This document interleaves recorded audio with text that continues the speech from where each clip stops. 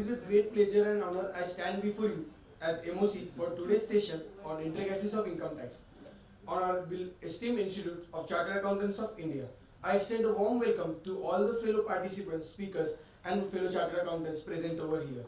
In the complex and dynamic world of finance, it is necessary to have a continuous learning journey, and our institute has organized such a great session for all of us. Our lineup of speakers comprises of experts who bring the wealth of knowledge and experience in this field. So I welcome all of you over here in this Sunday morning. So I request everyone to please stand up for our motto song.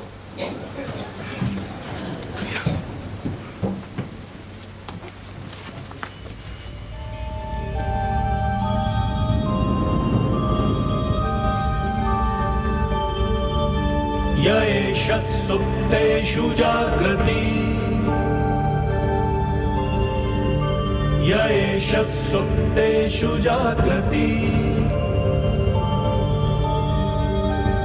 कामं कामं कामं कामपुरुषो पुरुषो निर्विमाणः निर्विमाणः तदेव शुक्रं तद्ब्रह्मा तद्ब्रह्मा तदेवामृतमुच्यते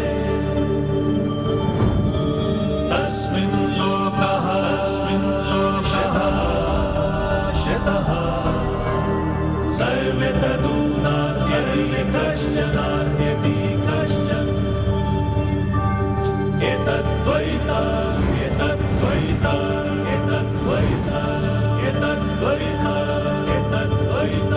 Invite the dignitaries on the stage.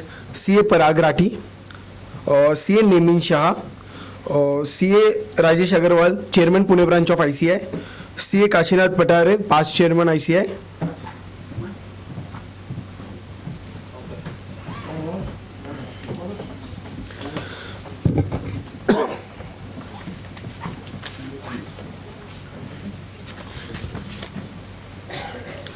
So it is my honor to introduce our distinguished speaker for today, CA Parag Rathi, the founder, Rathi and Company. CA Parag Rathi is a seasoned chartered accountant having earned his designation from the November 2007 batch. Additionally, he holds a LLB degree from Ferguson College, Pune. His commitment to continuous learning is evident through his completion of ICI's post-qualification course in international taxation in November 2017. With a wealth of experience, CA Rathi spent 5 years with the Big Four in Pune and Mumbai, specializing in various domains of direct tax. His expertise ranges from litigation of domestic and international tax advisory services of numerous MNCs. In 2012, CS Parag Rathi sir founded Rathi and Company, a mid-sized and growth-oriented firm. Under his leadership, the firm flourished, boasting a team of over 130 employees and catering to the needs of more than 50 multinational companies. Also, he is accompanied with CA Nemin Shah. Mr. Shah's commitment to professional development is of experience of spanning over 15 years in the city of Mumbai. And he has completed his advanced diploma in international tax with the Chartered Institute of Taxation UK. As a part of his endeavor, he has demonstrated in the intricacies of taxation of digital economy in India, an alternative approach. Currently serving as a principal advisor with Rathi and Company, prominent chartered accountancy firm in Pune, Mr. Shah has multiple hats. In addition to his role with the firm, he also serves as a vice president of finance and tax in a leading software company in Mumbai. With a distinguished career that includes stints at renowned firms such as EY, Deloitte, Mr. Shah specializes in M&A, international taxation and FEMA. So, we warmly welcome both of our speakers for the today. Thank you so much for joining us, sir.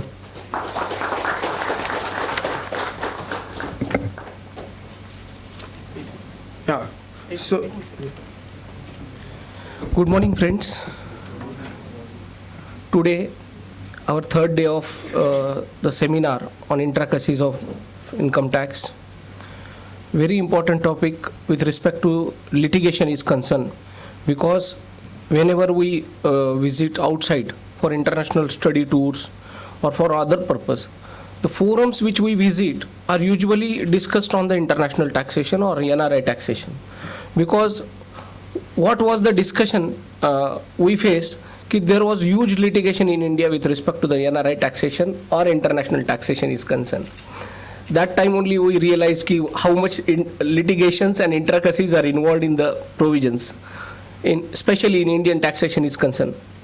I really thanks our today's both faculties, Parag and Nimish Bhai, for accepting our invitation and available for enlightening us on the topic recent developments in NRI taxation.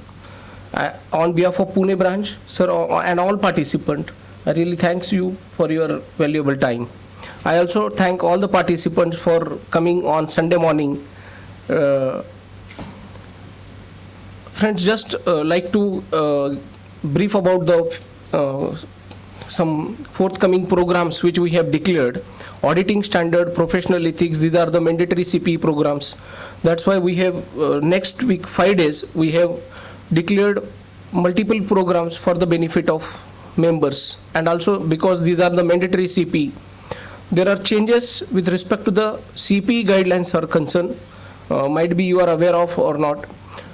Earlier CPE hours are not mandatory as such, but after amendment in the regulation, these are the regulatory part. And now CPE compliance is a regulatory compliance. And we have to comply it. That's why auditing standard, professional ethics are also a mandatory CPE compliance, and these are the we have to comply a regulatory part. So just with this my brief welcome address, I request both the faculties to start the session. Before that, I like to felicitate both faculties. Thank you.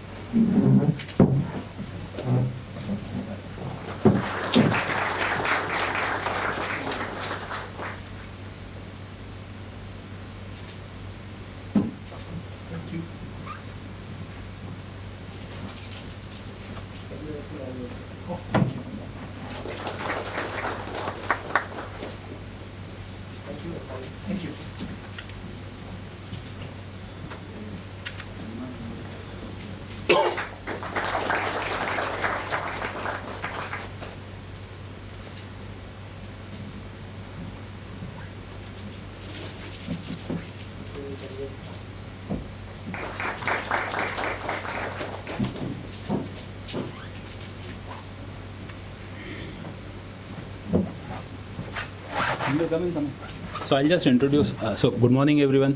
Thank you for being here on Sunday morning. Good to catch up with all of you. Raj bhai, one first, outright request is, as a matter of practice, if there is a Pune member coming in, talk to other Pune member. We should stop the felicitation as a program altogether, because it's it's one as all of us are together. So there is no reason that we differentiate. I completely agree. I think I have written about also social media that we should stop this felicitation thing. It's all it's all our it's a part of our duty to take these sessions and further the cause of the profession. So thank you. So Nemin bhai, I just want to introduce about Nemin. Nemin and me, we worked with Ernst & Young Mumbai together in litigation 2007 to 2011 or so, and then I moved out to Pune.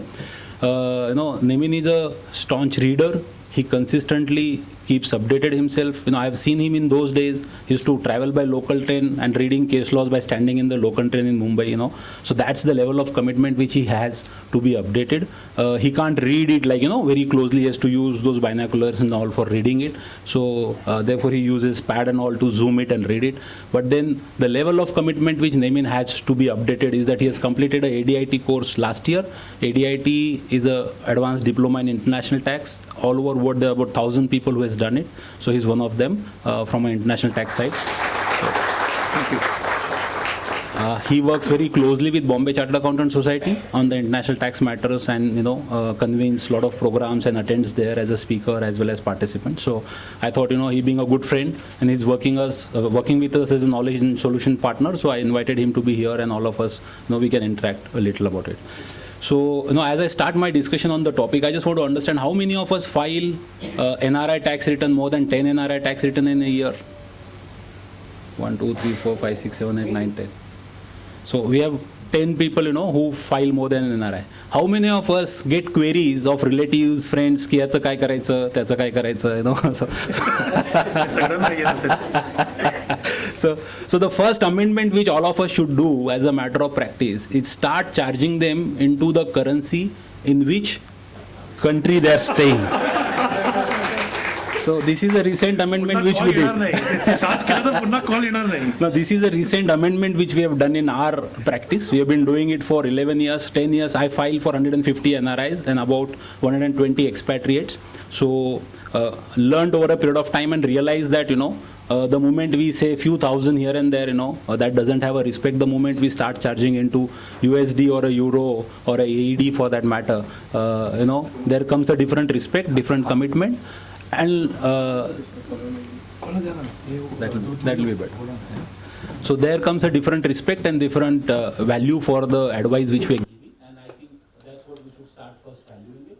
All of us as a relative, every relative has a chartered accountant friend, but everybody will not be able to guide on the NRI taxation so fluently, you know. So it's one or two cases we can only tell about what experience we have, but we can't practically guide it. And given the information exchange agreements which India has signed, and every day they're signing with different countries, all of us are receiving different notices from different segments, you know. So many people are trying to file returns in a way which they feel, but these notices is bringing the seriousness of compliances in the minds of these non-resident individuals as well, you know. So we need to be mindful of what contribution we are making to them for tax filing, and we need to be updated about how income tax department is trying to come up with. So that's with that intention we have tried to cover some of the provisions.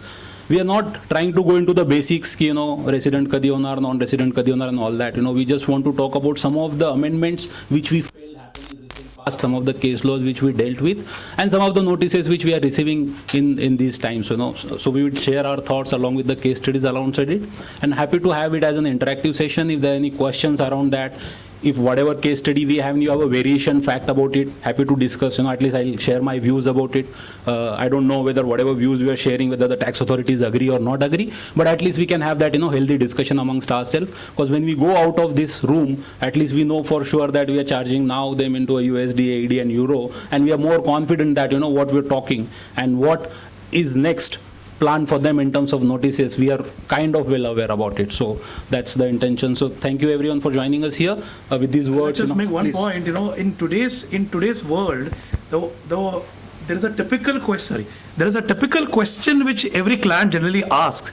Department को मालूम कैसा पड़ेगा कि ये transaction हुआ है? That is always a question which is asked. And, you know, maybe 10 years ago that question should have been thought about, and maybe positions could have been different. Today, with the degree of information exchange and data collection which the department is doing even within India, that question should not arise in somebody's mind. ऐसा सोच लो, भगवान देख रहे हैं वैसे income tax में सब देख रहा है, तो कभी ना कभी तो नजर पड़ जाएगी और ट्रांजैक्शन उठा लेगा. So that consideration now needs to completely go out of our advice, that, you know, we have to now advise based on this is the fact, and assuming this fact is in the hand of the government, how the taxability or, you know, the situation has to arise, rather than, you know, thinking कि किसको मालूम पड़ेगा अपने transaction करे बैठे. So that's one change which definitely needs to come in now, you know, in our mindset firstly, before it comes into the client mindset. So we have to convince the clients that you have to now accept that if not today, 5 years from today, the income tax department will have information about my transaction,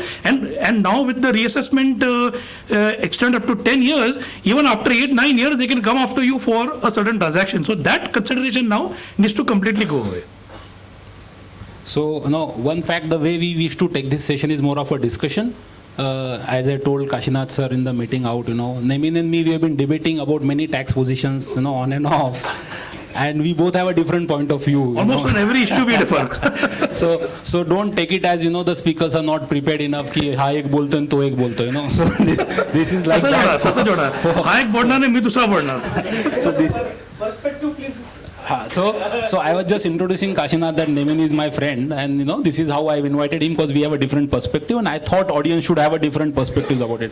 So Kashinath very rightly said that, you know, your perspective will be in favor of assessee and his perspective will be in favor of law. So so maybe that may not be that, but the point is, we would have some of that discussion, and please participate. That will make all of us, learn a little better. And there is no need that we go by presentation or the case study wise. If there's something which is coming in the variation, we'll be happy to take that up as well.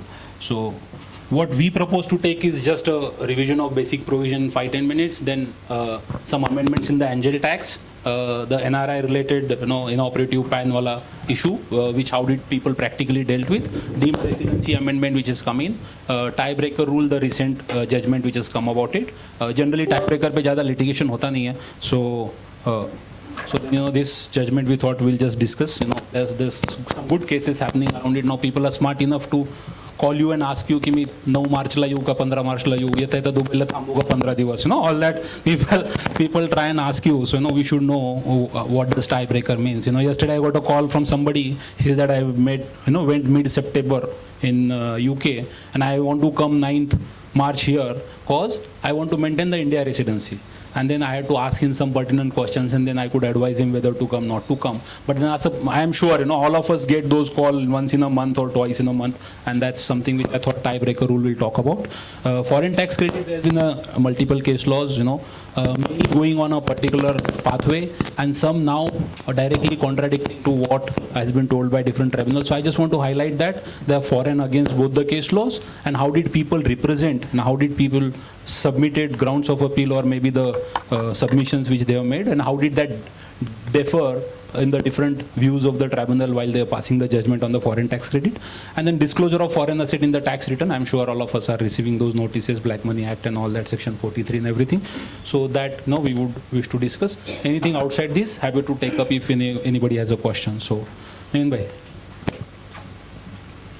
So this is just a list of acronyms which are used in the presentation. Let's move to the next one. So this is now the basics. Now we are in the basics of we just quickly go through what the basic provisions are for NRIs. So this is on the scope of total income. We are talking about section 5 here. So section 5 basically says any income received in India or deemed to be received in India, that's taxable in everybody's hands, whether you are resident or you are non-resident, or you are resident but not ordinary resident. Likewise, if there is any income which is deemed accruing in India or deemed to accrue or arise in India, again it is taxable for everyone. So this is fairly standard. I think everyone is aware of this. Now this is the one which is more interesting. If now with respect to this brings out the difference between the three residential statuses. Now with respect to income accruing outside India, now for a resident, as we all know, global income is taxable, so it is even income accruing outside India would be taxable. For non-resident, income accruing outside India would not be taxable. Now this one new category, which is one category which has been there since the beginning, resident but not ordinary resident. Basically, this has come from the British era. This basically used to be a part of British law. It is pretty much useless there also now, and it is pretty much useless here also now. But the only difference between non-resident and not ordinary resident is that if there is any business which is controlled from India, that income becomes taxable in India, even if the income accrues outside India. Now, for this business which I referred to here should basically effectively be a proprietary concern. Because if it's a company, then we are dealing with a totally different residential status, and so even so if it is a firm or LLP. So basically this only applies if now in a very weird case where there is a proprietary concern which the proprietor is outside India and the business is happening outside India, only in that case, if the proprietor is not ordinary resident, would the income be taxable. Otherwise, it will not be taxable, and this otherwise is fairly redundant. The not ordinary resident. In fact, there was quite a bit of a rumors in between that they are going to completely abandon this not ordinary resident status, which I believe it should happen because there's no point in having this anymore. There is one more significance of not ordinary resident which will come in our subsequent slides. Now, tax rates now for everyone, 115 BSE is from this year, from FY 23-24 onwards. 115 BSE has now become the default. So if somebody wants to opt for the old regime, if you have business income, then you have to file Form 10 IEA. If you be very careful with this, because in the past also there have been issues, people have not filed it and then they have not got the benefit of that. In the olden days it used to be the other way around. If you had to opt for the new regime, you had to file the form. Here, in order to opt for the old regime, you have to file this. So if you want the ATC and other deductions, you have to file the 10 IEA. Same will apply to both residents as well as non-residents. These are basic standard deductions, ATC, ATCCD, this is the NPS deduction, and medical insurance premium. All these are also available to non-residents. Now this is very important. There is a major misconception in the minds of non-residents. So I have received several calls from non-residents saying, "हाँ हमको तो 5 लाख तक tax नहीं है." But that's not the case. The 87A rebate is only available to residents, which means for a non-resident, it will only be 2.5 lakhs under the old regime and 3 lakhs under the new regime is their minimum exemption limit. So this is something which is very important, because sometimes what happens is non-residents don't file a return in India thinking, अरे हमको तो 5 लाख तक income नहीं है तो tension नहीं है भरने का इंडिया में tax. But that is not the case. If it is exceeding 2.5 lakhs, then that has to be done. So this misconception needs to be cleared. I'm sure, Parag, you must have gotten calls on this. So many people expect that from a basis of the news article, Google link, and generally I've seen, many newspaper also write that की आता 7.5 लाखापर्यंत tax भरायची गरज नाही. That's the headline, Correct. गरज नाही म्हटलं की that's how, people get misled. And there are senior citizens who are staying here who are the parents, the kids are staying outside. व्हॉट्सअपला फोटो पाठवलं की अरे तू कशाला भरतोय, आपला एफडीचा इंटरेस्ट 5 लाखापर्यंतच आहे. And that gets as an advice, and people don't understand that. So I think, this is something which we should let our client know. माझं तर म्हणणं असं आहे की whoever has ever filed with us as an NRI, we should make them aware about this particular difference, that what media says and what actually is different. And you do that one or twice or thrice incidents, fourth time he will definitely recheck, even if Times of India writes correct amendment. He will validate it that कि ये सही लिखा है कि गलत लिखा है. So that's something which, when there is a gap between what media has written and what is there in the law, we as a practitioner should make it a point that we share that article. Don't wait for their parents to share. We share and tell that this is what the prominent media or newspaper is saying, but this is not the case, this is the law. So by that, we educate our people also, and we ensure them that, they will come back to us for the right advisory rather than going to the wrong paths. So this problem actually is there in all professions, people, even my father's doctor was telling me that people Google stuff and come and they ask cardiologist ला जाऊन विचारतात की मला हे झालं की मला ते झालं, तुम्हाला काय करायचं, तुम्हाला काय झालं, ते डॉक्टरला माहित आहे ना तुम्हाला काय झालं, ते दवा देणार बरोबर की इलाज करणार, पण नाही वो सब लोग गूगल करते हैं. Everything people have started to resorting to Google. So even in tax, I got a few clients who say, Nemin, what you say is different from what clear tax is saying. मैंने बोला देखो I will say what I read the law and say I don't know who drafts clear tax. I don't go and read what clear tax writes. I will tell you what I understand in the law. If my understanding is incorrect, you tell me. Don't tell me that this person is writing this in their website. So what is the meaning of this? मतलब सबका answer कैसा देने का? How do you answer to every website which is writing something or the other?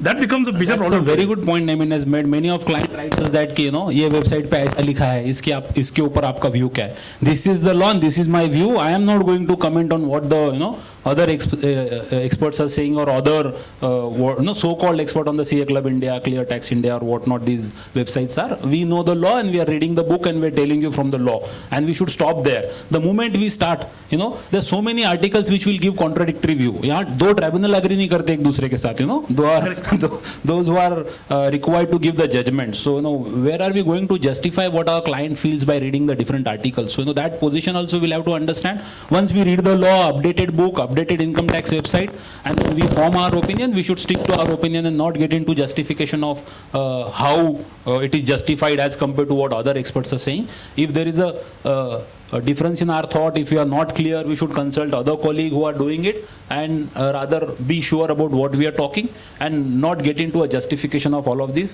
So much so that there are online tax filing website जो 2000 3000 1000 में return file करते हैं, they want us to compare कि वो 500 रुपए में file कर रहा है तो आप 10,000 क्यों मांग रहे हो, वी हैव टू जस्टिफाई कि हम 10,000 क्यों मांग रहे हो, कुछ नहीं, ये मेरा फीस है, आप उनके पास जाना है, आप जाइए. Beyond that we should not get into the justification. People will understand it, and in my case they are understanding it, so they are paying you higher fees as compared to this online platform, and we should start looking at that as an option. What happens is that we as a chartered accountant, we speak on the call all the knowledge which we have. आपल्याला वाटतं 2 मिनिटात काय त्याला बोलून जायचं, but that knowledge has a lot of validity in this Google era where there is old articles like 2016-17 या हर 3 महीने में नया सर्कुलर आता है, 2 महीने में केस लॉ पोजीशन बदल देता है. So nothing on the Google can be said to be reliable. That could be a general comment which we can make, and we should ensure that we are not falling prey to comparing our fees, our advisory to whatever other people are writing on the Google. Thank you. So in fact also if the client calls you and tells you कि ये article आला है, and if you start thinking again and you start panicking, it's going to show you in bad light. You need to be very confident कि मैंने law पढ़ा है, I have read the law, I have understood everything. So then this article may or may not be correct. So that confidence you should have. You can politely say कि I'll recheck, but I think this is correct. This is generally the way I do it. कोई आके बोलता है कि ऐसा लिखा है, तो मैं बोलता हाँ देखते हैं, रिचेक करते हैं, पर हमारे हिसाब से तो ऐसे ही है. So stick to it, because otherwise what will happen is if every time somebody comes with a question and you start panicking and becoming less confident, सामने वाले को दिख जाता है कि confident नहीं है, then that doubt starts coming in कि whether the person is giving the correct advice or not. So that's where we need to be very certain. First of all, of course, you have to be sure about what you read. Of course, first thing, ऐसा नहीं कि कुछ 2 साल पहले पढ़ा था और ऐसे ही ठोक दिया, ऐसा नहीं. Read thoroughly, then be strong on that position. Even if somebody is saying कि दूसरा article है, तो you have to say कि okay, we will look at it, but our view is this. Okay, so I think special rates of taxes, I don't think we should spend much time on this. So only one aspect here. So for the dividend thing, so if we are using those who are filing return for non-residents on 115A, now if the current schema of the department, if you opt for showing the dividend under 115A for a non-resident, which it should be the case, there it is not taking the minimum exemption limit. So even if the dividend is 10,000, 15,000, 20,000, it is calculating tax. Now again, there are multiple views on this. 115A specifically does not say that you can use the minimum exemption limit. It also does not say you cannot use the minimum exemption limit, because dividend otherwise is covered under section 56, which is a regular income. So there is this controversy. So currently what we are doing, I have done practically, is we are showing the dividend as a dividend income only, not under 115A for non-resident, especially those which are below the limit. But there is a point of caution here that today the 143 ones are not getting processed with the demand currently. But in the future they will realize, and they might, if you show the dividend as normal dividend income, they might raise a demand saying this should be 115A and this should be taxable, and there could be demand. So what I generally do is I go and tell the non-resident, option A dividend दिखाओ, notice आएगा वो भरना पड़ेगा. Option B अभी से दिखा दो, अभी से भर दो, तो आप चूज करो क्या करना है. It is always better to tell the client that this is going to happen, rather than you telling नहीं ऐसा सब हो गया, and then the notice comes and then the client says कि अरे ये notice क्यों आया. So this has a relevance from a SI schedule, ITR में जो special income schedule है, उसमें we go and we try to show the treaty income, and there is 115A option also given. So if we show this dividend income there, the schema doesn't consider the basic exemption limit. फिर वो 50,000 भी dividend है तो वो taxable हो सकता है. Otherwise हम 56 में बताएंगे तो we will get a 250,000 तक का basic exemption limit. So this is something which we should be aware, because generally again tell the client, don't take a call on your own. Discuss with the client and let him decide whether he wants to pay right now or whether he wants to wait for the government to ask for money and then he'll pay.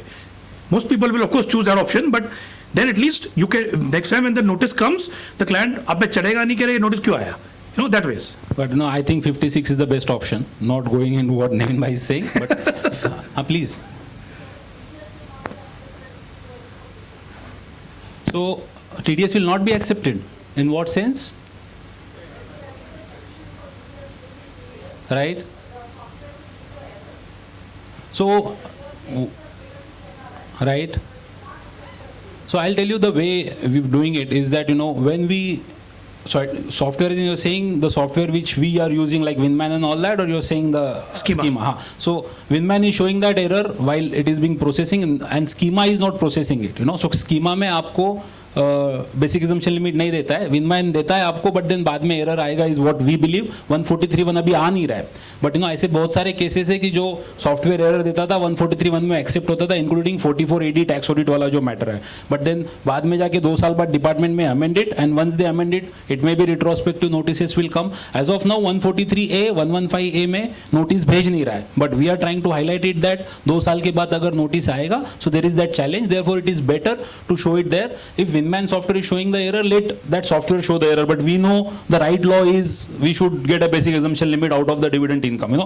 From a legal perspective, we are eligible to get a basic exemption limit. There is a limitation of a schema and the software which is not matching, and there may be a challenge that 143.1 get processed. As of now, they are not doing it. They are 115A, maybe they are giving you the basic exemption limit, but we believe that आगे चल के this challenge will come, because the way they are developing the software, it may not be integrated the way it should come. So that's the point which we wanted to highlight while we are talking about the rates here. So if there is an error, let it go, but we know what we are taking is legally correct.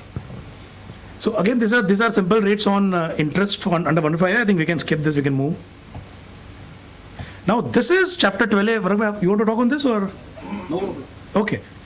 So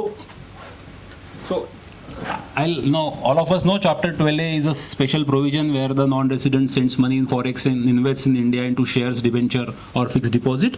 There is a special rate of taxation. There is a capital gain availability given there. And as far as once the TDS is deducted on that income, there is no need to file the separate tax return. So sometimes it may be a smart move that if there is only a investment income for the NRI, which is happened mostly rather 100% from the forex income which is transmitted to India.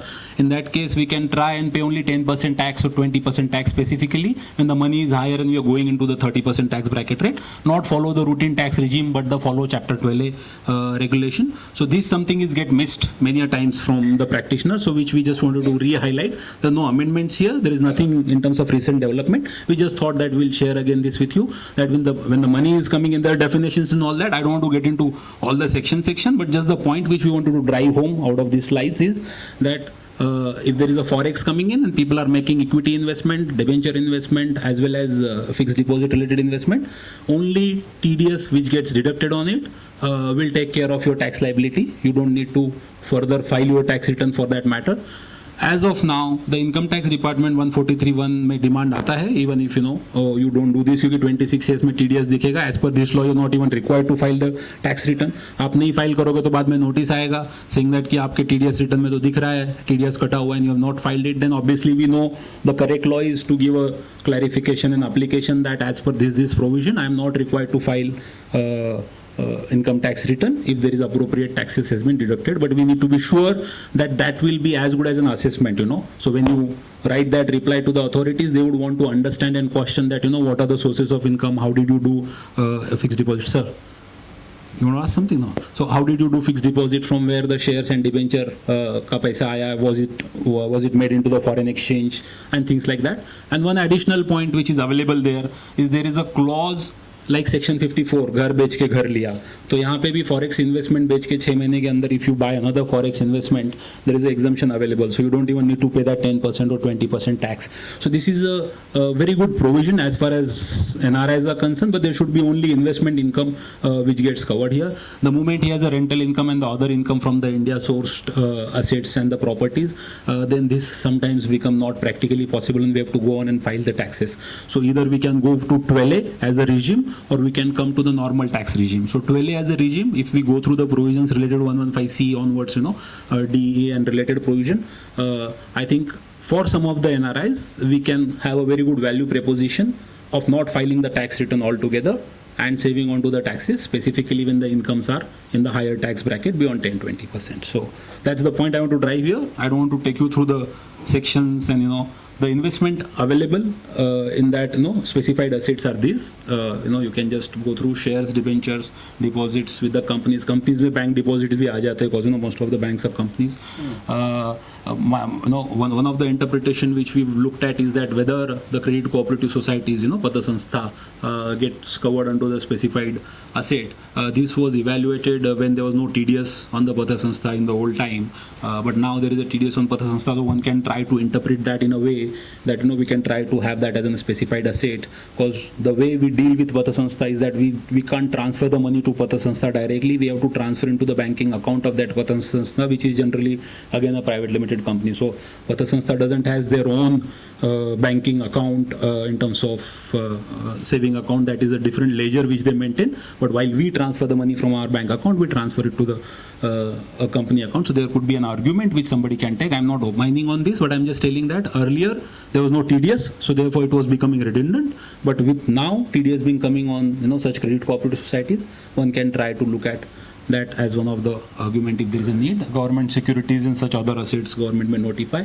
So most of the investments generally fall into these brackets as long as you don't come to real estate. The moment you come to real estate, 12A may not be applicable. So, and generally what we have done in some of the clients that ki husband and wife both are outside, real estate husband ke naam se, all these investment wife ke naam se, and then you try to segregate the taxability. So that was the thought which we wanted to drive home out of this chapter 12A. Nemin on angel tax general update. I think there was a specific session on angel tax, so we will not spend much time on it. We will just point out that angel tax earlier was, everyone's aware what angel tax is. This is 5627B, which was when you receive any amount which is in excess of the fair market value, the company has to pay tax on this. So this, the name angel tax comes from because when angel investors are investing in startups, that's when this issue came to prominence. Otherwise, the section was there for many years. In this case now, up till 31st March 2023, this was only applicable to resident investors. Now from this year onwards, it has been extended to non-resident investors as well. So with that, there are a couple of aspects which need to be considered, because now there will be two valuations you will have to do or satisfy. One is the valuation under FEMA, because non-residents always have to comply with FEMA unless it's a NR to NR transaction. Whenever there's a resident involved in the transaction, there will have to be valuation. So the FEMA valuation has to be adhered to apart from 11 UA valuation. And of course, if in the next example, the next point is if transfer pricing is applicable, then even transfer pricing has to be satisfied. Now, ideally, you would say that all the valuations should align, but it may or may not happen, especially if you have different people valuing, because 11 UA can be done by merchant banker, this will be done by chartered accountant. So we have to make sure that all the values are aligned. If they are not, then there could be a problem. So the only point here is that when our friends and relatives try to invest in India, in Mitrachi company, Bhavachi company, and I just want to invest. Earlier it was easier. 5627B was not applicable to NR, but now it is applicable. So 11 UA, either you take 11 UA valuation for the tax purposes, but the FEMA would still require you to do DCF. They will not allow you to do a book value there. And then you have a different valuation under FEMA, you have a different valuation under book value. And then we have a new amendment into 11 UA which says that 6 mahinat tumhe if you have allotted the shares at a particular price, then you can't have a different price within that period of time. So we have to understand all this gimmick while somebody is trying to invest. That investment may be 5 lakh, 10 lakh, 20 lakh, but we need to understand that 11 UA will now require you to ensure that he's practically putting in money at arm's length and not really because he's an angel investor and he's getting it at a different pricing and all that. So that's something which I think we should now know because of this amendment in 5627B. So this was a very big issue in the month of July. So the deadline for linking of PAN with Aadhaar kept getting extended and extended and extended, and finally it expired in March.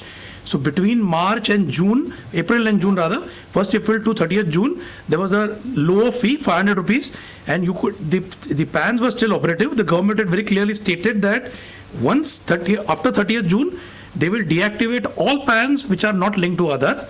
So as a consequence, on 1st July, they exactly did that. They deactivated all the PANs which were not linked to Aadhaar. Now the problem was some of the PANs which got deactivated were actually non-residents. Now the government at that point did not have data, or today also for that matter, they don't have data as to which PAN belongs to a non-resident, especially in those cases where you had not filed a return as a non-resident before, or when you took the PAN, you were a resident and then you migrated overseas, so you became a non-resident. So in that situation, the government does not have the data. So even the PANs of the non-residents got deactivated. The biggest consequence of deactivation of PAN would be TDS at a higher rate, 206AA will start applying. And that's why I think the banks and the financial institutions will start contacting the non-residents that, your PAN is inoperative, and, if you don't do this, I think the accounts might get frozen. I've known cases where the even for residents, the savings account and demat accounts have gotten frozen because the PAN was not linked to the other. Now the traces also started sending notices for twice the TDS deduction related provision. So now banks will also start getting the notices कि आपके NRI का FD तो है, but उसका PAN inactivate हो गया. He may not have filed the tax return with you or with anyone, but because his PAN is inactive, it will start throwing it on the traces, and the banks will start getting notices that start deducting taxes at a higher rate. And in that case also some notices we've seen started coming in. So from that perspective, we need to know that if the PAN is deactivated, there was some Twitter announcement on all how to reactivate it and ensure that we are filing the tax return. That needs to be taken care. So basically, as I said, so if you have filed a return as a non-resident, I think the system has picked that up, so that is not taxable. If you have linked your PAN and Aadhaar when you were a resident and then you became non-resident, then also your PAN is fine. So, a lot of people have done this, even after becoming non-resident. अरे कौन ऐसा मगजमारी करेगा, सीधा pan link कर दो आधार के साथ में. आधार है तो आधार है, अगर एज ए रेजिडेंट लिया रहेगा तो लिंक कर दो. That was what the practical solution many people have come out with. But if you want to do the actual solution, this is the actual solution. First, you have to go in the profile on income tax portal and you have to mark the PAN as non-resident. This option is there. Also, then you have to approach the jurisdictional AO with the PAN details and the details of your passport to show that you're non-resident, and hence this should not apply. This would be a fairly tedious process, I would say. But Parag Bhai has done that practically. So this, on the lower withholding tax side, we generally do it. All of us are aware when resident is moving out of India, then his PAN remains to be in the domestic tax jurisdiction, and we have to move it to the international tax jurisdiction. It's the same process which they are expecting us to go through. Move application here, move application there, and let go through the proper channel by joint commissioner के पास जाता है, NOC issue होता है from a domestic jurisdiction to the international tax jurisdiction, and then the PAN gets transferred into the system. So generally what we do जब property sale होता है तब जाके we have to do it because we have to go for lower withholding, Form 13 and 197 related aspects. So as a matter of practice, if we have a NRI, try looking at it that if his PAN is into domestic jurisdiction, just move application. It may happen in a 2-3 months course of time, it will get aligned to the international tax jurisdiction rather than having into a domestic tax jurisdiction. So as a matter of practice, if we remove it, then maybe over a period of time, department will have a PAN database which is independent for the NRI and which will different for the domestic. We don't think it from that perspective. जिसने जब PAN लिया जो jurisdiction आया वो आया. We don't get bothered about changing it, and we change it only if there is a need. So now that there are different provision coming in, there is Aadhaar linking related aspects are coming in. So whenever we file tax return for NRI next, just look at it, where is this jurisdiction, and if it is into domestic, try moving in application for transfer. There is no need that कि वो property बेचने के बाद ही करेंगे, and when it gets transferred, in any which ways the system is smart enough to send you notices. They will evaluate it, your NRI status, otherwise also from the ITR which you have filed. So therefore there is no reason that we keep it into a domestic jurisdiction and not transfer into the international tax jurisdiction. But main thing is, first thing which is in our hand, which is the easy option, is log in and change the status in the profile. That's even the department has suggested that people should start doing that. So, they get an indication there, and then of course when you submit the document evidence to the AO will process it. But this first step you have to do. I have my doubts there whether it will work, because many of us have done it कि अपन PAN में jurisdiction transfer करते हैं PAN का amendment application करके, we have done that in past, but it doesn't work, even if we mention the PNE, W, whatever jurisdiction we mention into the revised PAN application, it doesn't get transferred. Once your PAN is assigned to one JAO, the income tax office will not transfer whatever you do online or into the NSDL PAN database later on. It has to have a proper channel. Earlier in that proper channel, it was just used to get transferred by way of an email also. You know, we used to send email to Bangalore commissioner, Pune commissioner, and Pune में से जाके email चला गया तो 2-3 हफ्ते में हो जाता था. Now there is a clarification, internal instruction which has came. They say that you have to pass a order for transferring the jurisdiction from one to another, and therefore this NOC process and the physical processes come in from a jurisdiction transfer perspective. In my practical experience, the jurisdiction transfer doesn't happen unless we go through all of this process where we make an application to the domestic AO, non-resident AO moves an email intimation to the domestic officer. The domestic officer prepares a note saying that कि उसका passport मिला and whatever arrival, departure stamp and visa मिला, and therefore please transfer it. Then it goes to the Joint Commissioner of Domestic Tax Division. Then it goes to the Commissioner, and then from Commissioner login it gets transferred to the International Tax Commissioner login, and then from there then your PAN jurisdiction gets transferred. This is the only process in my experience has ever worked for real jurisdiction transfer. Baki there is a Twitter announcement, there is clarification, there are different way which we try to do. शायद वो system में दिख जाएगा अपने को from a PAN transfer perspective, और maybe income tax login में दिख जाएगा कि we are mentioning it as a NR, but department के सिस्टम में आईटीडी में हमने होते ये नहीं देखा. If somebody has a different experience, happy to, but not in my experience. So these are the email IDs, and this is you're basically seeing the same document, the PAN and the supporting document of the passport to show that you're non-resident. I also agree with him that this may not work, but क्या होता है when we are trying, let's try 4 things, see what works. Ultimately what he said only will work. You go to the AO, that will only work, but try सब कुछ कर लो, क्योंकि क्या पता which process starts suddenly working in our government, so. And that's a reality in the Twitter world, There is no circular, there is no notification, there is only Twitter announcement, This is how we will do it. So I don't know, For normal jurisdiction transfer, there is an internal instruction कि order pass करना पड़ेगा.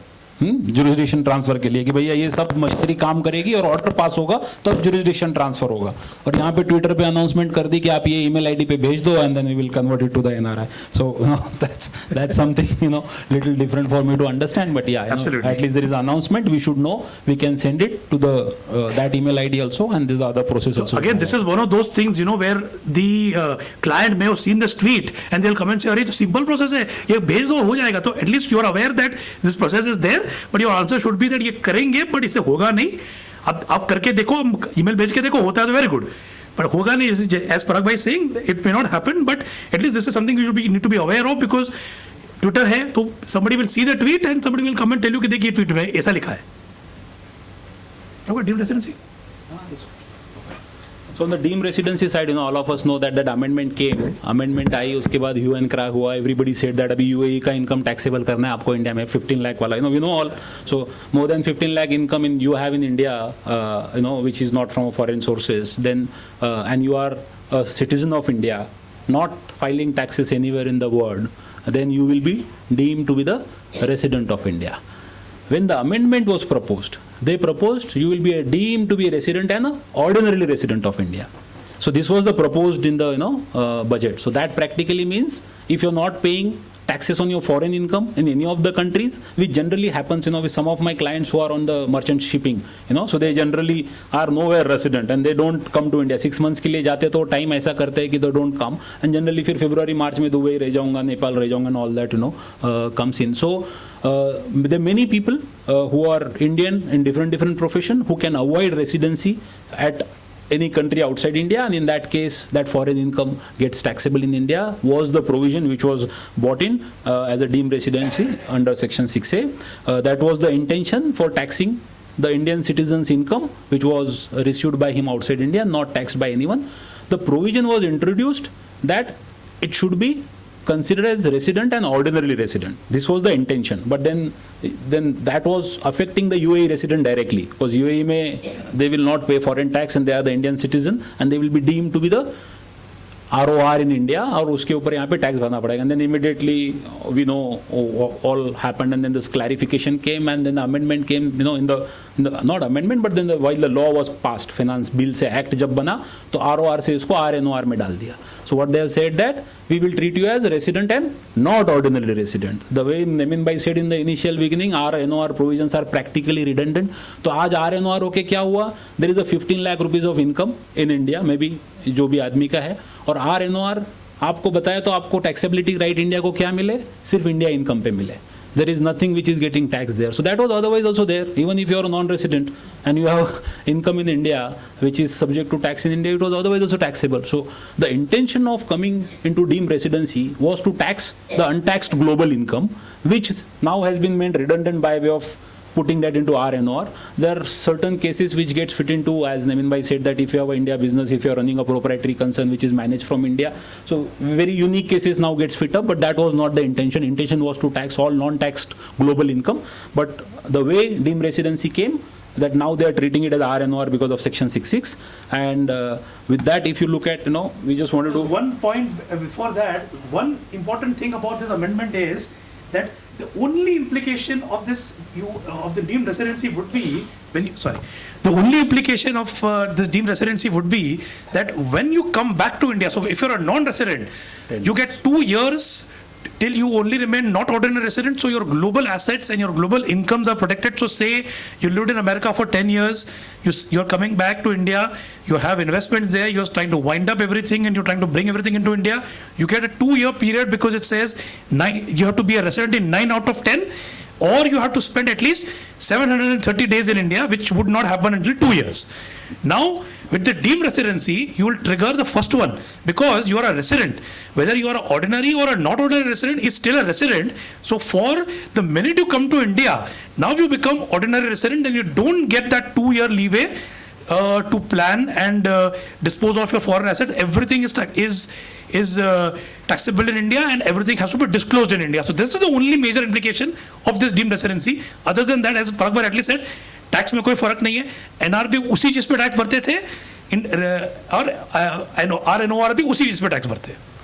So a simple case study, look at, you know, Mr. A moved to UAE to take up a job in UAE. Take up a job, I'm saying. He stayed in UAE more than 183 days. His total income in India is more than 20 lakh rupees. Determine his residential status for FY 23-24. So as we discussed, RNOR, right? So UAE में no tax. So now if I become resident. Why? No, 20 lakhs, but he is now liable to tax in UAE because of his residency. So UAE has both the income. One corporate tax income, one is salary income.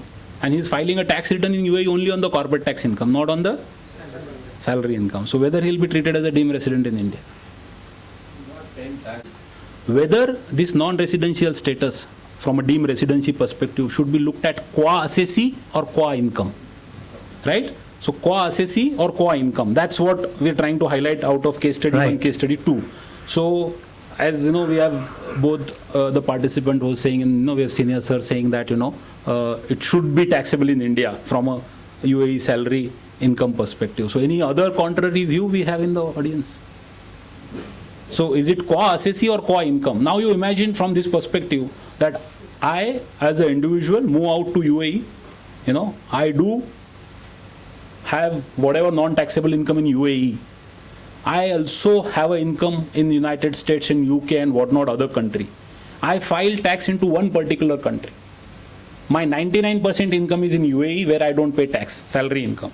I have 1% income somewhere in UK or US where I file the tax return, right? So as far as this deemed residency condition is concerned, they are saying you should be citizen in India, you should not be taxable, you know. So if he is not liable to pay tax in any other country or a territory by a reason of domicile or a residence or any other criteria of a similar nature. So this is one of the condition in section 6(1)(a). So qua assessee, qua income. Exactly. Then he will not be deemed resident if it's qua assessee then. If it's qua income, so the moment we go qua assessee, that's what our interpretation is, qua assessee, not qua income. When it is a qua assessee, it leaves lot of opportunity for the tax planning. That's the point which we wanted you to drive home on the deemed residency. Apart from UAE, there are a lot of other tax haven with which India has signed information exchange agreements recently, be it Cyprus or be it, few other in the recent time which we can't even pronounce. There are some tax havens. Some island in the Caribbean. So people are smart enough. They know that we want to maintain our residency there, and when they try to maintain residency there or may not file taxes there, then how do you plan it? Is that there is a possibility that it is a quasi provision that you have a multiple countries where you have an income. In one country you pay the tax. The other countries ka tax you may try to avoid as far as a resident, you have to pay the tax as a resident, mind you, not as a source-based tax. Because if it's a source-based tax, then this idea will fail. Absolutely. So like in UAE, there is salary income and professional income. So one way of planning is right now, if a person in the UAE gets salary, actually I said there is no tax in India anyway. Actually, so true. But RNR में आओगे नहीं, यहाँ पे tax नहीं बचता. RNR में नहीं, यहाँ पे फिर वो disadvantage चलेगा कि वापस आओगे तकलीफ होएगा. So if you want to remain non-resident and get that 2-year period, then you have to make sure that you don't become a deemed resident. Perfect. So that's it from a deemed residency side. So there's one point on the domicile we wanted to make. Mr. B moved. This was Miss Murthy, the Mrs. Prime Minister UK. This is typical case of that. But then yes. Mr. B moved to UK to take up employment with a UK company. He stayed in UK and outside India throughout FY 23-24. His total income in India from a rent and investment remains to be more than 20 lakh rupees. He is a resident of UK for the periods covered in 23-24. So he's a resident of UK, right? So in the UK, a non-domiciled Mr. B is not subject to tax with respect to non-UK income. So domicile taxation. So Mrs. Murthy was not paying taxes in UK, and there's different controversy. I don't want to get into it, but as far as UK laws are concerned, we need to know that the non-domicile income is not taxable even if you are a resident in UK. So there is somebody who is moved to UK, has an income in UK, and only his UK income is taxable there because he is a resident of UK, and his non-domicile income, which is he is receiving in India, is not taxable there. So would this fall within the meaning of not liable to pay tax in any other country or a territory by a reason of his domicile or a residence or any other criteria of similar nature, 6(1)(a), which we have looked at recently. So what we believe is that resident and domicile दोनों में से एक भी provision में से हम बाहर निकल जाते तो we are out of it. So अगर ये and होता, अगर resident and domicile होता, तो UK में there would have been a problem because whereas you are taxable as a resident there, you are not taxable as a domicile there. But here the word is or. So once you are taxable as a resident in UK, you come out of deemed residency, and hence Akshita Murthy would not have been a deemed resident here. Whatever happened to her in the UK is UK's problem. In India, she would not have been a deemed resident. So just wanted to bring in UAE and UK difference to your perspective. Tiebreaker rule, Nemin bhai, come. So tiebreaker. So when there is, he will be treated as a resident and not ordinary resident, the point which I made. And if he is RNOR only, his India source income will be taxable in India, and the other income practically moves out, which is his, salary income, which he has received outside India. Right? Yes. So we have a case study around that. If there is an exemption available in a foreign country, does India get a right of tax? Because of their provision, they have not taxed it, right? This is something which you want to ask. So we have. So the whole point what we are trying to say is resident and domicile. If some exemptions are provided in the UK, that doesn't give India a right to taxation. Is what we are trying to say. Let us take an example. Let's make it easier with example. In India. Okay, we also have a minimum exemption limit, or we have certain exemptions, tax exemptions, like, for a non-resident, for example, we have the NRI interest. Now, that doesn't mean that, because we are only specifically exempting a particular income. What the provision not liable to tax, which this word actually, this expression actually comes from the erstwhile OECD commentary. So, in that sense, when you say not liable to tax by way of residence, means you are not a resident in a country. It doesn't mean that you actually have to pay tax. So you might be a resident in, say you are having losses, you are having a business and you are having losses. You will not pay tax in a country even where you are a resident. Still, you will be liable to tax in that country on account of your residency. if you're not satisfying the residency definition in that country and you're not paying tax, or even if you're paying tax, it doesn't make a difference. So the question here is not whether you're paying tax or not. The question is whether you are a resident or not. So that is where the criteria has to be. And how it practically happens, I just want to tell you, this is a legal again, I differ the way, I've told initially. So practically the way it works is, take an example of India, it's easier to understand. So I sell a property in India, I have a capital gain of say 1 crore rupees, and I reinvest into another property, again 1 crore, a residential house to residential house, 54 exemption received, capital gain 0. That's what return I file. Now, when you go to the UK, I'm telling practically, let's not get into the legal debate. We'll come back to later if offline if required. But then now the assessee who sold the India property is say a resident of a foreign country, say US for that matter. How US tax authority will add up the India income? The way we have looked at in the reverse case, where यहाँ पे taxability gross total income 0 दिखता है. तो जो gross total income आएगा ना वो वहां पे ऐड करेंगे यूएस के रिटर्न में. ये practically this is how it operates, from a law perspective. US may want to say that no, my global income is taxable in US because of your US citizen or US resident or green card holder, and I don't give you the exemption. That may US say, but our interpretation is that any exemptions given by any foreign country doesn't give India right to tax that. Similarly, any exemption which India gives on that taxable income doesn't make this income further taxable into a foreign country. Most of the double tax avoidance agreement has given right to India for taxability of immovable properties. So this capital gain, technically India has a right which is a source country, and treaty also gives me that right. If India is giving some exemption, it doesn't mean that US is getting the right to tax the same income. So that's how we will interpret. So if any exemption they are giving will not be able to tax it is what we are trying to interpret. And it's a very good example actually. Parag has given us a very good example that you have to look at the reverse scenario and then interpret. Excuse me. So tiebreaker rule, most of you know. If nobody, if anybody is not aware, just let's go through. One person can be resident of one country during a particular year. If he happens to be a resident in two countries because of the difference in financial year, then how would you decide who has the right of taxation? That is something which is provided into a double tax avoidance agreement by way of a tiebreaker test. There are a lot of interesting scenarios in the tiebreaker which gets triggered. We generally don't get into that detail. We say that idhai bharun taka, titla credit gyeun taka, and that's how we practically come out with a solution. But if so. We all are doing practice. There is one legal provision of tiebreaker which is available. There is a MAP available, mutual agreement proceeding, where somebody can go and approach the authorities and renegotiate and stuff like that. But we don't go in the longer route given the stakes involved and given the minuscule few thousand which we get for the professional fees, so which I am sure is going to change. But then, from a law perspective, tiebreaker, if you are a resident of two countries, we'll have to go to DTA provision. There are 5 criteria of tiebreaker. अगर आप 2 country के resident है, so where you have a permanent home available will be one, something which is seen as a priority. Then where you have a center of vital interest, his personal and economic interest is what is said to be a center of vital interest. Then habitual abode, ज़्यादा से ज़्यादा कहाँ रहता है वो, nationality, and mutual agreement proceeding is the last option. So in this order only. Yes. In this order only. So if he's a resident of 2 countries, let's first look at where he has a home. Permanent home उसका कहाँ पे, फिर उसका वहाँ income taxable होगा अगर दोनों resident बनते हैं तो. And then centre of vital interest in in the chronological order. So we would have to just look at one case study here. Mr. C moved to Indonesia for employment in January 2016. His family members also moved with him to Indonesia. He is a resident in India for FY 16-17 since he has spent more than 182 days in India. For the period January 2016 to December 2016, he is a resident in Indonesia as well.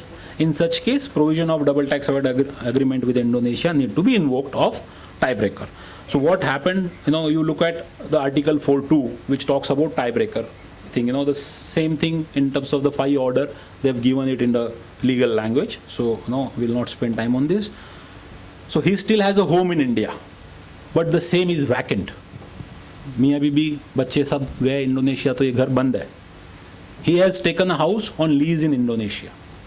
तो India में घर है क्या? हाँ है, बंद है, और इंडोनेशिया में वो रह रहा है. Would the mere presence of home in India result in him tie breaking into India is the question. Any views? Yes, because he has a house which is locked. Any contrary view? He also has a house which is leased in Indonesia. So, so, so what is the permanent home according to you, sir? Right. But then he moved with his family to Indonesia. Staying in the rented property. Okay. Okay, perfect. Any contrary view? So we are saying his tie is breaking into India because he has a permanent home in India which is locked and vacant. Contrary view, please. We have to first address first. We'll have to first address first. पहले home का decision होगा, home का decision नहीं होगा तो फिर हम vital interest पे आएंगे. वो तो तीसरे पे, वो तो पहले तो होम है.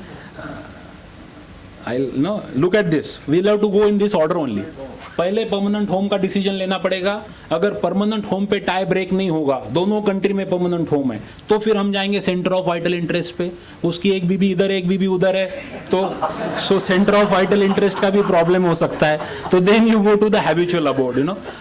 और दोनों के साथ एग्जैक्टली सेम रहता तो बहुत अच्छा. So for permanent home, we won't see the ownership of the land rather than number of years he's residing in where. So for permanent address also, we write permanent address. That should be owned or rented, but we write that. So according to you, where the tie breaks of Mr. A who has moved to Indonesia? Because he has a rented house in Indonesia. So we have a contrary view. Please. It's a permanent home, it is not permanent property. Okay. So. Okay. So where the tie breaks? Indonesia. Okay. Any other views? Same view. Okay, so we have some group saying that there is a permanent address and the property which is here in India, and then people are saying that there is a leased है कि owned है, कितना पुराना है कि नया है, वो जहाँ रह रहा है उसको permanent home समझो. So I think tribunal also agreed with the other view, saying that where he is staying is the place where we should look at. Narinder Pal Singh, this is August 2022. No, 23 wala case. 23. So 23 is a recent judgment, Narinder Pal Singh, where Delhi tribunal said that he is staying with his family and he's moved with his family there, and therefore his permanent home is said to be in Indonesia, and the tie breaks into Indonesia. Now a different little variation, is he moves to Indonesia, leases a house there, and his family is here in India. So now where is the permanent home? ये vacant नहीं है, ये बंद नहीं है, यहाँ दोनों जगह पे परमानेंट हो जाएंगे in that case, right? So in that case the house will be at both the places. He is staying there, he also has a leased house there in Indonesia, and his family is here, and he also has a permanent home in India. So he comes, goes, and here is a house, there is a house. ऐसी case में permanent home दोनों जगह पे हुआ, then we go to center of vital interest. Center of vital interest may break into India because his family is in India. नहीं ना, क्योंकि उसमें भी टाई ब्रेक हो जाएगा because economic is in Indonesia, personal is in India. So वापस से वो फैसला नहीं हो पाया, तो फिर जाओगे तीसरे वाले पे, habitual abode. Now that most likely will break into Indonesia because नौकरी कर रहा है तो उधर ज्यादा रहेगा ना, छुट्टी लेके थोड़ी इंडिया आ जाएगा घड़ी घड़ी. So अगर ऐसा है कि छुट्टी लेके आ रहा है इंडिया तो इंडिया में आ सकता है. So there are a lot of there's not much litigation on the tie break. Wherever it comes, it is interesting to evaluate the smaller points which differentiate where the tie breaks of a particular person.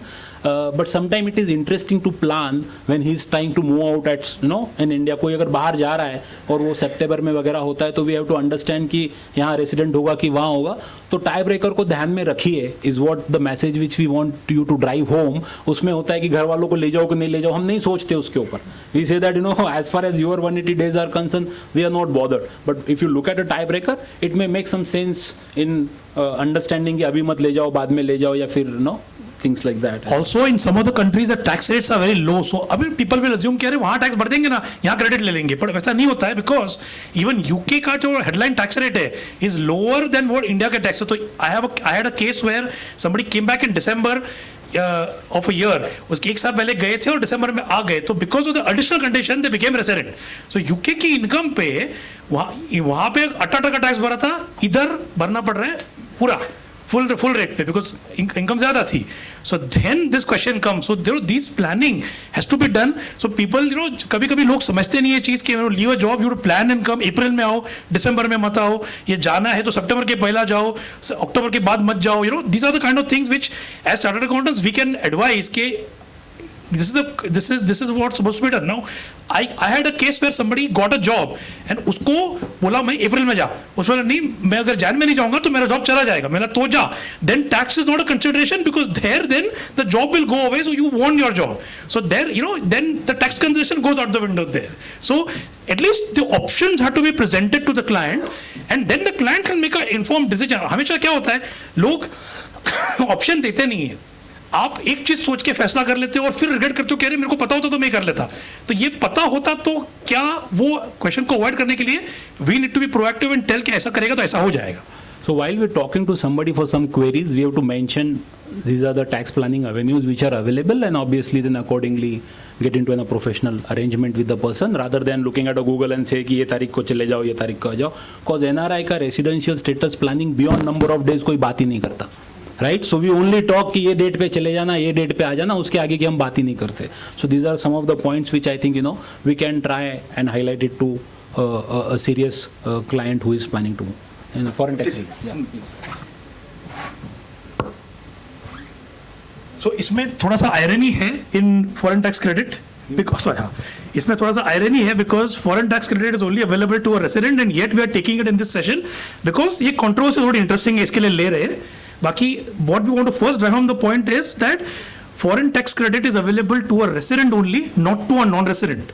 So NRI को अगर NRI को बोलता है कि नहीं हम India में वहाँ US का क्रेडिट ले लेंगे तो that doesn't work. It's only available to a resident. And of course filing of form 67 is one of the compliances which has to be done. And I think this a lot of people miss form 67. मैं आपको honestly बताता हूँ, मैंने FTC से कभी deal नहीं किया. Last year जब मैंने फर्स्ट टाइम डील किया तब मेरे को भी समझ आया कि ये फॉर्म भरना होता है. मेरे को it's been 15 years I have been practicing but I still had no idea about this. So there are so many things we don't know about. So it is always good to know that you have to file form 67 within the due date in order to get the foreign tax credit. Now the due date for filing form 67 is up to 31st March 2002 it used to be the due date of filing the return. जैसे वो 10IC है वो return के साथ जाना चाहिए या return के पहले, रिटर्न के डेट के पहले जाना चाहिए. From 1st April 2022 onwards, now the last date is the last date of the assessment year. Now इसका रीजन क्या है कि ये डॉक्यूमेंट फाइल करने के लिए you need certain documents from the foreign country.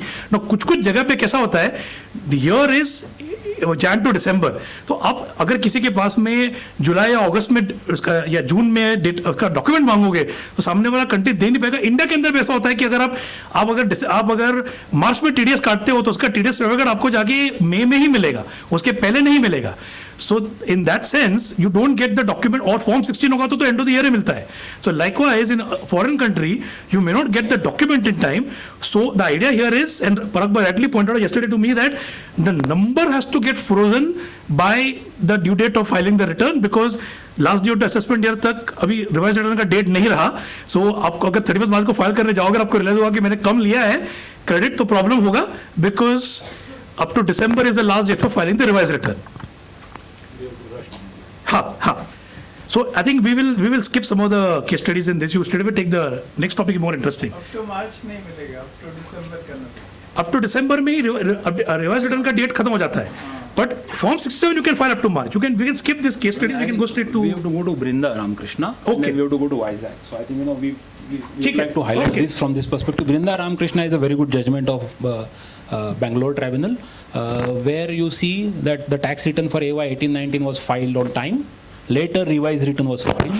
However, Form 67 was not filed within the due date. Date of filing of tax return 31st August 18. Due date of filing Form 67 was 18th April 2020. You know the date of filing. So which is almost 1.5 year, 2 year, which they have taken to file Form 67. In Brinda Ramakrishnan, what they have said that the decision was Form 67 compliance is procedural in nature.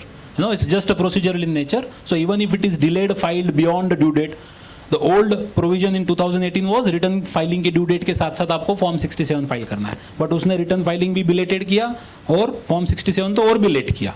So tribunal में जब argument के लिए case गई, so there was a detailed argument presented by the AR.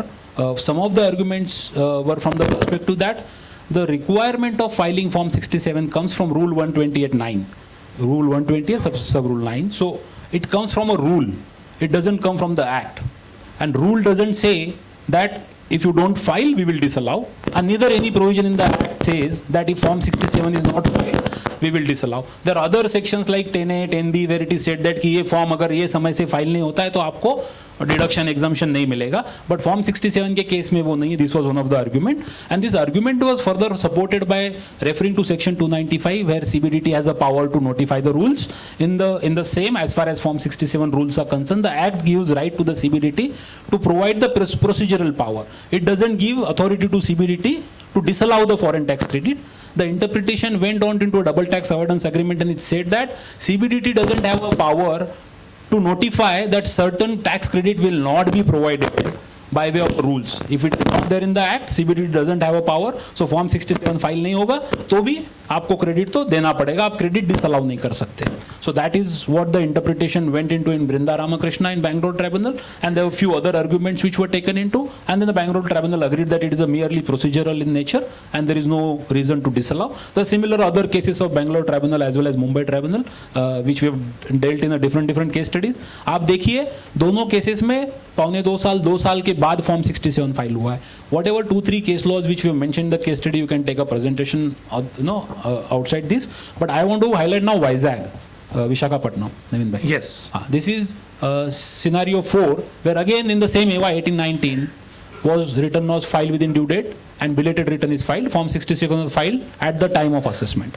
No? So इसमें भी आप देखो March 19 का belated return है और February 21 का Form 67 filing, almost similar time of delay.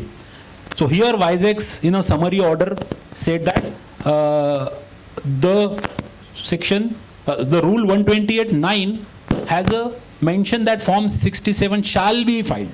So they have mentioned the word shall, and shall is a compulsory, and it is no more a procedural or optional. And shall है तो compulsory, आपने file नहीं किया, आपको credit नहीं मिलना चाहिए. This is what Visakhapatnam said. They have not gone into a detailed argument. Visakhapatnam came somewhere on 18th August 2013. And there is another Bangalore Tribunal judgment which came similarly on 30th August 2013, where again they have followed the previous Bangalore Tribunal and allowed. So what I'm trying to say here is that if we go into litigation as far as Form 67 non-filing is concerned, please try to bring out the detailed argument which were there in the Brinda Ramakrishnan case, where tribunal has compelling reasons to agree that Form 67 is procedural in nature.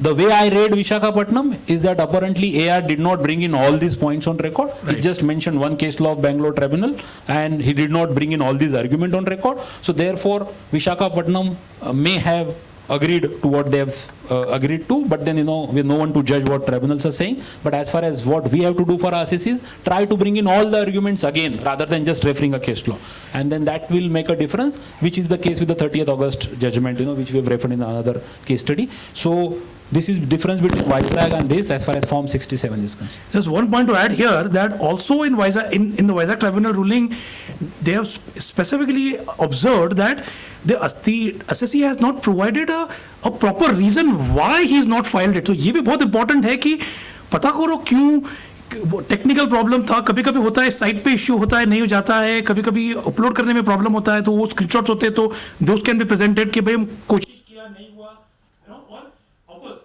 one argument of course we can always take is ignorance, but you cannot take that as an argument because ignorance of law cannot be excused. So वो तो settled maxim है, Latin maxim, that ignorance of law cannot be excused. But if there is a different reason why it is not done, that has to be brought out before the AO and CIT appeal and the tribunal. 1, 2, 3 scenarios. Though Form 67 was filed belated, almost 2 years late, but it was filed before 143(1) was processed. In Vizag, it was filed at the time of assessment. So from a perception perspective also it may have changed, but there is no discussion on this particular point in any of the case law कि 143(1) के पहले आया था या बाद में आया था, इसके ऊपर कोई खास discussion नहीं है. But from a perception perspective, though belated, almost similar time, but before 143(1), and it is during the assessment. So that difference is still there. The Your favorite topic. So my favorite topic. Yeah. So the last point for the day is disclosure of foreign asset in tax return, the notices which we are receiving.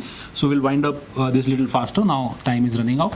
So as we discussed, we have to disclose the foreign assets into our income tax return, all the residents, whatever you have, foreign depository account, immovable property outside India, any other capital asset outside India, financial interest, foreign custodian account, foreign account where you are an authorized signatory. This is interesting, So somebody says that मेरे सिर्फ signature लेके गया था, भतीजा, भांजा, whatever, I don't operate that account. So yeah, there is this discussion which I had with the tax officer. He said that कि मैं तो कुछ नहीं हूँ, मेरा वो भतीजा आया था, उसने बोला sign कर दो, मैंने sign कर दिया. I never operated, I never signed anything, but he is authorized signatory which is appointed. And all of this data, these people are getting out of information exchange agreement very easily, and these notices are flowing very fluently and too early. पहले 5-5 साल 7-7 साल लग जाते थे, अभी हम 6-8 महीने में इवन अपना रिटर्न फाइलिंग का टाइम खत्म नहीं हो जाए, हमको नोटिस आ जाए तो कम से कम सजग तो हो जाए, बट वैसा नहीं होता, रिटर्न फाइल के बाद ही नोटिस आता है. But then they have a real time data available presently. So therefore this is something which we have to look at. This is again applicable to resident, not to non-resident, but again it is connected to the foreign assets, so we thought to take it here. Please. Here, insurance per se is a major challenge to all non-residents. Absolutely. Because in India it's tax-free, Correct. because of setting the limits of ILM. But back in US and UK, as an accrued income, it's taxable over there as capital gain. Correct. So any issues or any lookouts over there? So see, if I get a life insurance is saying, sir, so if I get an exemption here after 5 years, if I am able to withdraw, so then in my opinion it should not be taxable then. In 5 years, you are seeing in unique cases, in premature surrenders as well. So It will be exempt and there it's taxable. yeah, so if you return and if you file return and you claim exemption here, the way practically it is working presently, as far as tax credits are concerned, is that I claim exemption in India, I need not to again offer that income to tax to US. They may send you a requirement to have that taxable, but then under double tax avoidance agreement, if I have a right to tax here because it is approved sourced here, then I should be claiming exemption there. There the global citizenship says that it's taxable. That's the precise point. From a US perspective, it is even on the citizenship. The US has a law that if you are a citizen of US or green card holder and you leave, still they have a right to tax you for 10 years. As in, that's how they have the law. So I agree as far as that point is concerned. But the way practically we are working, sir, is that something which is exempt in a particular country, we are not adding to the tax income disclosure of the other country. And it is fairly working well. We had some assessments also done. Some of the assessments were with a very high stake, like 150 crore capital gain, which was exempt in US. I added that to my non-taxable income here. Assessment was done and there is no addition, as in the similar line. So it will, if I reciprocate ulta, so they should also be allowing you that exemption. We should be fighting that out, is what my view is. So disclosure of foreign assets, again, what needs to discuss, prevention of money laundering, One thing, I think it brought out a good point. Even if you have an insurance, life insurance outside India, that needs to be disclosed in the foreign assets. Yes. ये छूट जाएगा हमेशा because ये ध्यान में नहीं रहेगा किसी के. So any person who is a resident other than RNOR in India within the meaning of clause this needs to disclose. So only residents has to disclose all the foreign assets. Disclosure in FA schedule, which is there. Most of us have been disclosing into FA schedule, or Sagar sir, welcome. So most of us has been disclosing it into some or other form by way of a balance sheet or an investment entry, but it may not necessarily form part of a FA schedule. This is an important point which happens in specifically in AIF, in the investment which you are making outside India. So there we are disclosing it as a part of balance sheet, as a part of investment. We are saying that all these investments are made out of the India sourced income, which is already accounted, bank account में बताया हुआ पैसा है. इसके ऊपर जो interest आया है वो भी इंडिया में हमने टैक्स भरा हुआ है. जब बेचा तब कैपिटल गेन हुआ उसके ऊपर भी हमने टैक्स भरा हुआ है. All of this has not found very good way as far as the tribunal argument is concerned कि आपने इंडिया के डिस्क्लोज सोर्सेज से फॉरेन में इन्वेस्ट किया, आपने उसके ऊपर आया हुआ इंटरेस्ट भी आपने टैक्स कराया, आपने जो कैपिटल गेन आया, डिविडेंड आया, उसके ऊपर भी टैक्स भरा, बट आपने इसको एफए शेड्यूल में डिस्क्लोज नहीं करा. So it went on to discussion to tribunal, and where tribunal said that no, nothing doing, it is taxable as far as Black Money Act is concerned. So there is one case study around it, and then there is a recent judgment which has come where it is said that if you have not disclosed into FA schedule and you have disclosed into a fixed asset or a balance sheet, so it's there. I'm just trying to cover faster. Okay. So that the two ways to look at it. One is that हमने सारा कुछ उसके ऊपर का accrued income वगैरह disclose करा, but investment he disclose नहीं करा, तो उसके ऊपर ट्राइब्यूनल रूलिंग अगेंस्ट है, बोलता है 10 लाख का पेनल्टी लगेगा। और अगर आप दूसरा देखते हो कि हमने डिस्क्लोज किया है बट कई गलत जगह पे डिस्क्लोज किया है, एफए में नहीं करा है, बैलेंस शीट में करा है, टैक्स ऑडिट रिपोर्ट में करा है, या आईटीआर के कोई और पैराग्राफ में करा है, तो there is a recent ruling which they have said that it is Sagar sir is here, black money act, so I have learn from him in so I would not take much of time on this, but then as far as penalty of 10 lakh is concerned, the income tax department is little adamant. They're saying that we don't have authority to let go the errors also. They're saying that as per Black Money Act हमको 10 लाख का penalty लगाना ही पड़ेगा, आपने गलती से भी नहीं बताया, कितना भी जुडिशियस है, इसका इंटेंशन है कि अनडिस्क्लोज इनकम टैक्सेबल करना है, मेरा तो डिस्क्लोज वाला है, ऑलरेडी रिपोर्टेड है, so all of that they are saying we are not in a position to give you the relief, and obviously similar way tribunal also approved that position. So we need to understand that those people who are moving out of India coming in here, those residents for whom we are filing taxes and getting ESOPs in the foreign country, we should start asking them these questions and disclosing. This is fairly become a automated process, and we are receiving a lot of notices on the black money penalty. 10 lakh rupees is a sizable penalty. Minimum bank balance 5 lakh वगैरह के conditions है, but then as in one has to look at it. So I'll skip this case study in the interest of time. This is it from my side. Any questions if we have to address, happy to do that. Otherwise we'll hand over the dais to the MOC. Yes, we have to disclose in FA schedule. We have to disclose. Well, idea 2 in that case. FA schedule में you have to disclose, get into the appropriate ITR form. Absolutely. If somebody is working in a MNC, they should be a part of asking the question कि मिला है क्या ESOP foreign company का हाँ कि नहीं, because sometimes they opt, sometimes they don't. exactly, but it's better to ask the question, because then what they will say, तुमने पूछा क्यों नहीं? The client is always going to come to ask only, तुमने पूछा क्यों नहीं? मैंने पता है क्यों नहीं important नहीं, but तुमने पूछा क्यों नहीं? So anything more? So thank you everyone. It was nice interacting with you. Any questions? Happy to connect.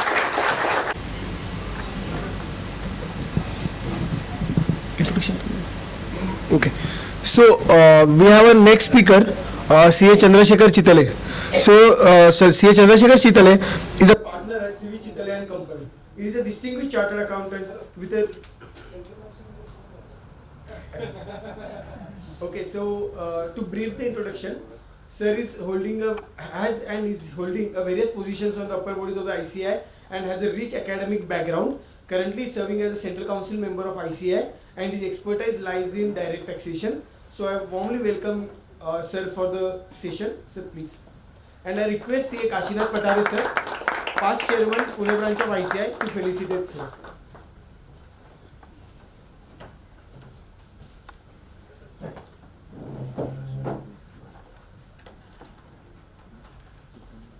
Let's have a clap, please.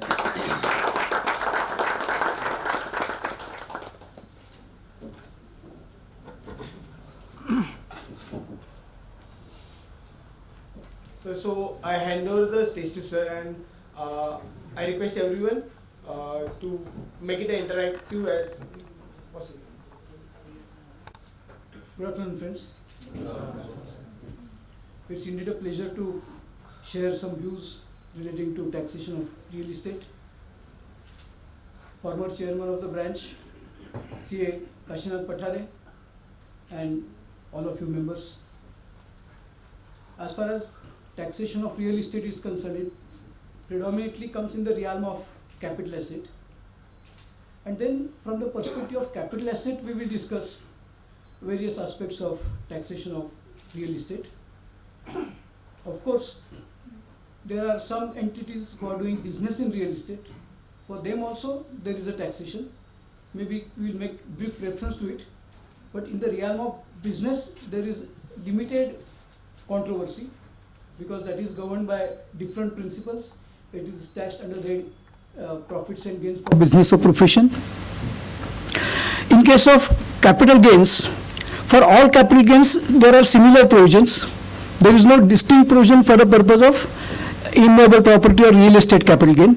Only one provision is distinct, and that is section 50C, where your transaction value is compared with the ready reckoner value, and if the ready reckoner value happens to exceed the transaction value, then that is accepted as consideration in respect of a seller, and in respect of buyer also, he has to bear the burden of tax by treating that as income under section 56. Besides, by and large, the provisions for capital gain are similar in the field of real estate and for any other capital asset. In case of capital gain, as you are aware, section 45 is the charging section, where we are informed that when there is a transfer of capital asset, save as otherwise provided in section 54, 54B, 54D, 54E, EA, EB, EC, 54F, GH, the gain is taxable in the year of transfer. So, three things have been dealt with by section 45, which is the charging section, that if you transfer a capital asset, then you will have to bear the burden of reporting that income. There may be positive, there may be negative, and the year in which it is to be taxed is the year of transfer.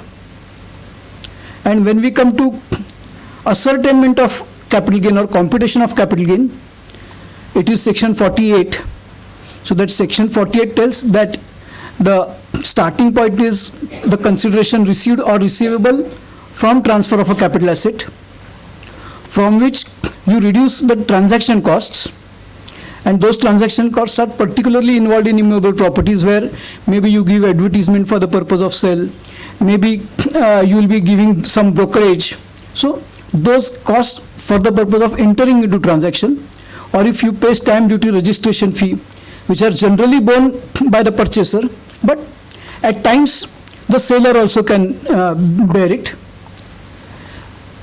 Now, since we are on this topic of capital gain, let me tell you in what circumstances it is advantageous for a seller to bear the cost of stamp duty and registration fee. Supposing some apartment is getting sold for 1 crore rupees, and its ready reckoner value is 1 crore 5 lakhs or something more than that. In that case, there is obviously difference between the transaction value and ready reckoner value. Of course, there is some elbow room of 5%. But then, if it is exceeding that, in that case, you can enhance the transaction value and put the burden of bearing that stamp duty and registration fee on the transferor, so that your transaction value enhances, and then you are not in the clutches of section 50C. So in those circumstances, even transferor can be made to bear the cost. So transaction costs are weeded out, and then the cost of acquisition of the capital asset, that is also weeded out. In case the capital asset is a long-term capital asset, which normally is 36 months, but in case of real estate, it is 24 months. After 24 months, it acquires the status of being long-term capital asset. So in case of long-term capital asset, there are two options. In respect of non-residents who have acquired it with foreign exchange, maybe they can consider the depletion in value of foreign exchange and enhance the cost. When they purchased, the dollar was say 60 rupees a dollar, and when they sold, it became 80 rupees. So this depletion in value of this rupee in terms of foreign exchange can be considered as an additional cost, or in other cases for residents it would be, and those who have acquired in Indian currency, index cost of acquisition one can consider. So this is sum and substance for capital gains taxation for immovable real estate and for other things. And then there are certain saving provisions, as we have stated, save otherwise, like sections 54 from immovable property perspective, 54B, 54F, particularly for immovable properties, and E. So there, if you have a house property, if you buy another house property, you get the exemption if the investment in another house property is exceeding the amount of capital gain. Here you have to compare the amount of capital gain and the new investment. So you purchased capital asset for say 1 crore, its index cost is 1.3 crore, you have sold it for 4 crore. So in order to have complete exemption from capital gains, you have to invest 2 crore 50 lakhs, the difference between 1.5 and 4. If you invest something less, the balance is taxable. Then one going to, and in case of particularly this 54, even if you have say multiple houses, still you can have acquisition of another house. It's not restricted that if you have 2 houses then you will not get, etc. When we go to section 54F, where any immovable property other than house property, if you transfer and earn capital gain, then you have to invest the net consideration, and in proportion to net consideration your capital gain is exempt. So you have sold it for say 4 crore 10 lakhs. 10 lakhs is a brokerage, so net consideration is 4 crores. Again index cost is 1.5, you have profit of 2.5 crore. So in order to get exemption of 2.5 crore, you have to invest 4 crores. If you invest 2 crores, 50% of your profit would be exempt. So that will be 54F. And then 54EC, you have option of investing it in bonds in each case. And that option would be up to 50 lakhs in a financial year. So if you have happen to sell in one financial year and another financial to different properties, maybe in each financial year you can have this 50 lakh elbow room, and that is available along with acquisition of house property. It is not that it is exclusion of that. You can have house property, and if there is some balance you can invest in bonds, and otherwise also you can think. While making investment in bonds, some calculation error is made by layman, and that is, supposing you are investing 1 crore rupees and the rate of interest is say 5%, and elsewhere you are going to get say rate of interest of say 8%, 9%. People feel that you are losing 4% for 5 years because you have to hold that for 5 years. So they work out ROI and reject the investment in these bonds. But this particular calculation is erroneous in a sense that when you are comparing 1 crore rupees investment in bonds, you get return on entire 1 crore rupees because you don't have to pay any tax. Since it is bond, we cannot take example of 1 crore, 50 lakhs rupees. So entire 50 lakh rupees are invested, and you get return of whatever 5% on entire 50 lakh rupees, which is 2,50,000. So for 5 years you get 2,50,000. So it would be in aggregate 12,50,000. Additionally, if you don't invest in bonds, what will happen? You will not be able to pocket 50 lakh rupees. You will be able to pocket only 40 lakh rupees because 10 lakh rupees will go as a tax. So your return at assuming 10% would be on 40 lakhs and not on 50 lakhs. So you will get 4 lakhs per annum for 5 years. So you will get 20 lakh rupees. On 20 lakh rupees or on 12 lakh rupees, there is a tax liability. So assuming that you are in say 30% bracket, from 20 lakhs, 6 lakhs rupees would go. So you would pocket at the end of this 5 years, 14 lakh rupees. If it is 12,50,000, then again 30% will go. So roughly you will pocket 8,75,000. So this is apparent comparison of returns. But then at the end of 5th year, whatever you have invested in bonds, you will get the entire 1 crore rupees. So you will get those 10 lakh rupees more, or 50 lakh rupees. From 50 lakh rupees you will get 10 lakh rupees more. So you have to add those 10 lakh rupees to this 8,75,000. So after 5 years you will get 18,75,000 because that 10 lakh doesn't carry any tax, because you have invested 50 lakhs, you are getting back 50 lakhs.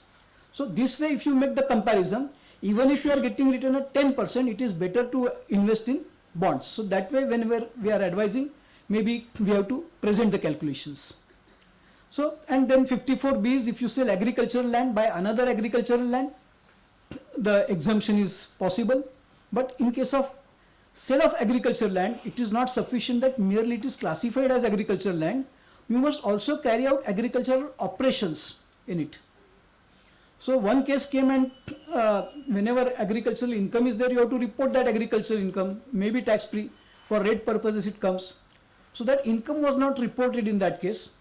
So I asked the assessee that you have not reported the income, so how we can say you have carried out agricultural operations?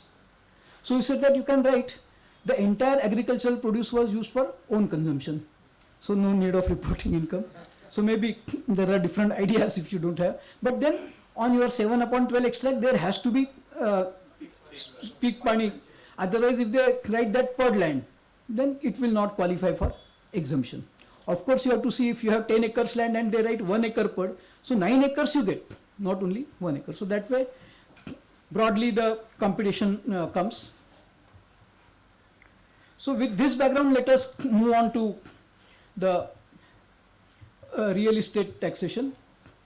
See, there is a Supreme Court decision in case of Shah Private Limited, Steels Private Limited versus ACIT.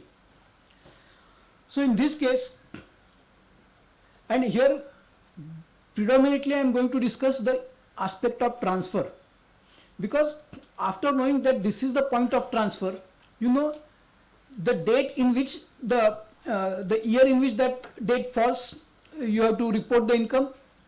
Once when you know that I have to report the income, consider what is the consideration which is available in the document, compare it with ready reckoner value. If the ready reckoner value is something up below that, don't bother. If it is above, take ready reckoner value as value. And again in ready reckoner value also they have given some 10% elbow room, that if it is here and there 10%, then supposing you need not apply that section 50C. But there is again one error. If the transaction value is say 90 lakhs and ready reckoner value is 1 crore. So at times one tends to consider that this is within elbow room of 10%. But if you read that elbow room, they say this 10% of consideration. So consideration is 90 lakhs. 10% of consideration is 9 lakhs. So 99 lakhs up to that, if you sell, 50C will not come into play. But if you are selling at 1 crore, 10 lakh will be added. So you have to compare it with 10% of cost and not of fair market value or ready reckoner value.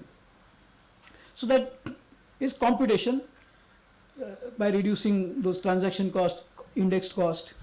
And then if you access any of these provisions, you have to consider that, okay, I will without the exemption and balance is taxable.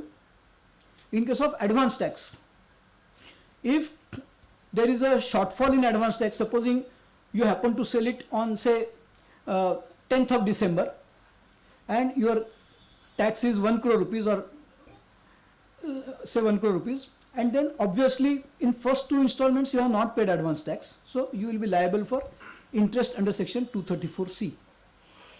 And that section says that if the assessee earns capital gain and then in the next succeeding installment, if he pays the entire capital gains tax, then section 234C will not apply.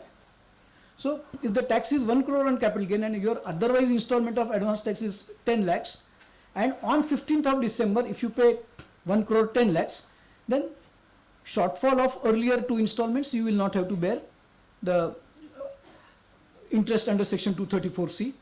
Or if you sell on 16th of March, then it says before year end you pay, then you don't bear the burden of any of the installments interest under section 234C.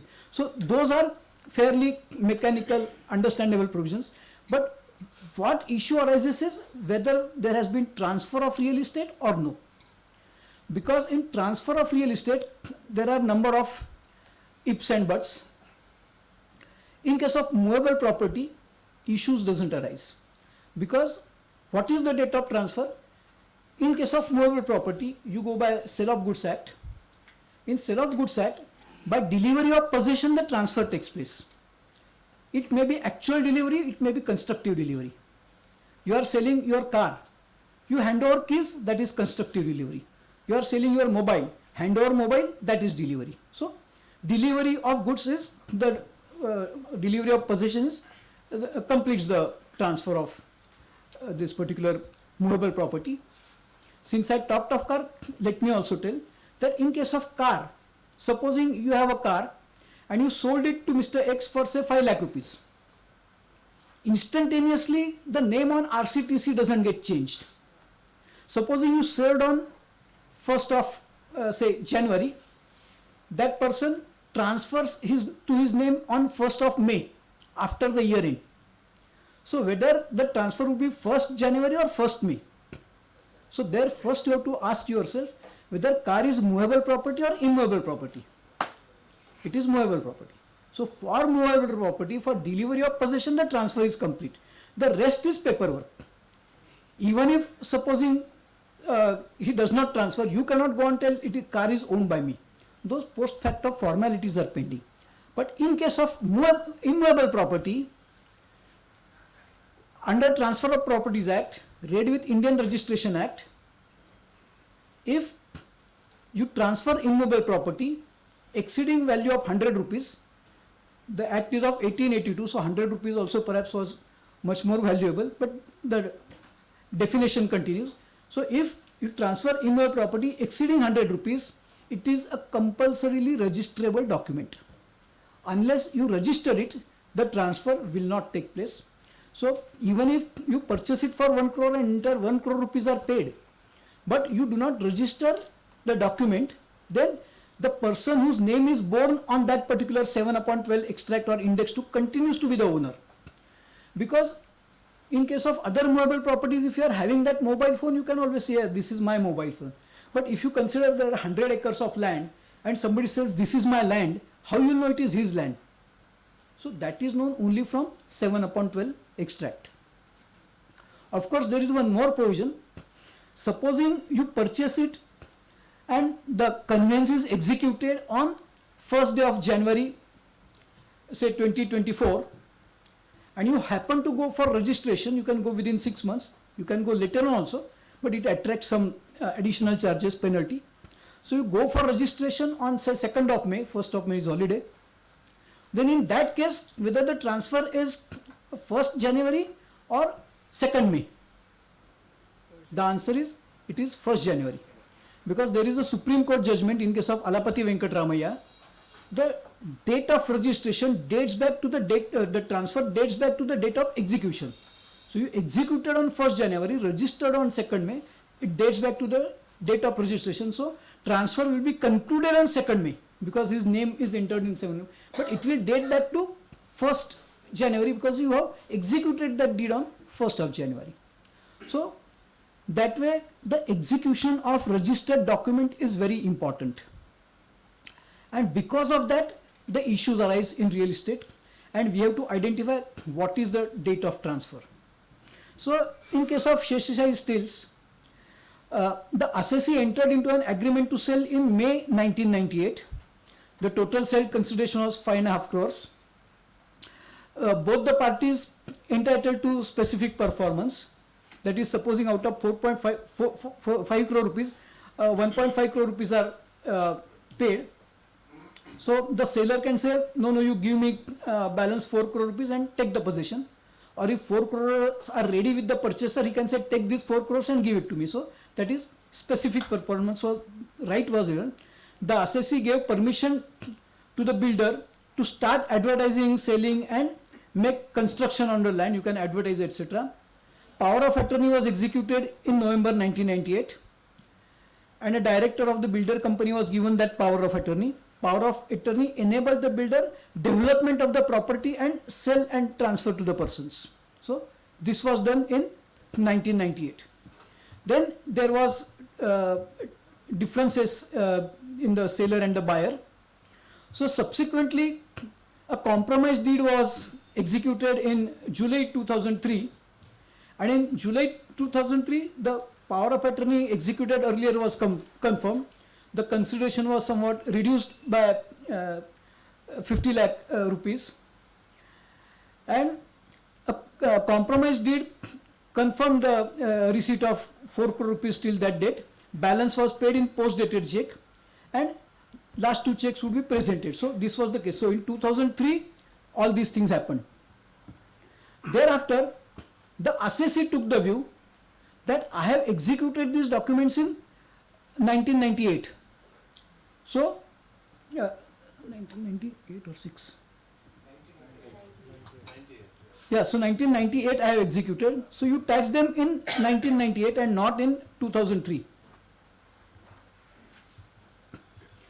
But the assessing officer taxed it in financial year 3-4, that is assessment year 4-5. In appeals also his contention was agreed. Then assessee went to the Supreme Court and he informed that because I have executed all those documents in 1998-99, you should tax them in 1998-99, because law at that point of time, it was going beyond the limitation. So if it is to be taxed in that particular year, the assessing officer had no power to tax. So supposing today, if any property is identified that you are owner of this property, immovable property, and if you could establish that you have purchased that property 15 years ago, and you have purchased it for 5 crore rupees. You can say, yes, I have purchased it for 5 crore rupees 15 years ago. This is the sale deed. But unfortunately, whatever income I earned, I failed to report it 15 years ago. Income tax officer will not be able to do anything. Because today, he can go back 10 years, not beyond that. This is beyond 10 years. So the power to assess gets expires beyond 10 years. So that was their game plan.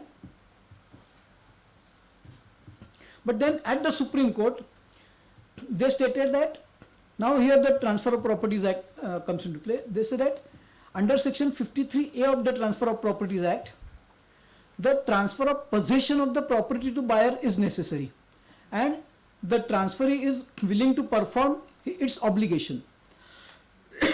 So what happened in 1998, license was given that you can enter my land. So when license is given, you are not trespasser. But possession is not given. Possession is still with the owner. And the transferee should be willing to perform the balance. So that if the price is 5 crore, you have paid 2 crore, you should be willing to pay 3 crore rupees. So if these two things happen, then there would be part performance under section 53A. And if these two things happen, then only provisions of section 53A are fulfilled. So subclause 5 of section 47 says that if there is a part performance, then only there will be transfer. In 1998, you did not give possession of the property, you gave only license. So although there has been agreement for sale, since license is given, possession is not given, that is not the year of transfer, and possession you have given in 2003.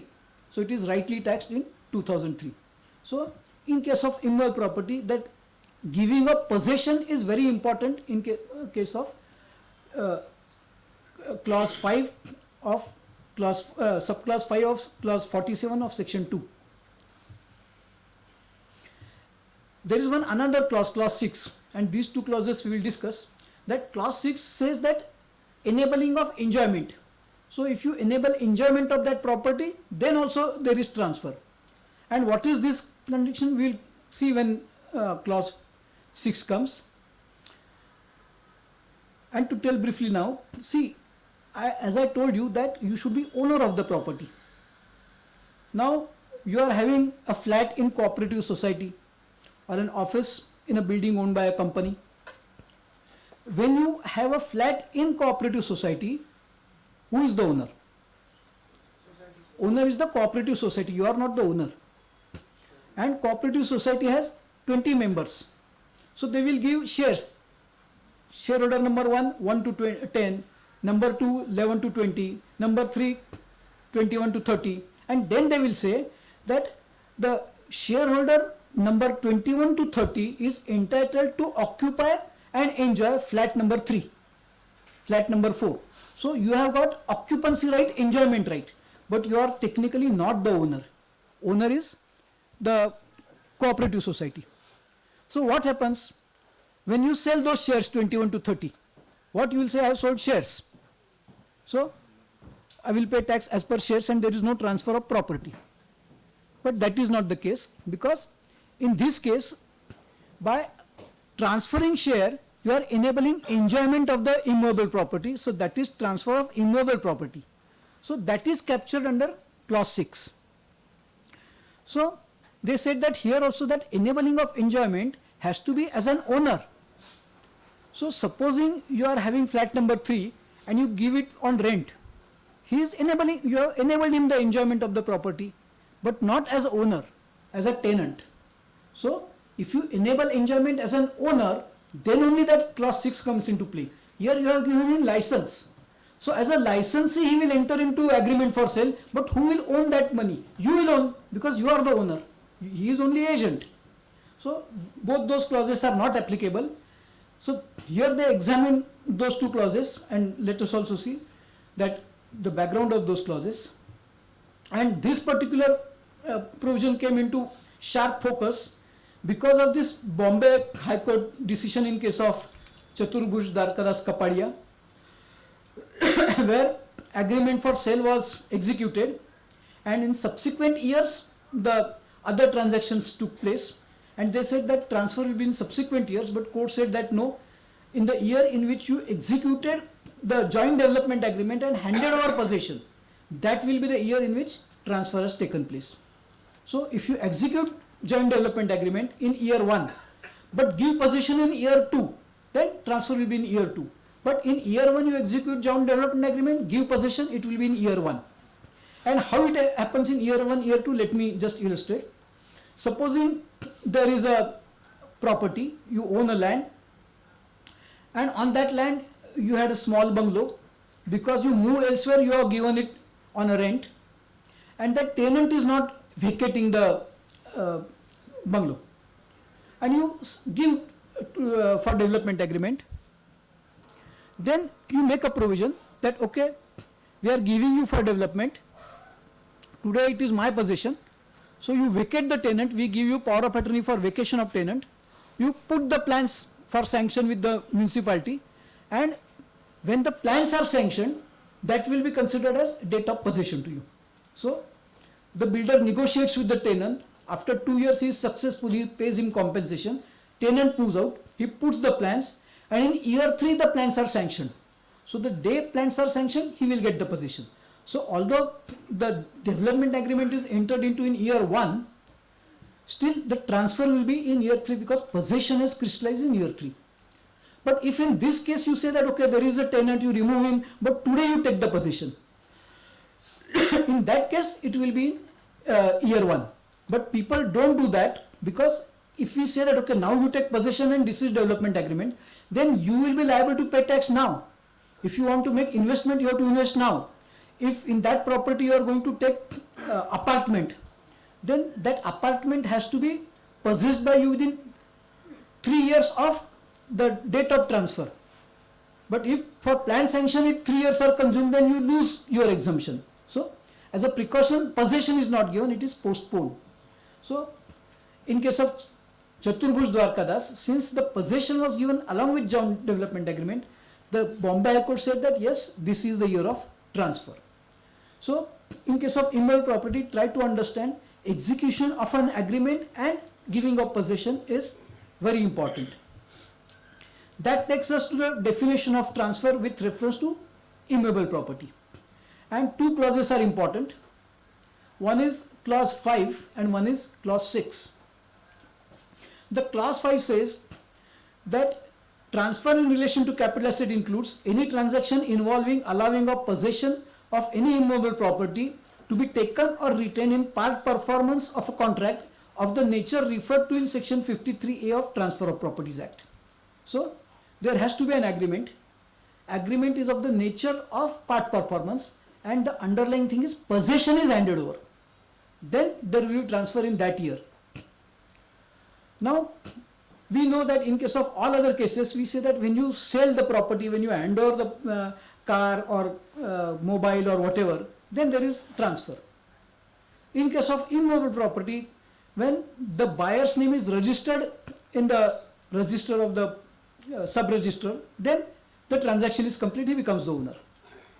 So what is need of this particular provision when transaction is not complete, the buyer is not the owner, still you are telling seller to pay the tax. So once when you understand the background, it becomes easier to interpret the law.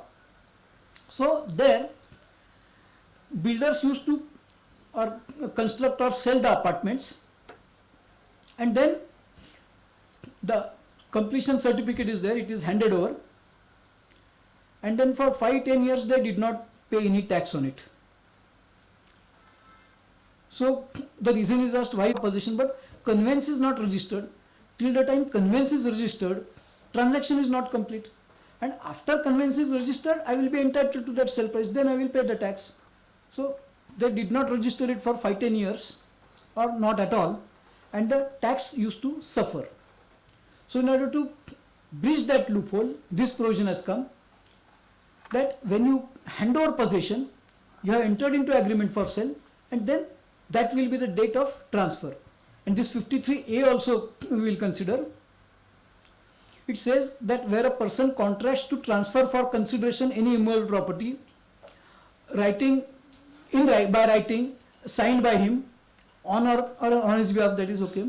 The terms necessary to constitute transfer can be asserted from it.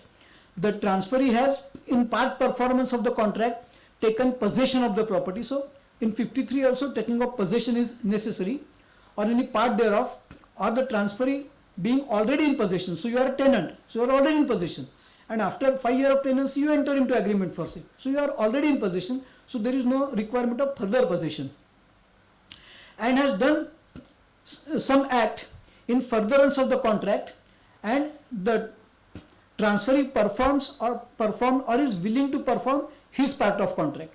So you sold it for, or the transferee has purchased it for 5 crore rupees, he has paid 3 crore rupees, he has taken possession, and he is willing to pay 2 crore rupees when fall due. If he is not willing to pay 2 crore rupees, then there is no part performance, he is willing to pay. But the seller says, no, I will not take. Then in that case, the court will tell that, okay, you deposit 2 crore rupees and get it registered in your name. Then notwithstanding, so in sum and substance, the transferor or any other person claiming under him shall be debarred from claiming. So transferor thereafter will be debarred. They will say, you have sold it for 5 crore, possession is with him, he is ready to pay 2 crore rupees. So now you cannot stop the transaction, you have to take 2 crore rupees and close the matter. So that is section 53A. In this section 53A, when we compare it with 247(5), which is the definition of transfer, it says that the transfer under section 247(5) of the Income Tax Act, read with section 53A of the Transfer of Properties Act, if possession is delivered to the developer in his capacity as licensee for development of the property and not in his capacity as a transferee, then there is no transfer. Because as we have seen earlier, the possession has to be given, and license doesn't amount to possession. License is only when you enter that property, you are not considered as a trespasser, that's all. But you are not having possession of the property. So possession is necessary. In another judgment, Calcutta High Court also held that merely entering into development agreement for undertaking construction activity on an immovable property would not be construed as a transfer under this section. Furthermore, developer would only be de facto possession of the property while the landowner continues to be in lawful possession. So practically, the builder may be in possession, he may be having his watchman, etc. But legally, if the landlord happens to be in legal possession, still there is no transfer. So possession and legal possession has got importance. When there is a possession coupled with joint development agreement or agreement for sale, then only transfer will happen. Otherwise, for transfer, one will have to go by normal definition of sale, and for sale, there should be registered sale deed or conveyance. There is one more development to section 53A. The Indian Registration Act was amended by some amendment act in 2001. As far as this agreement for sale was concerned, earlier the law was silent on registration of agreement. Sale deed is required to be compulsory registered, but agreement for sale, was no need of compulsory registration in case of immovable properties. So in 2001, this Registration Act was amended because that mandate comes from Registration Act, and section 17 and 49 of Indian Registration Act have been amended, clarifying that unless the document containing the contract to transfer for consideration of any immovable property is registered, it shall not have any force.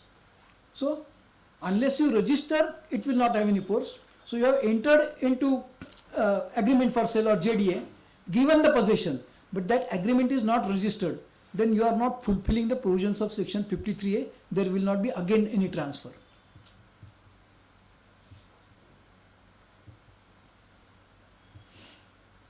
So these are some cases. No transfer under section 247(5), read with section 53 of Transfer of Properties Act, if the joint development agreement is not registered as condition of section 53 are not satisfied. So we have a couple of decisions on this and right from Supreme Court in case of Balbir Singh Mahili, etc. So registration is now mandatory after 2001. So there are many decisions on this, and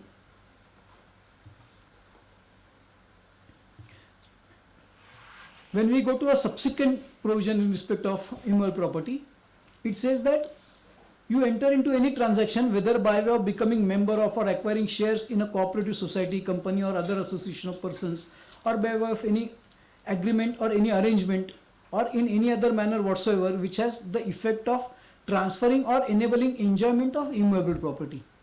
And just now I said that in case of cooperative society or company, if you are a shareholder and by virtue of holding shares you are enjoying the immovable property, then share has got no value without those underlying assets. So there, if you transfer shares, it enables enjoyment of immovable property. That person also doesn't become owner of the immovable property, but it enables enjoyment. So if you make any such agreement which enables enjoyment of immovable property, that will also be considered as transfer.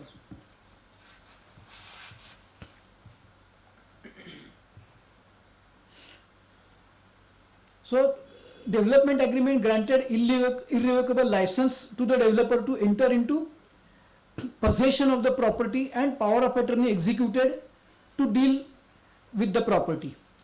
So here, because the power of attorney was given and the possession, it allowed him enter into possession. So he himself can sign on behalf of landlord that take possession, and he will himself take the possession. So it enabled enjoyment.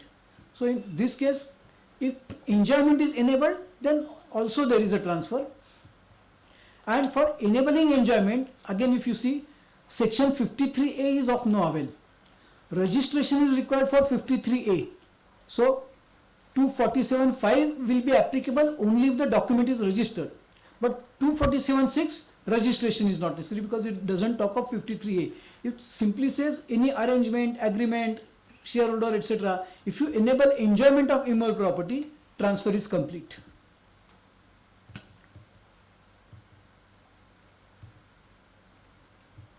So the point of taxation for capital gains to land development agreement (ZDA), effect of registration or non-registration is under section 247(5) of the Act. The apex court in case of Balbir Singh Mahini, which considered the ZDA in relation to the land, it examined before 2001 and after 2001. So they said if the no registration of joint development agreement is there, but possession has been given, so there is a transfer. Because at that point of time, Indian Registration Act did not talk of compulsory registration of joint development agreement for sale. So 53A was fulfilled. If the 53A is fulfilled from Transfer of Properties Act, there is transfer under 247(5). So that was the decision of Supreme Court. And then they also said after 2001, if no registration of ZDA but possession is already given, no legal effect for the purpose of section 53A. So without registration, there will not be any transfer. Of course, there is one Visakhapatnam tribunal which has not considered this, but that is wrong, because in hierarchy, if Supreme Court has ruled something, then all the courts and persons acting under Supreme Court is duty bound to follow it. And under Constitution of India, law or the decision given by Supreme Court is also a law of land. Like we have Income Tax Act. If the Supreme Court has laid down any act, that is also law of the land. And let me tell you couple of incidences. There was Chapter 20C. In Chapter 20C, to arrest the proliferation of black money, they said that if you are selling immovable property exceeding 10 lakh rupees, say you are selling it for 20 lakh rupees, then first you must file, there was some form 9C etc. to the Income Tax Department. And then Income Tax Department will take a call that, okay, your A is selling to B. So they will say instead of B, Income Tax Department will purchase. That's all. That was the provision. So when Income Tax Department will take decision internally, if the property is valued say 20 lakh rupees or 18 lakh rupees, they won't purchase. But if it is valued at 30 lakh rupees, then obviously they will purchase. So fearing this power of purchase with the Income Tax Department, the transaction would be near market value and it will not be below market value. But then when the matter went to Supreme Court, they said that, and audience is also not given. So they will just say that, okay, we have purchased this property, take this 20 lakh rupees and get out. So the matter also went to Supreme Court in this case, and there Supreme Court said that opportunity of being heard is the part of natural justice. So unless you give opportunity of being heard and you pass a reasoned order, this particular piece of law does not comply with the provisions of natural justice, so it is not acceptable. So they laid down these provisions of Chapter 20C. So that became the law of the land, and subsequently income tax law also amended, and they passed this natural justice provision that audience will be given. And another is Section 44AE old. In that case, the provision was made that if there is a construction contractor, then in his case, 8% of gross receipt will be considered as income, that's all. So if you are a construction contractor, your turnover is 1 crore, 8 lakh rupees will be considered as your income and nothing else. So in one case, the contractor suffered loss. So he prepared accounts, and they said notwithstanding anything in your accounts, he prepared accounts and he filed return of loss. It was ignored. They said that you are contractor, so 8% of your turnover is your income and that's all. His case again went till Supreme Court, and before Supreme Court, the department argued that there are various contractors and generally they are illiterate, they don't know how to maintain accounts. The contracts are also executed in a rural area where getting vouchers etc. is difficult, and again the qualified staff is not there. So this is for the purpose of achieving simplicity that we have made this provision for the benefit and simple provision, easy provision. Then the Supreme Court answered that we appreciate your efforts in simplifying the tax law so that it is complied by everybody. But those who are maintaining books of account, how you can disown those books of account? Because what is authority of Income Tax Department under the Act is to tax income earned by the assessee. You have no authority to presume the income.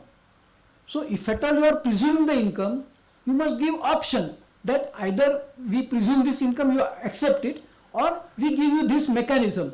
Then you go by that mechanism and whatever income you report, we accept. So subsequently in 44AE and now in 44AD, it provides that if you report income less than 8%, then you have to maintain books of account and get them audited and furnish your return. So if you look at Supreme Court has, whatever Supreme Court renders the decision, it is law of land. So likewise, whatever was decided by Supreme Court that it has to be registered is law of the land. Now the tribunal not following it, at times what happens, those decisions are not pointed out at the tribunal, and maybe the judges of tribunal are not aware of those decisions, so they don't get followed. And there are also some tribunal decisions. The Supreme Court in case of Chandar Sen held that when there is intestate succession, so property is succeeded by a son from father, he succeeds it in individual capacity and not in HUF capacity. And after these decisions, one tribunal has given decision that it is in HUF capacity. And then why? Because that decision was not pointed out before the tribunal and tribunal judges were not aware.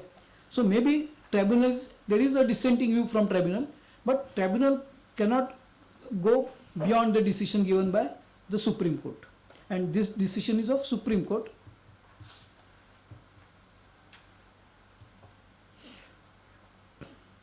Then in case of Pune bench of tribunal, it held that the contribution of land in association of persons will also not amount to transfer, because he is contributing his capital, and here they also refer to provisions of section 45(3), where you are contributing capital asset into a partnership firm. There also this decision says that it will not amount to transfer. Again, this is decision of tribunal, it is of limited value. So if you happen, some person or individual happens to contribute, he has not filed the return, maybe one can rely. Otherwise, as a planning, one should not rely on tribunal decisions, go by the provisions of law and your own interpretation. But since this is benevolent, I just pointed out, so that when you follow this decision, maybe ultimately it may not be upheld, but at least you will not be subjected to penalty, because there is some court ruling in your favor and you followed it. Now, in this background, what happens that if an individual or any person happens to transfer his land, and the land is precious, maybe having value of 1 crore, 10 crore rupees. Now, if I am a builder, I will not take risk of taking license and working on it, because tomorrow he throws me out, what I will do? I will rank for compensation, but for compensation I will have to go to court, he will fight till Supreme Court. So for 10 years, 20 years, I will have to wait to get that compensation. So I say that no, I want possession, otherwise I will not take the property.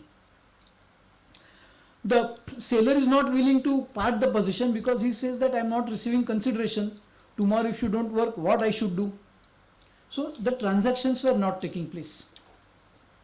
And government wanted to encourage the housing, because housing is scarcity still in our country. So they have enacted this provision, subsection 5A in section 45. This is applicable to individuals and Hindu undivided family owning the land. Owning the land as a capital asset.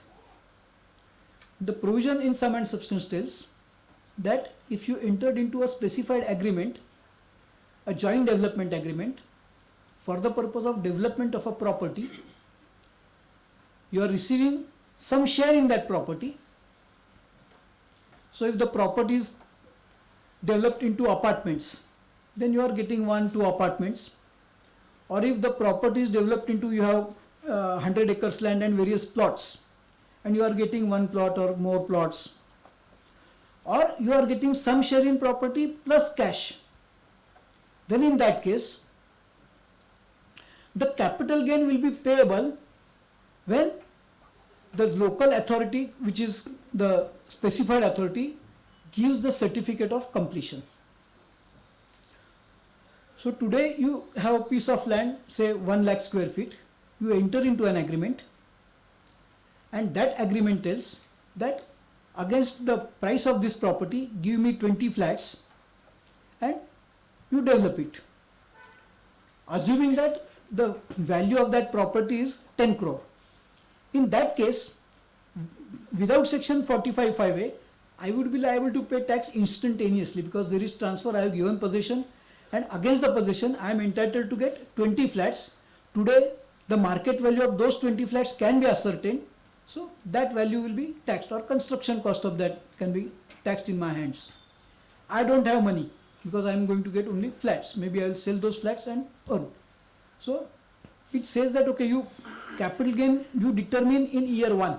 Supposing year 1 we enter into agreement, and then when the construction is complete and municipality issues you completion certificate, that will be the year in which you pay the tax. So today index cost is 1 crore. I am going to get flats of 10 crore rupees. So 9 crore rupees is my capital gain. So that capital gain, indexation, etc. will be determined in year 1. And the scheme gets completion certificate in year 4. So on 9 crore, I will pay tax in year 4. That is in sum and substance the provision. Now here we said that okay, properties of 10 crore, so I am getting flats of 10 crore. But it says that partly property and partly cash. So even if the agreement is made, supposing he is developing small flats, so one flat is of 50 lakh rupees. So if I enter into agreement, give me 9 crore 50 lakhs in 1 year and one flat, still this section will apply. So it would be prudent, supposing if you are claiming cash of 1 crore rupees within 2 years. If you say that just cash, then immediately you have to pay tax.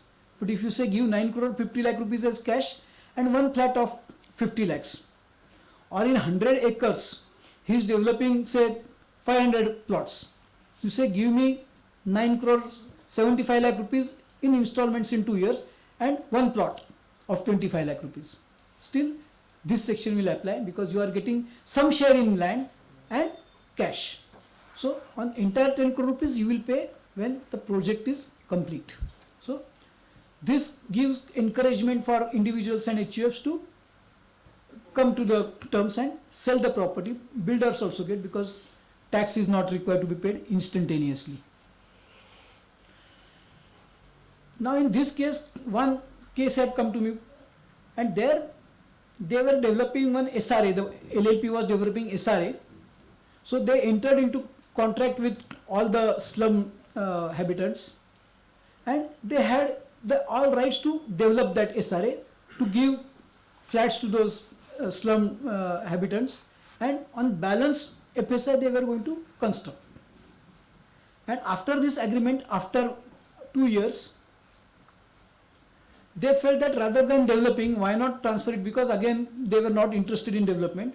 So if they were going to give say 80 flats to the slum habitants, they transferred their rights to construct etc. by another ZDA to another firm to construct and give them 120 flats. So 80 will go to slum dwellers and 40 will be retained by them, and they will do nothing for this initial efforts. They will get extra 40 flats, and they were under impression that under 45(5)(a), whenever the flats are complete, we will be paying tax.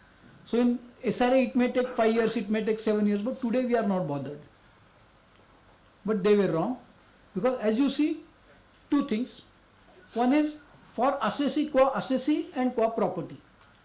So only two types of assessee can access 45(5)(a).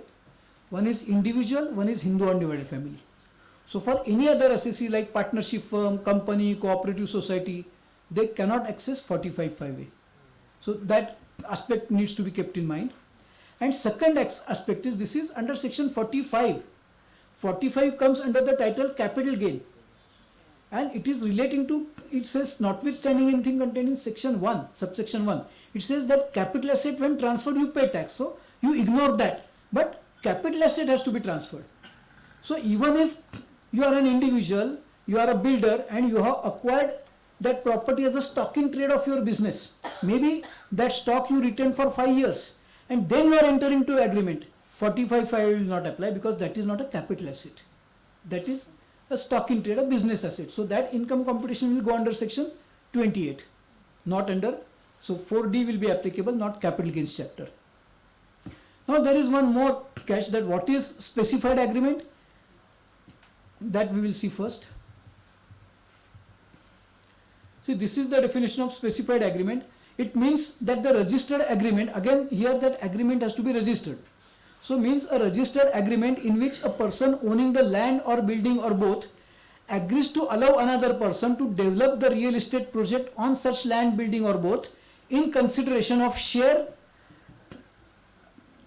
being land or building or both in such project, whether with or without payment of cash, part payment of cash. So now here one another aspect is there. Supposing you have survey number 110, and in survey number 110 you have say 5 acres of land, so you give it for development and you are entitled to say 10 apartments.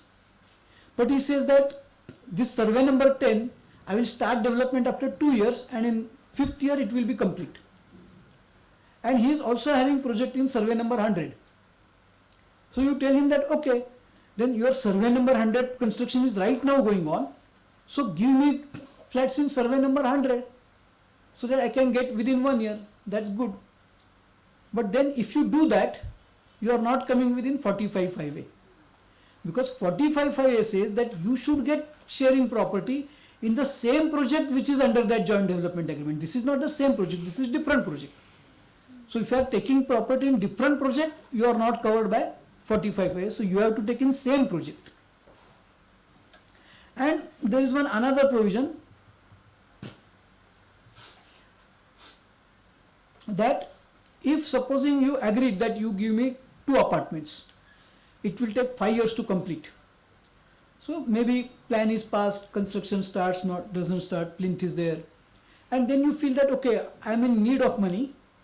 So out of those 2 apartments, let me sell those 2 apartments, and you sell them for say 2 crore rupees or whatever.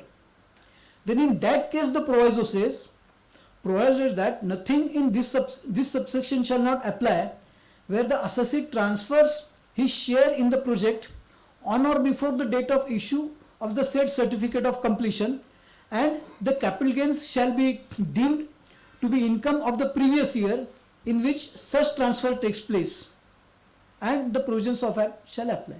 So supposing in year 1 you had 2 apartments and 8 crore, total value was 10 crore. So in year 1 you did not pay any tax, and the completion certificate is expected in year 5.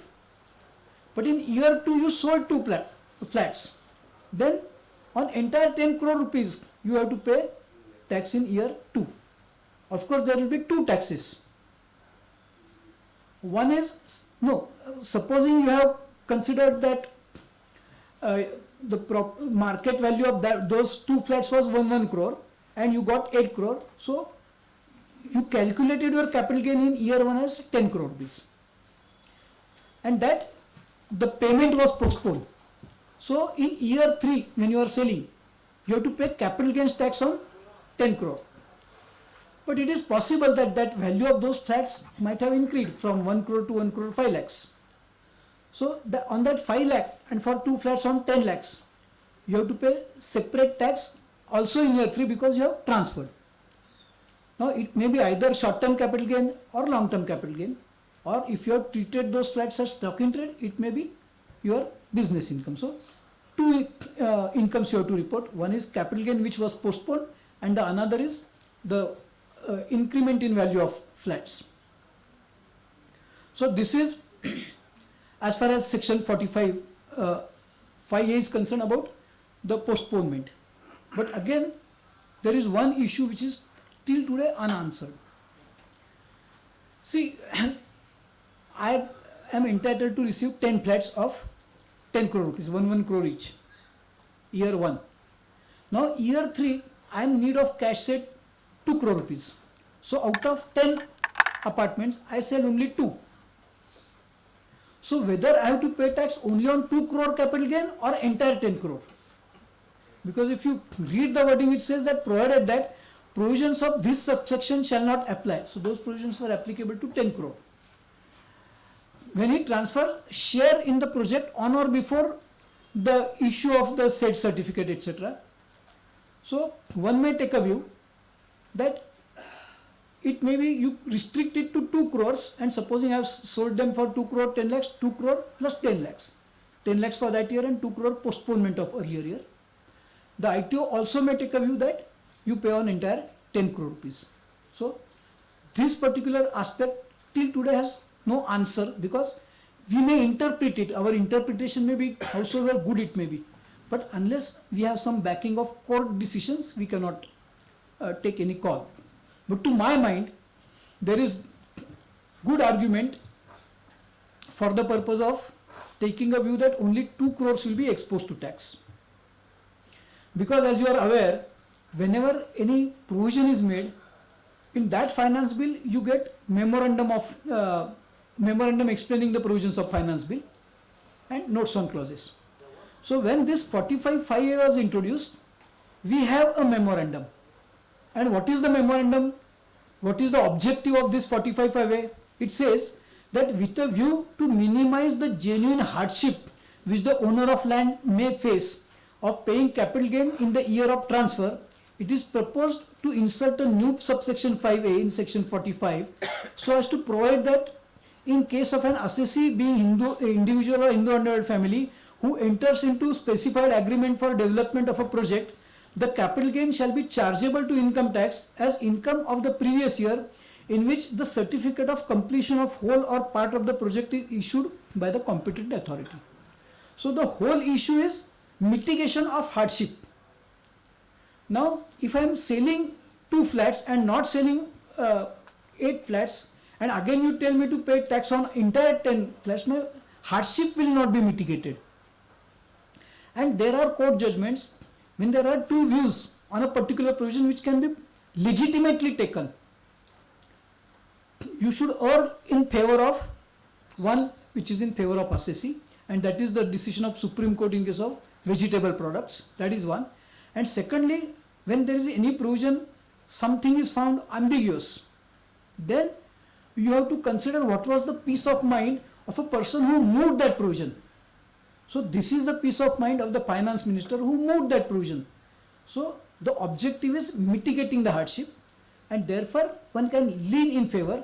So if there is that dire need of money, one can resort to partly selling, but if there is no dire need of money, maybe one can not test the particular provision on himself, because if you test the provision on yourself, it costs.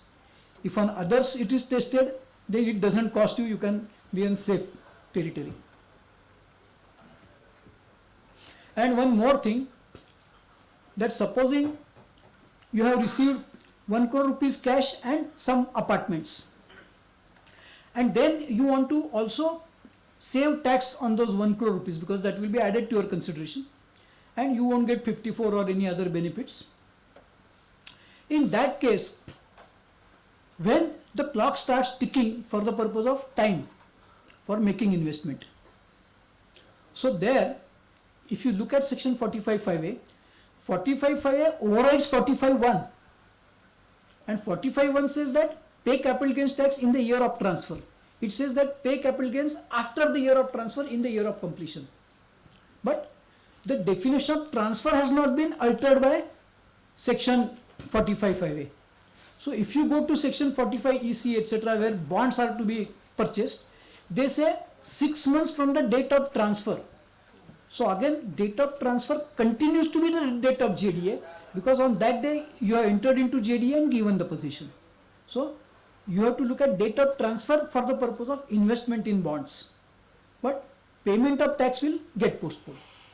So date of transfer is not postponed, but date of payment of tax has been postponed.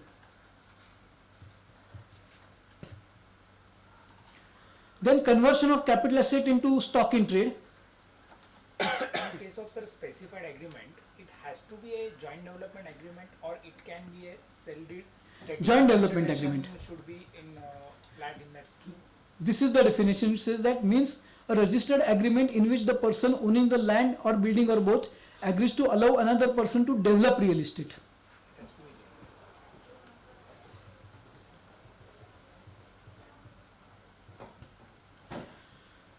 Then at times you convert your capital asset into stock in trade, because see, supposing in case of capital asset you have to give possession, you have to do everything, and before advent of this 45.5a, or you are a partnership firm having land as a capital asset and want to develop, give it for development, then if you enter into JDA, it will instantaneously expose you to the capital gains tax. So what mechanism is adopted is, you have purchased it for 1 crore 10 years ago. Today its fair market value is 10 crore or ready reckoner value is 10 crore. And now you want to give it for development and maybe take 30% of flats to your fold. So there, if you enter into this agreement that give me 30% of flat and take balance, you will be instantaneously exposed to tax, because 45.5 is not for you. 45.1 is for you. You have transferred, matter ends. So what is done? This capital asset is converted into stock in trade. Once it is converted into stock in trade, then this 45 section altogether is not applicable, because it is no more a capital asset. So you will have to go by the principles applicable to income from business and profession, and there maybe if you draft the agreement appropriately along with development, you will be taxed. So the section says, and let me also briefly explain the legacy of this section. There was one brilliant lady, of course all ladies are brilliant, this was slightly more brilliant. So she purchased shares for 10 lakh rupees and she was holding those shares for 7-8 years. Shares were purchased for 10 lakh and they became 70 lakh rupees after 6-7 years, and she wanted to sell. So if she sells, what will happen? 70 lakhs minus 10 lakhs, 60 lakhs she will pay tax. But then she said that okay, I will start business of trading in shares. So she converted her capital asset into stock in trade and started her business. So when you start business, you debit the fair market value of stock and credit capital account. So 70 lakh debit stock, credit capital account 70 lakh rupees. And for some 72 lakh rupees the stock was sold. So credit sales, opening stock, so 2 lakh rupees is income, and she offered 2 lakh rupees to tax. When it came before the ITO, he said fine, 70 lakhs minus 72 lakhs minus 70, it's fine. But what about 70 minus 10? What about 60? So she said that is capital asset. So the tax on capital asset is payable when it is transferred. And at that time this clause was not there. It was, the definition was sale, exchange, relinquishment of any right or extinguishment. So I have neither sold shares nor exchanged, nor my rights are relinquished or extinguished. So I continue to be owner. Since I continue to be the owner, I do not come within the definition of transfer. So you cannot tax me on capital gains. And subsequently when I converted it into stock in trade, I have sold. And this case was by CIT versus by Shirin Bai Kuka, where she won the case and those 60 lakhs rupees went tax free. So others should not employ it, therefore this provision was incorporated. So each provision has some background, some loophole which is clubbed, and let me tell you, in USA when they wanted to plug loopholes in their law, they had come to India to study how people find out loopholes. But then converse provision was made recently, and one more thing in case of this, it says that you convert it into stock in trade and you pay tax in the year in which you dispose of the stock in trade. So you converted it in year 7 and disposed that in year 9.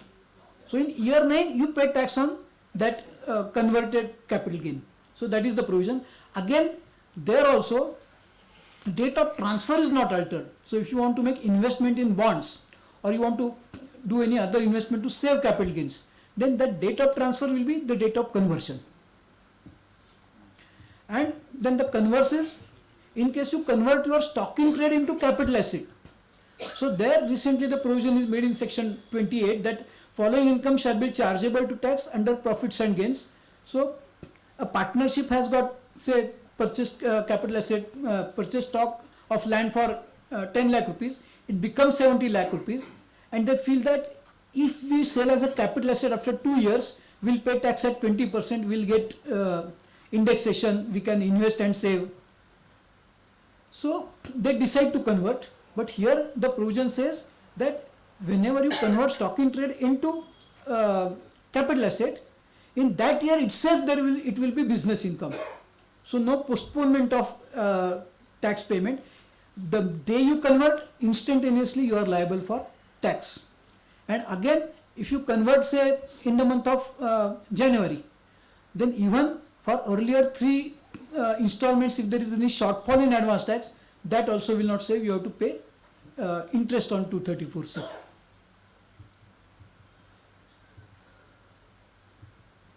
And when, as a real estate, we earlier said that there can be tax as capital gains or business income where you are holding it as a business asset.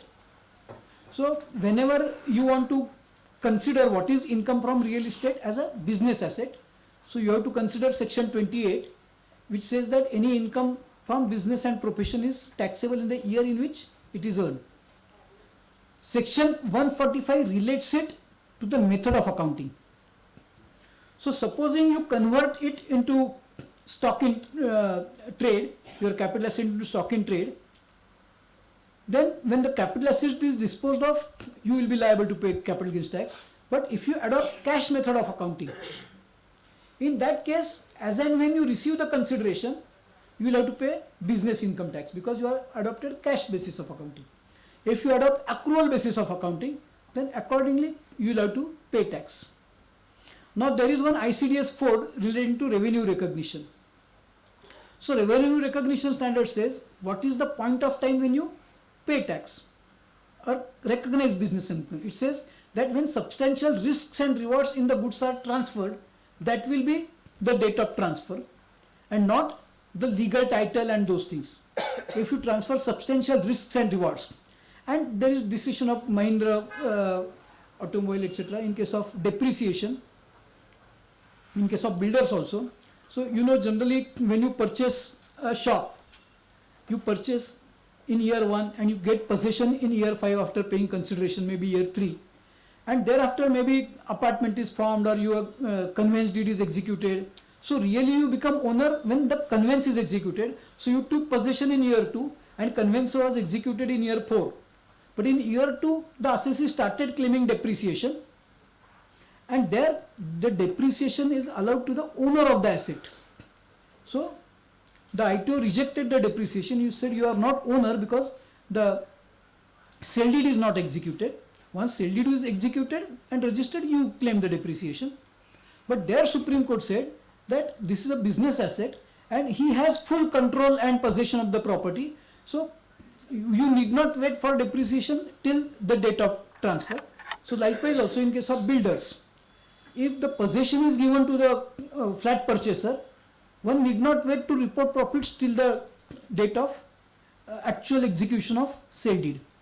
So you will be governed by this section 28 and 145, but ICDS 4 will not be applicable in case of real estate for the reason that this ICDS 4 is applicable for goods, for services and for use of assets by others. Like you are giving computer on hire, cars on hire. So these 3 categories ICDS 4 is there. For real estate transaction, it is neither goods nor services nor use of asset by others. So practically or theoretically this is not applicable, but the principle emerges is that okay, once risks and rewards are transferred, that is once you give the possession of the flat to the builder, you cannot to the flat purchaser, you cannot postpone the recognition of income from real estate. And this ICDS is not applicable, is not, it is my view, but you need not rely on my view. The group which from Income Tax Department, CBDT, which drafted these ICDSs has given one letter to CBDT that we have drafted these ICDSs, but they said that 2 areas are remaining because the brief was given these ICDS to draft. They said that we have drafted these ICDS, but this ICDS for income from real estate has not been covered in those present ICDSs. So you have another ICDS for that, and income from lease transaction, that is also not covered. So it is in their letter.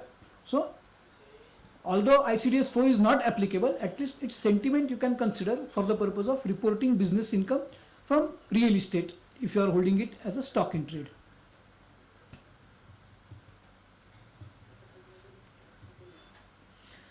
Then immovable property, if it is held as a partnership or through company, one can also think of transferring via reconstitution of partnership or transfer of shares.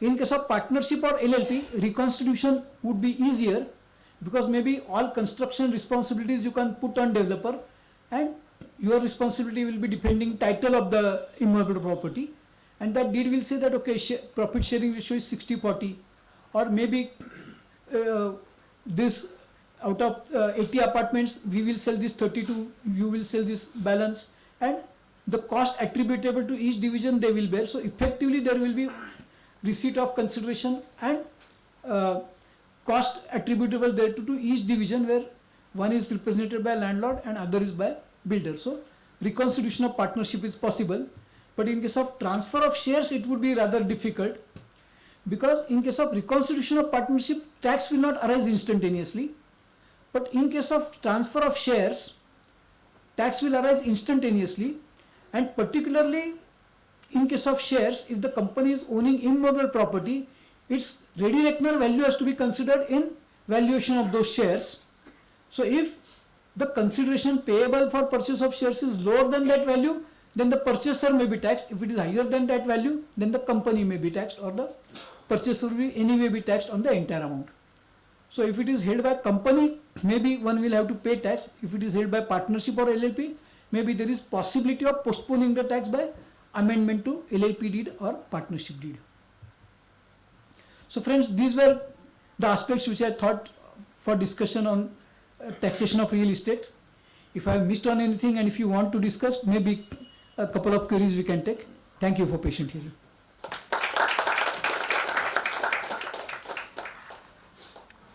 To make it practical, referring to the case laws, and I hope everyone enjoyed the session. Thank you so much for your valuable time, sir. Thank you.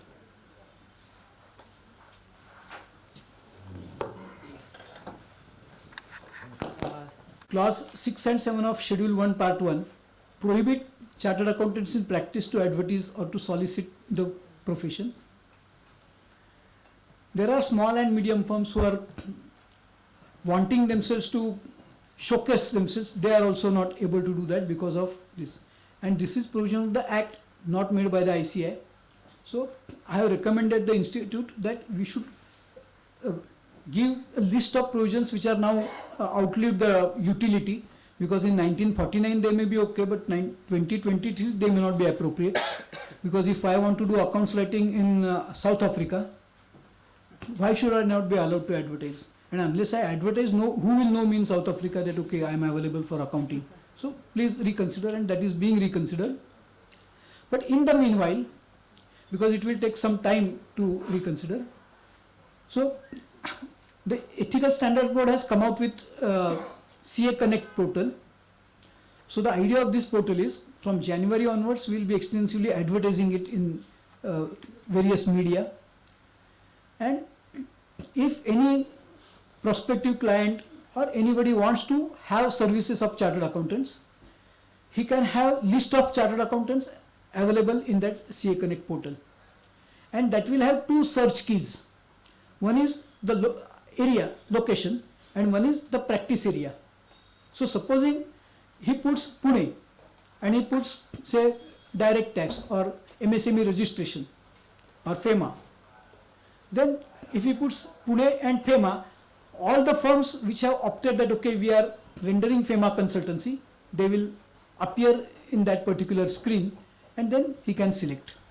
So initially we will be advertising on pan-India basis, and then maybe outside India also. So there, unless there is volume available on that portal, if I advertise the portal and then say there are 500 firms registered, everybody will feel that on pan-India basis that 500 is not the appropriate population for the purpose of selection. So we want to take it to at least 10,000, so that anybody from within India or outside India wants to source services in a particular geography, he will search on that portal, and maybe everybody will stand chance to interact with that person, and maybe some may be lucky to get the information. So I appeal everyone, and presently we have kept that registration free of charge. So either you can put CA Connect, you will reach to that site, or you access Ethical Standards Board site, in which the CA Connect portal is there. So you fill up those simple question, 2-3 questions, and you will get registered. Only one question I have asked them to add, which by now must have been added, that is whether you are open for networking, and if yes, which area and under which service category.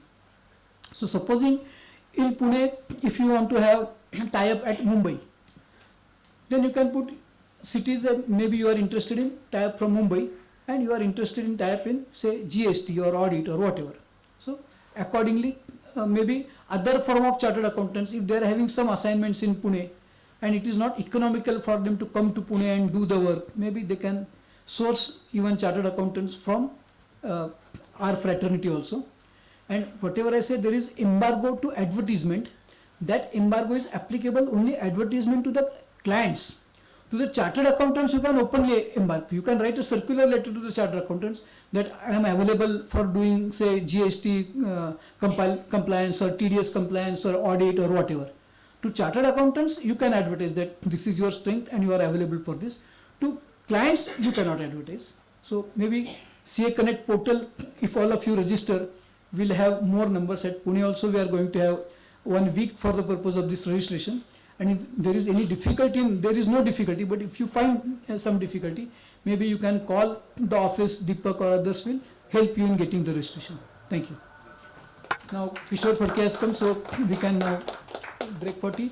Somebody, for Kishor Phadke, somebody asked me that some chartered accountant is asking, do you know Nani Palkhiwala or this Suli Sorabji?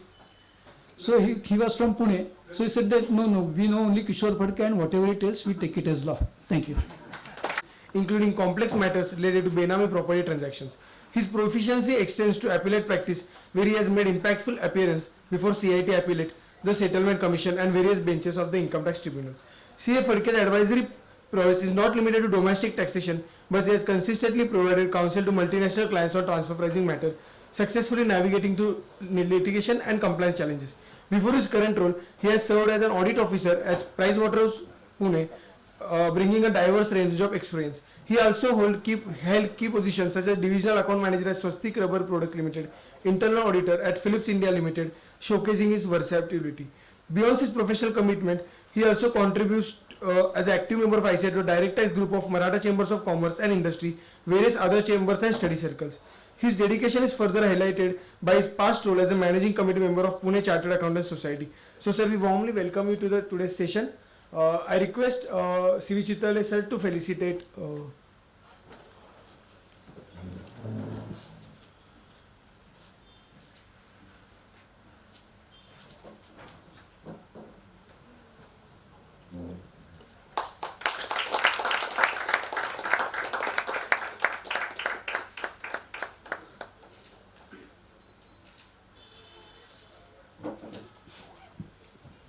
So I hand over the stage to sir. Thank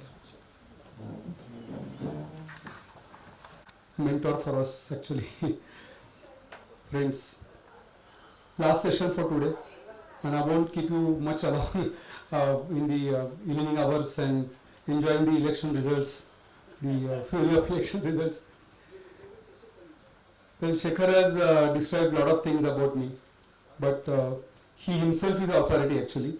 And it is his goodness that he ascribes all those qualities to others. Actually, he is the Nani Palkhiwala Pune, who is master of all the taxation laws. We are only students. Unlike Shekhar, I am going to refer to my PPT. He doesn't need all these PPTs and all these supports because everything is inherent with him. But for me, I need all the supports. That itself shows the difference. Well, friends, today's topic is assessments, reassessments and revisions, precautions and preparations. Today we are in the regime of faceless assessments. We are experiencing the jet speed with which the virtual hearings have, virtual entire communications have started happening, the entire manner in which we are now facing the virtual realities of life. Nothing is physical. We don't have to go to income tax department at all. We have to just make our submissions and await for the hearing to be granted on a virtual basis, or await for the end results, or await for the notices. So the yesteryear's practices have gone tremendous change. We may say that we are reduced to a BPO, but it is much more than that. That is where the precautions and preparations era actually has now come up. That yesteryears we used to face the entire music by going to the department and then by understanding what he wants and what AO wants, this lacuna is there, we used to make the further submissions. But now in the virtual world, these reiterations and resubmission opportunities are very few. So you have to be always absolutely prepared right from the first date. And the jet speed with which the timelines have been getting crunched. Therefore, all the more, our preparations right from the first day have to be absolutely astute manner. And they have to be equipped with a lot of new things. I mean, the virtual, because of the virtual world and because of the handicap of physical, we are not having some liberties of making the, let's say, body language type of presentations or gestures and voice modulations and all that. We can't go and bang the table before the authorities that yes, my claim is right. But now we have got some new processes which we can definitely utilize, like Excel sheets, like PPTs, like let's say flow charts, or like some decisions properly highlighted, color presentations. So with these new features, we can make our submissions better and more qualitative. We can have indexes, we can have easy page numbering, back and forth referencing, we can give hyperlinks. So many new features are there. So we have to start exploiting all these new techniques for making our presentation before the authorities. In yesteryears, in the old law, in the old system, there used to be our experience was that there will be a lot of scrutinies taking place. Every year there will be hundreds of scrutinies going on. Now, the number has crunched to a very low. As per the latest data which I understood, the scrutinies are not even 1% of the total returns filed. At one point of time, in the old systems, 100% of the returns used to be scrutinized. Then it was reduced and further reduced. Now it is less than 1%. So scrutiny is not the buzzword today. Scrutiny is not the main practice today. Main practice which is evolving is the 147 proceedings. So as of date, there are more 147 than 143 orders. There are more reassessments than assessments. And there are a number of revisions under 263 which are taking place as compared to the yesteryears. So the practice is changing its colors. So we will have to you arise to the situation and deal with it. The faceless regime has literally converted us into sitting in our offices and waiting for the notices to appear and waiting for our opportunity to go for a virtual hearing or to make our submissions. So the timelines and deadlines and all that has to be now noted with a lot of precautions by referring to the ITV portal on a regular basis. The law has changed. Now the old system of sending you a notice under 142 or giving a 142 physical notice has evaporated. Now it's all virtual. In 99% of the cases, that's the experience, we don't even actually realize that some notice has been issued to us unless we go to the ITBA portal and find out. So as a matter of practice, we'll have to evolve that strategy, that you will have to go on visiting the ITBA portal on a very regular basis for each of the clients, if at all you are professionals. Otherwise the clients also, or the assessee also, has to inculcate this habit of visiting the ITBA portal. And if as a professional you are going to address or you are going to meet the ITBA portal on a regular basis, I'll just share one of my experiences. We have got something like, we must be having all the LANs and WANs in our offices. So if you visit the portal from a particular LAN address or particular virtual address, in many number of cases, the system may throw you out by saying that it's a attack, cyber attack or something. So you have to even keep on changing the addresses from which you will access the ITBA portal and try to find out the data. Well, these are all the nuances of the life, new era which is emerging. We'll start with the presentation. What I've done is, I have segregated the topic into three parts. One is faceless assessments, then reassessments, and then revisions. And I've taken some issues in that. I also have the case laws, or let's say the sections duly let's say downloaded with me if at all were required to visit that. But let's go through the journey of understanding the new system, new concepts, and then going to the issues. It is the issues which will be more relevant for us to understand the new challenges which are evolving.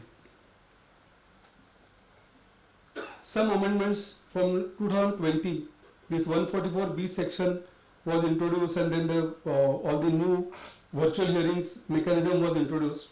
So couple of slides will be with respect to the legislative amendment.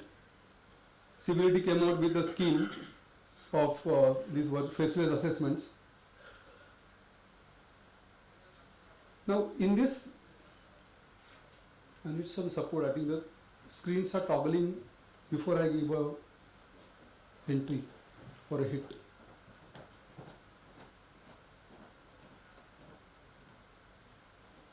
Timer set किया है?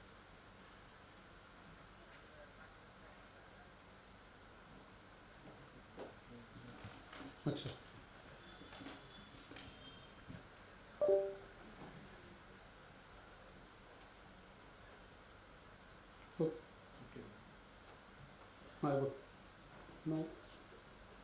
before I have I anybody?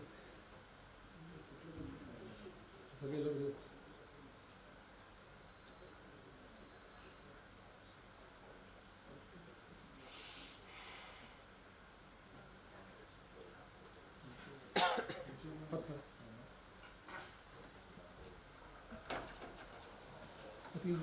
just wait here for some time. आता बेटा हे नाही hit नाही गेलं. Is a collective coordinated scheme with 3 units, AU, TU and VU and all that, which we are really not concerned, because ultimately we only suffer the assessment. We only stick to the system on a totality basis. But the scheme says that there are 3 units and all that. It's a dynamic jurisdiction. So the jurisdictional AO is not going to do the assessment. Everything is transferred to the NFSC. So they assign the cases to the respective AOs and all that. We are not really concerned with that.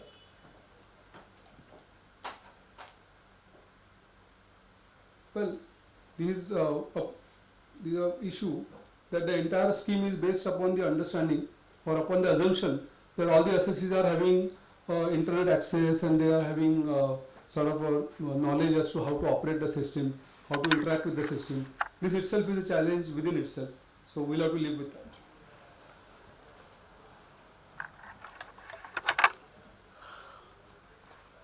In 144B, this new faceless scheme, there are some critical features. Like there's a need for sending a draft assessment order. Earlier there was a need that it has to be virtual hearing was a must. So there are some amendments that virtual hearing is not a must. I mean, it may be granted to you at the option of the assessing officer, but draft assessment is a must.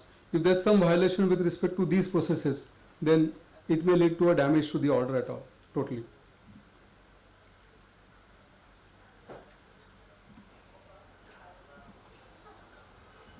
Let's come to some of the issues. There are some exceptions to the virtual hearing. Fraud issues, major tax evasion, sensitive matters and black money are out of faceless. At the same time, all the search and survey cases and all the international taxation transfer pricing cases are not within faceless, so they are still physical.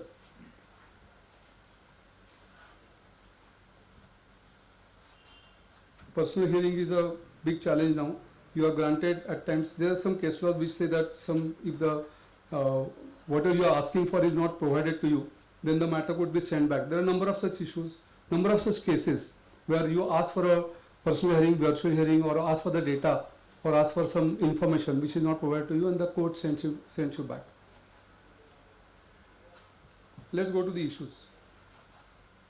First issue is hearing before the AO.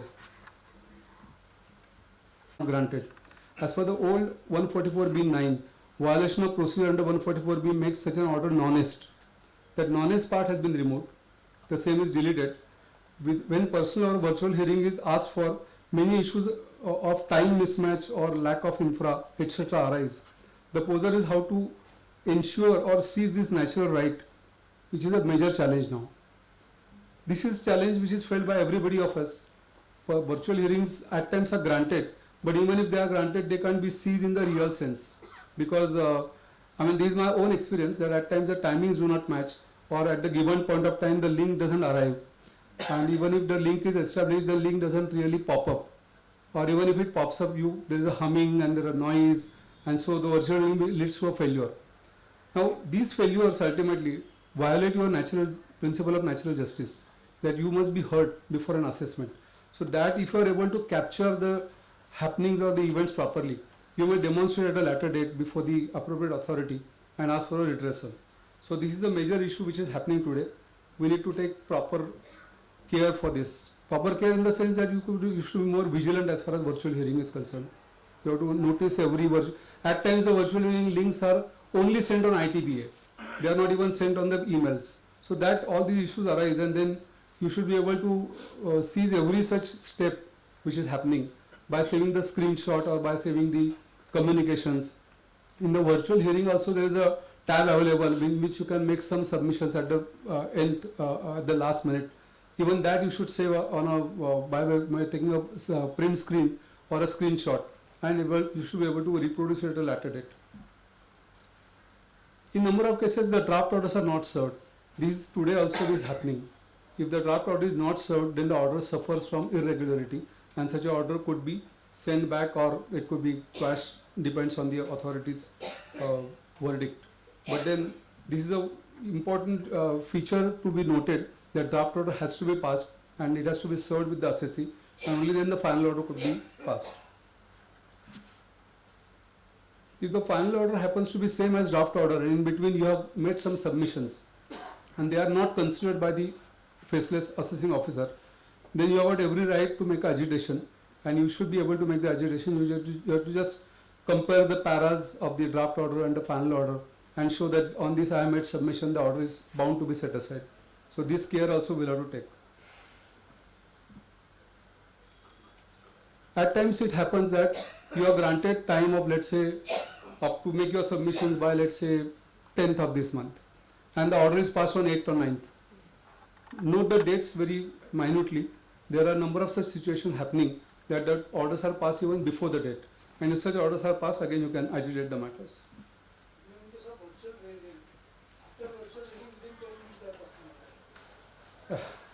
Even that you should be able to. Yeah, please. Timer set झाला का नाही?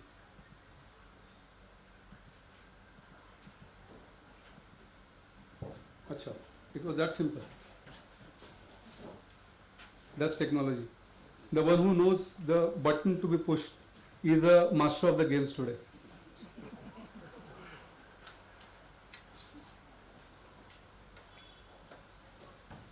Very short times at times is given for replying to the show cause notices.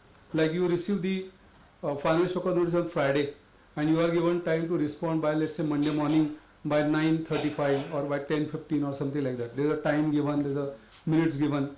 So this, in one sense, this is correct also, and in one sense, this is absurd also. Well, there could be difficulties, there could be challenges. So in such a case, make every representation possible. Note all the dates, note all the times, so that it will come as a handy tool for you tomorrow. Tab closing. This is a very peculiar problem which is happening every day. You are given an opportunity of being heard, and even your last date or last minute occurs. Before that, your tab itself is closed. Now one wonders as to which forum you should go and, you can go and complain how the tab is closed. How do you prove it? So it's very difficult. So you have to keep on taking these screenshots and save all these virtual screen images. Only then you can demonstrate a later date. But this tab closing is a real threatening thing today.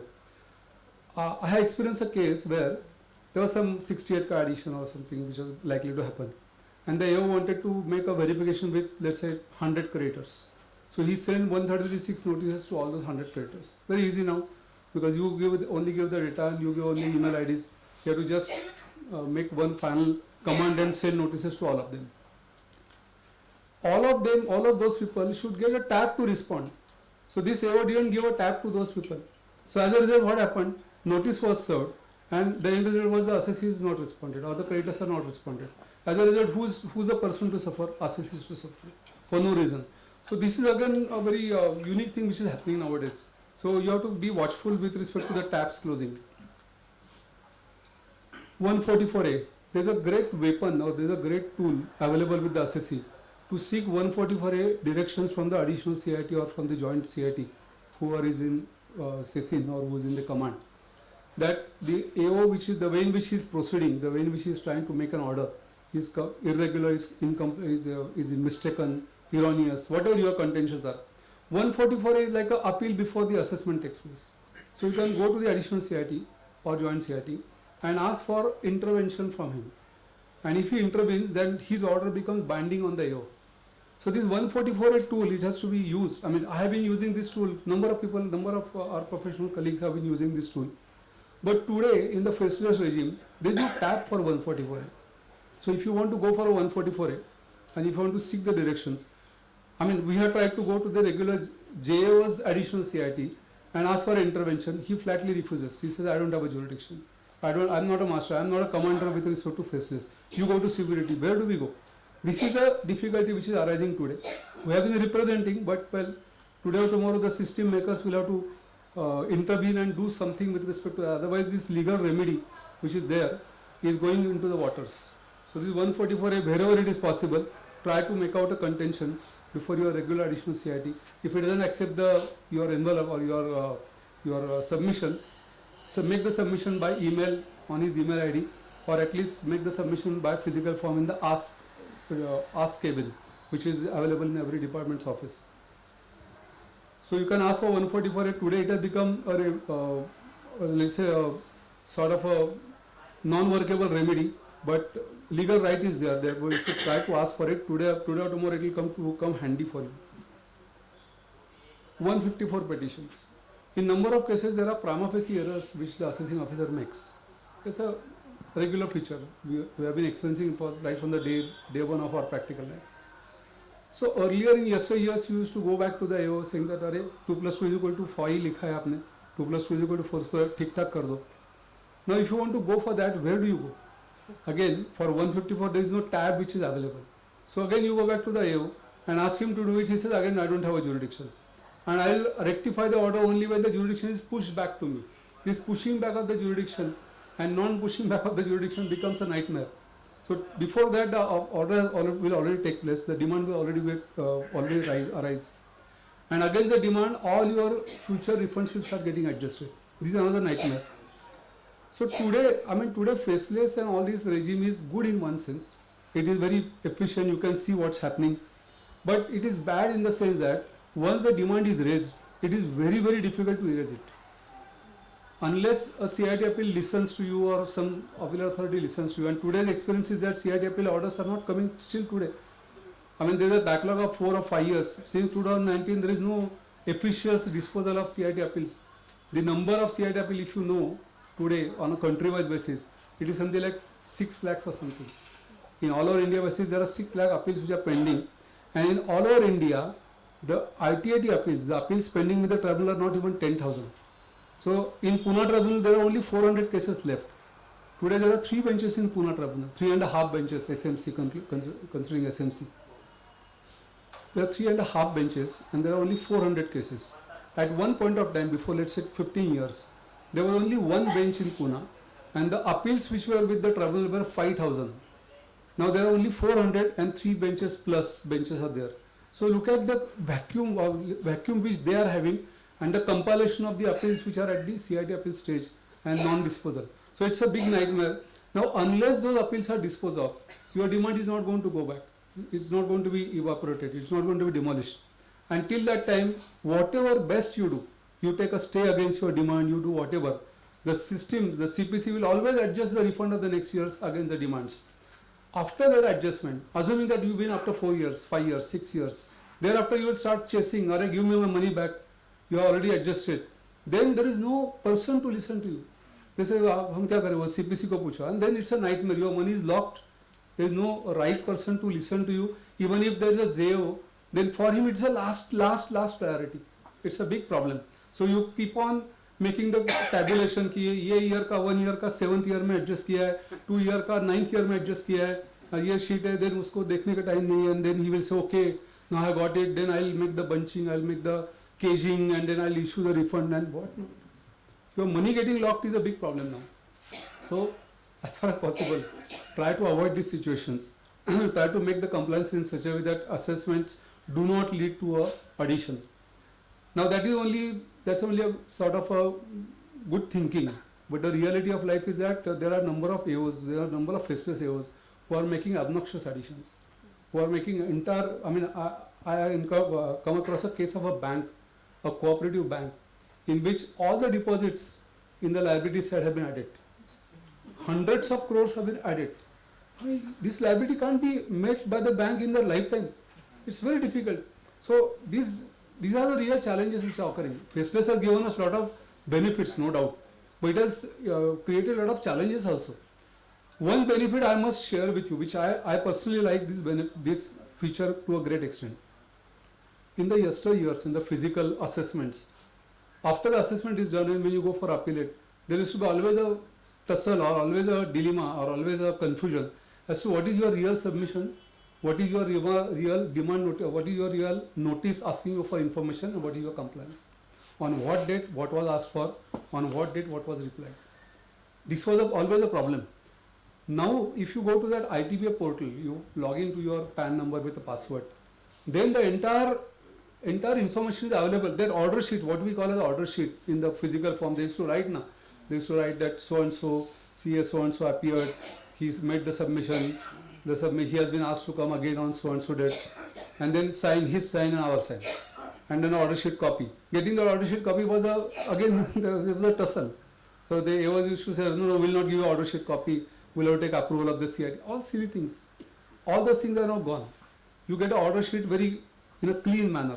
That's a good feature. Number of good features are there.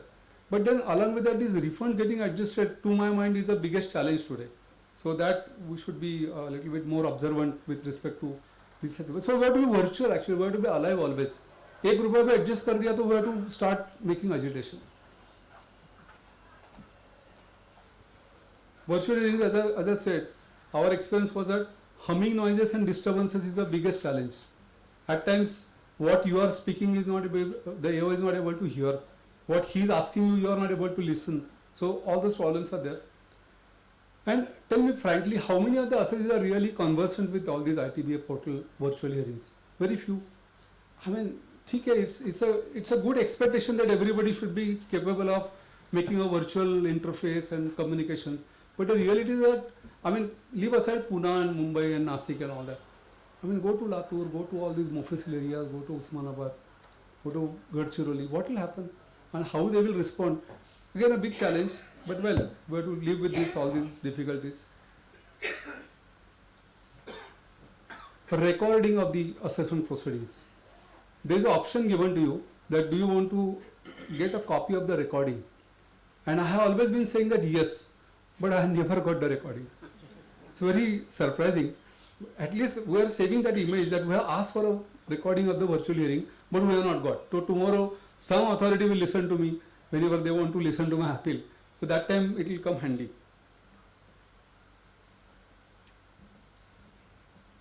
Then there is a last issue of uploading the data. When you make the submissions, you have to segregate into the file, that file as per the file size. You have to make so many small files, baskets or packets of it, and then upload. That we should be well versed with. I mean, saying that okay, I have made a one Word file, one large Word file, or one Excel file which has got let's say 100 sheets, and the system will, I will not take it. That time you should be able to make the baskets of it or make the packets of it and send it. Again, you should be, I mean, you should evolve with the system and try to make that submission. Otherwise, you have got every intent, you have got all the data, you are truthful, but then you will not be heard properly.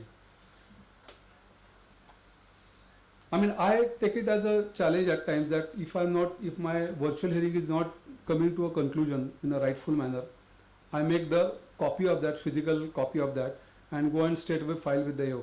AO's office in a ask cabin. Because AO says I will not accept it, so we'll go and file it directly with the JAO. Something will remain on the record, so that practice also you should try to develop.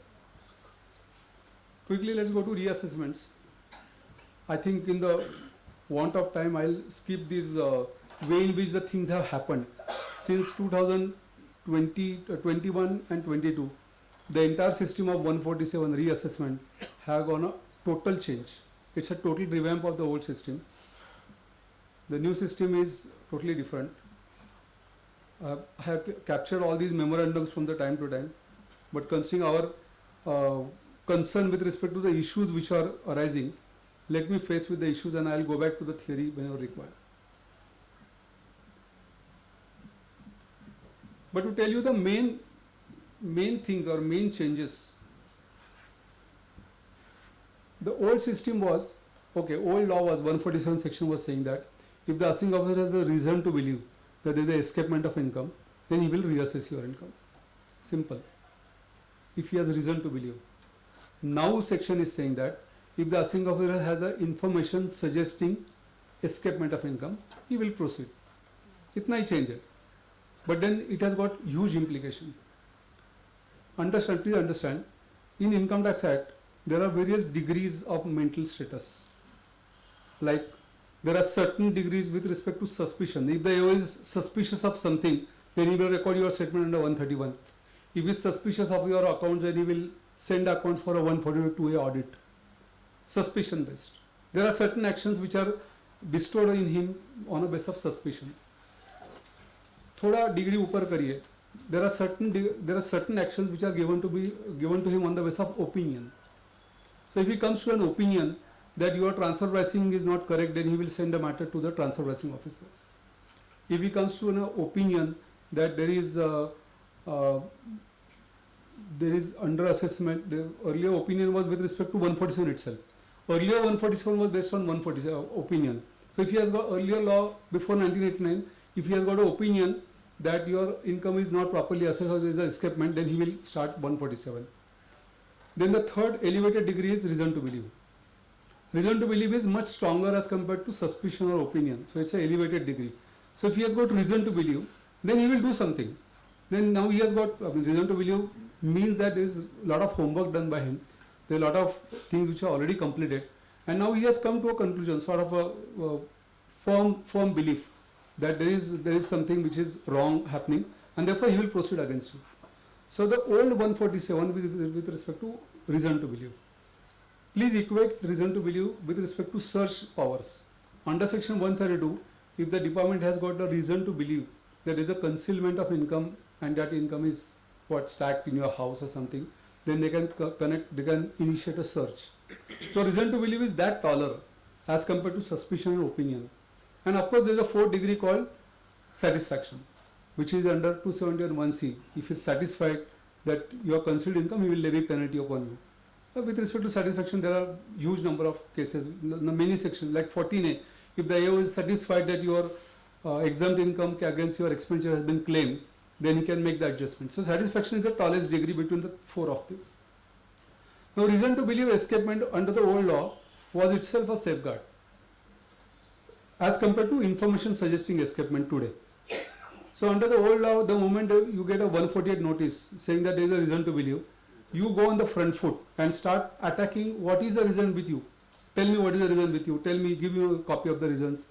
Give me the material available, and then you start assailing him. So you are on the front foot and he was on the back foot. Now the law is saying that if he has got information suggesting escapement, then he will proceed against you. Ultimately, assessment is only for escape income, no doubt. But then his starting point is on a much thinner point, much easier point. So therefore, he now becomes on the front foot and you go on the back foot. There is a major shift which has happened. Reason to believe has been replaced in the new scheme with information suggesting escapement and so on. We need to compare the steps under the old law and steps under the new law and then straight away go to the issues. Under the old law, what are the steps? And the steps have been culled out from the Apex Court ruling in the case of GK and Drive Shah. Step 1 under the old law. AO to get data. He gets data from somewhere. Then step 2. AO to form reason to believe escapement. Step 3. AO to get approval from the higher authorities. Step 4. 148 notice issued telling about escapement and asking for the return. Step 5. I missed out, but to read as step 5. Assessor to file return of income in response to 148. Then assessor to ask for reasons. AO to supply the reasons. Assessee to object if he deems it fit.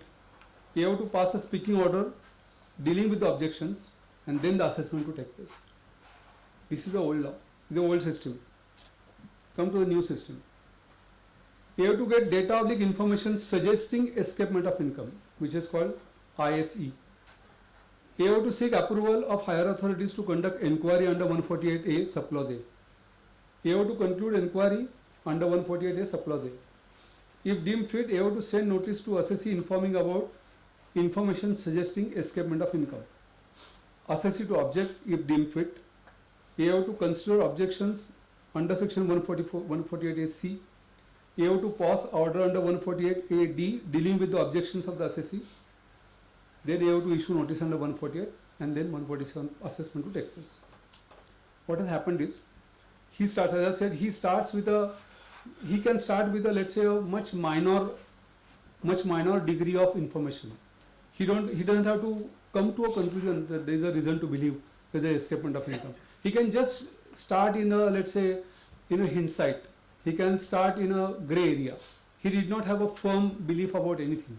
He can just start making roving inquiries, he can just start making some inquiries, and then the process starts. So this kickstarting of the process has now become very easy for the AOs to start the new 147 proceedings.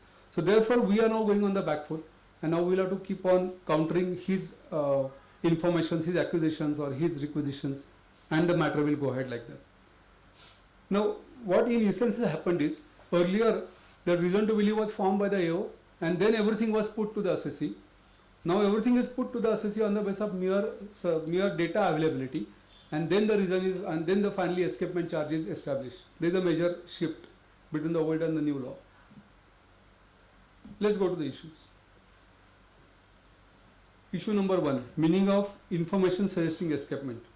In the new system of reassessment, the entire focus is on information suggesting escapement as per the explanation 1 to section 148A. Stipulated sources of such ISE are very wide. Electronic data coming from any directions could be ISE. Mere data might not be in a fact suggesting escapement of income. For example, information of property investments which might have been already shown by the assessee, etc. Can such mere data be considered ISE? The whole problem starts here. 148A explanation 1, which says that for the purpose of section 147 and 148, information suggesting escapement shall mean A, B, C, D, E. And in the A, whatever comes to the risk management strategy portals and all that, whatever comes from the audit objections, whatever comes under 135A, whatever is the court directions and all that. So the sources are very wide. There are a lot of portals which keep on exchanging data between the interdepartmental officers. So all that data will be available with them. By using the data, they are going to start the process. The dilemma is, section says that in the following cases, information suggesting escapement shall mean following, and it is only information. What comes to him is only information. Now how can only information be considered as information suggesting escapement? So these are challenged today. So today tomorrow courts will take a view on that. That basic drafting itself is a challenging one. That can you deem only information as information suggesting escapement?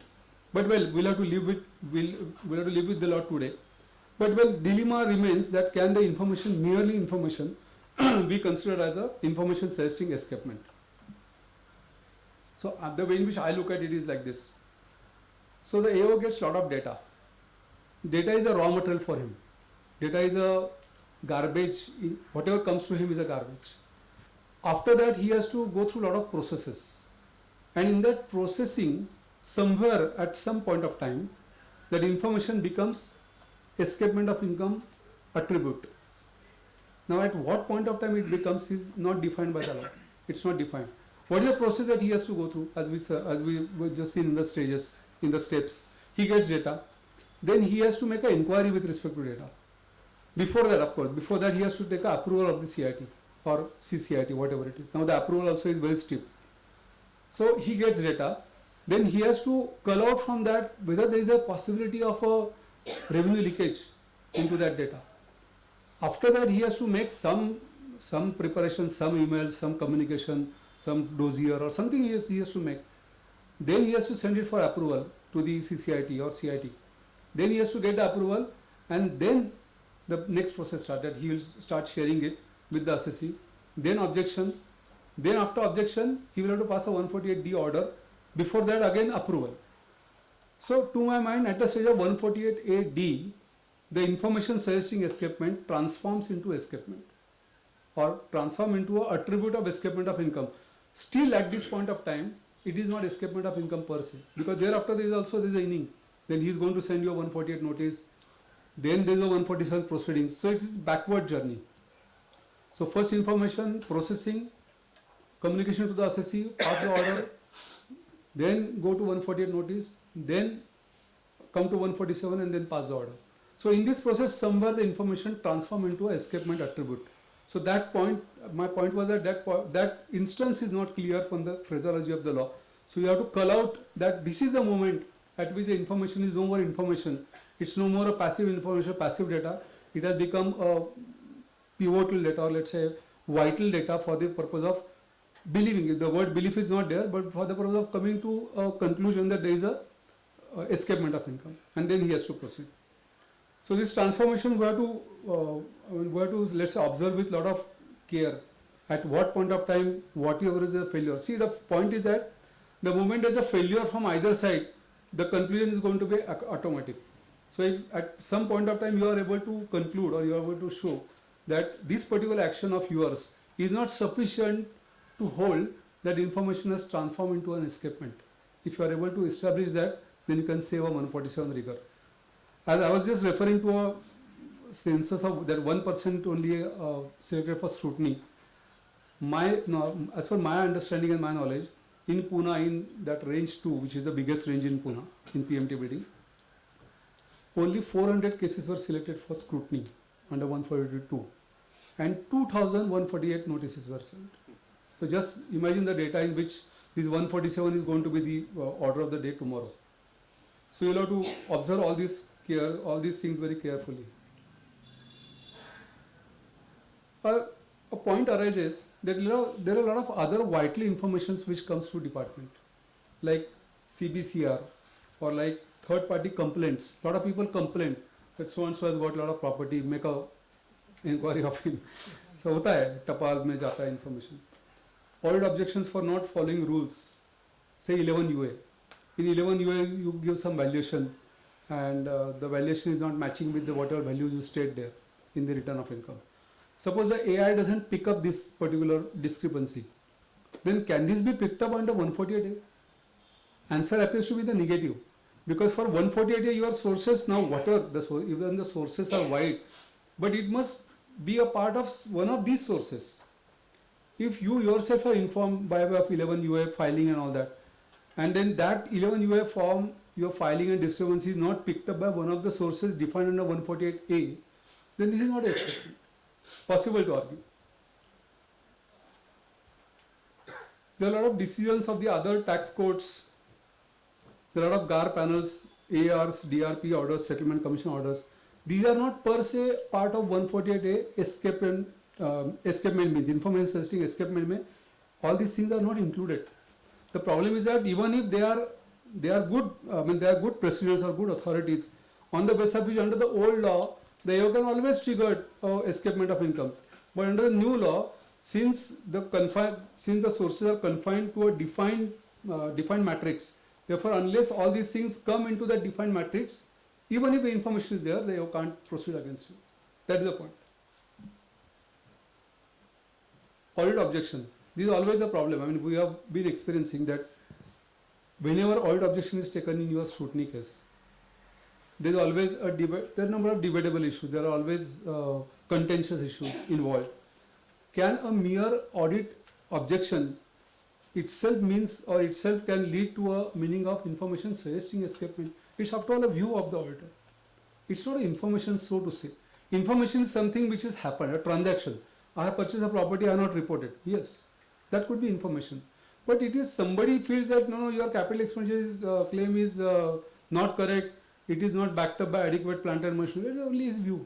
I may say that yes, there is every evidence with me to demonstrate that. So even if you have got all the evidences, even if your case is valid, still this information suggesting escapement will pick up this in an artificial manner. Today we are into a world where things are going to happen automatic. So the moment there is a flash of C&AG audit report that in इसके case में ऐसा हुआ है, तो based on that 148 is going to start. This is a problem. Sharing of information. As per the scheme, all the informations are required to be suggested. So 148A subclause A, B and C mechanism. The information suggesting escapement has to be shared with the assessee. Now it's our experience that the actual vital data on the basis of which they are having an information suggesting escapement proposition is really not shared.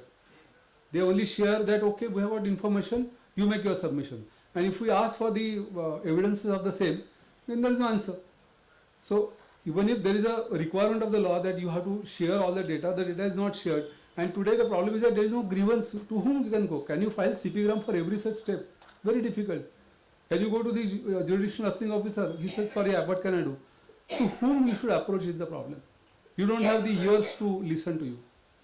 वो कहावत है ना वो Shakespeare में, lend me the ears. So we have to rise now and say that somebody should listen to me. There is an injustice happening in every step. But then today there are no ears to listen to you.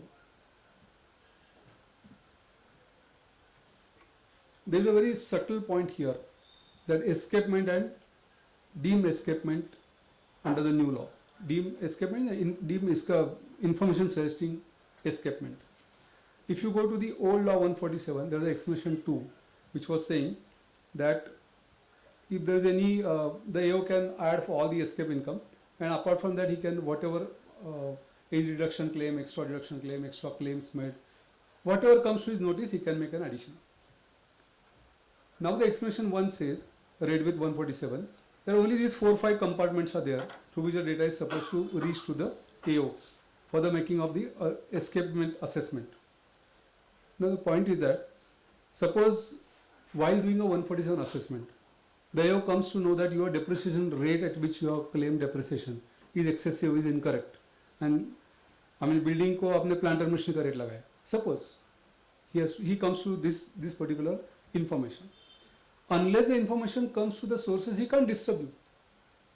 Though 147 there is an explanation that he can make any addition, any other escape income he can assess, but then that escape income has to come to the roots of 148 and 148A.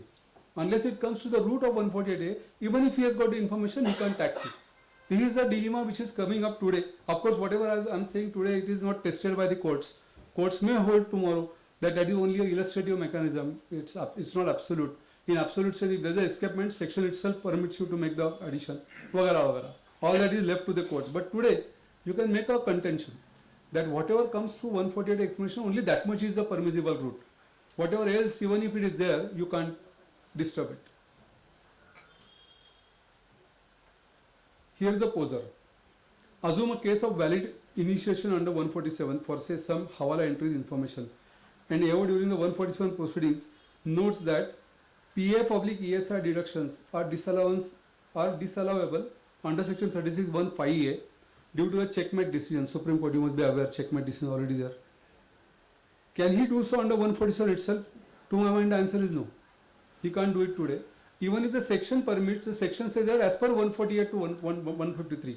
So therefore, by that mechanism, since he is not coming through the sources, therefore he will not be able to do this addition. Contention, issue. Extended escape income. So under the old law, the moment an assessing officer starts with the escapement of income, whatever otherwise escape income comes to his notice, he can add that also. So suppose he starts with issue number 1, and while deliberating on issue number 1, he comes across issue number 2, 3 and 4. He can make the addition with respect to issue number 2, 3 and 4, as long as he is making the addition with respect to issue number 1.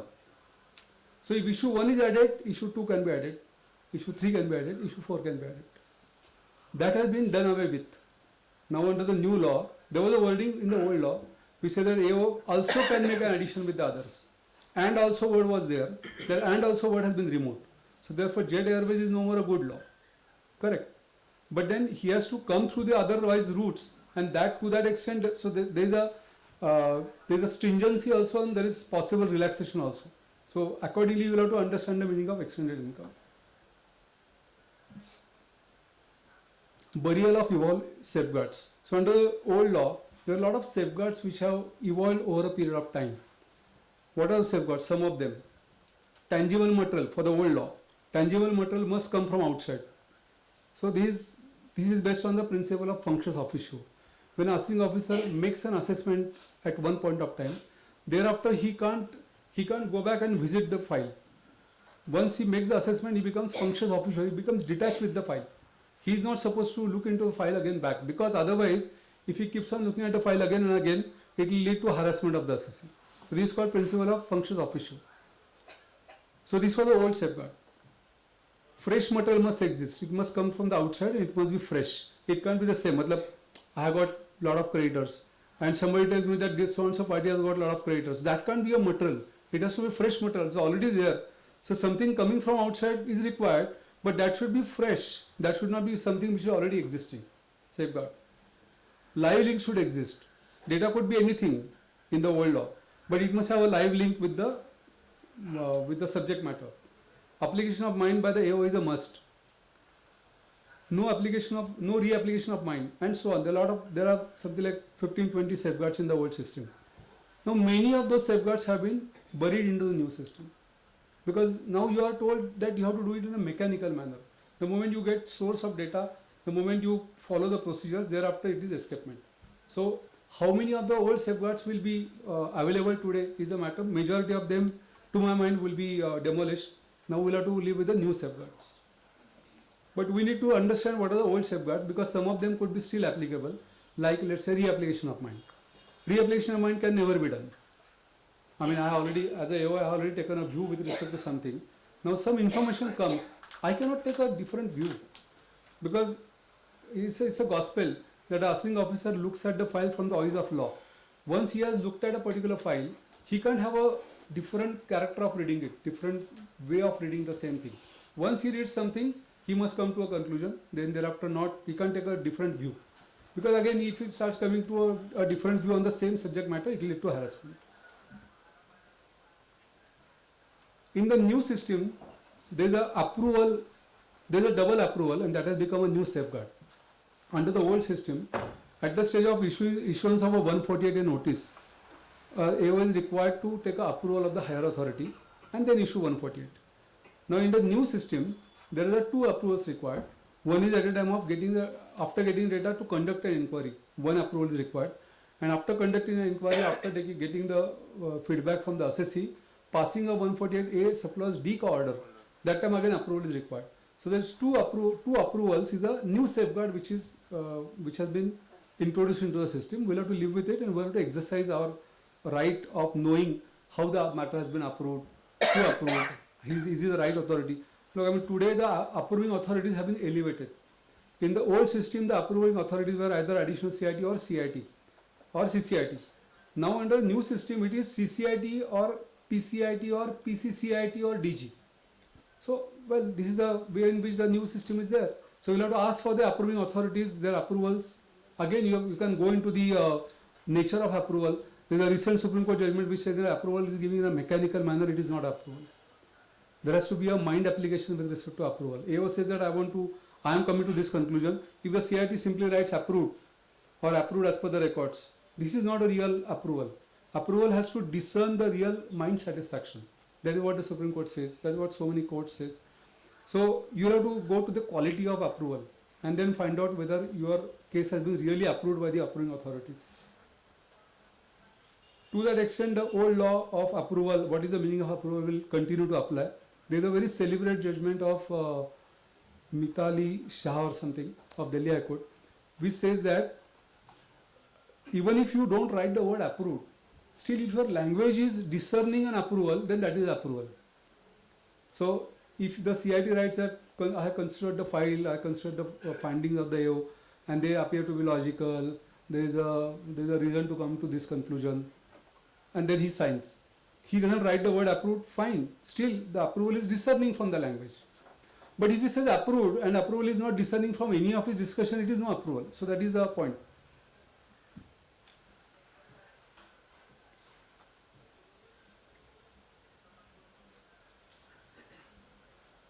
This is a very typical issue. I tried to take out an issue by saying that under new system there are two approvals which are required, and they are from the highest authority, PCCIT or DG or whatever.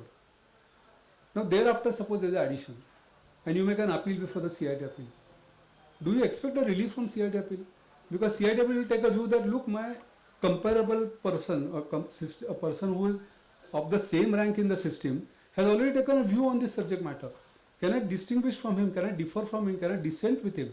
So this is a very, again, difficult situation to encounter in the future, that it is very less likely that you will get a relief at CIT appeal stage, because a parallel authority has already given his mind with respect to same subject matter. Therefore, you will have to go up to tribunal at least. New safeguard, qualified period. So in the old law, we had in the old 147, we had 3 periods in the old law: 4 years, 6 years and 16 years. Up to 4 years, unfettered right of making a reassessment for 4 years, provided there is a reason to believe. From 4 to 6 years, there was an additional safeguard under the old law. that okay, if there is a reason to believe, fine, but if the assessee has already disclosed all the facts and material facts in the records and the submissions, then there is no reason to continue with the reassessment. So there's an additional safeguard which was there. And there was a further time period of up to 16 years. If there's a NRI, if there's a foreign asset or foreign investment, then the period could have extended up to 16 years. But that 16 years has been given a go by. And there is a reason for it. Because we already have a Black Money Act. Now if the AO comes to know about a foreign asset or foreign source of income, then the jurisdiction doesn't lie under Income Tax Act, it goes under Black Money Act. So there is no need for that 16 years ka time limit. So therefore it is rightly removed. 16 years is no more a good law. Now consider some peculiarities which are evolving because of these time periods. Now under the new law, that 4 years have been brought down to 3 years. So unfettered right of making a reassessment is 3 years. And if there is a material available with the AO up to showing that there is a escapement more than 50 lakhs, then he can go back up to 10 years. That's all. Now it's 3 years and 10 years. Consider cases where after that TOLA, after that Corona period was over in March 21, thereafter up to March 21 there was a lockdown, number of cases, number of situations. So in April, May and June 21, all those old 148 notices which were not issued, which couldn't be issued because of Corona period, were summarily issued in those 3 months. There is a plethora of 148 notices. And then Ashish Agarwal decision took place and Ramar, so whatever happened.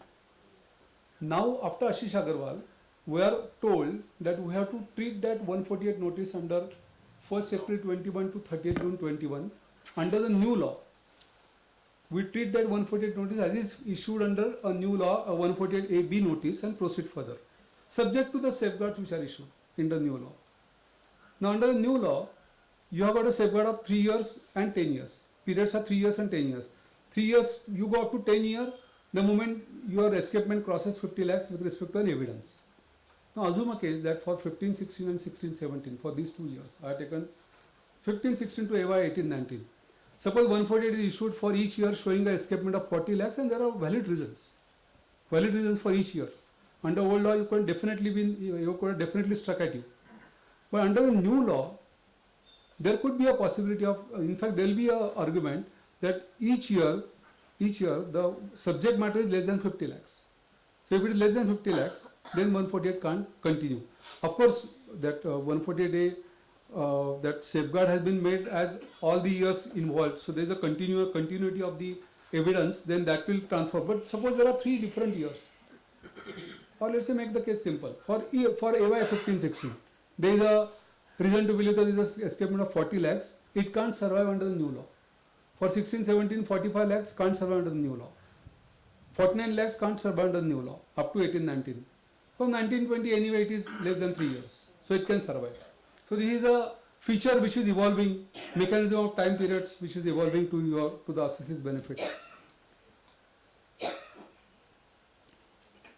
In the old law, before 31st March 21, you had 153A and 153C assessments. Now all those 153A search-based assessments have been given a go-by. Now everything is under 147. Now we are told that information suggesting escapement more than 3 years. I am taking the qualified period. Okay, qualified period means more than 3 years period. And open clean period means 3 years. There is a phraseology which I have used. Number of people use it like that. Clean period is 3 years and year 4 to year 10 backwards is qualified period.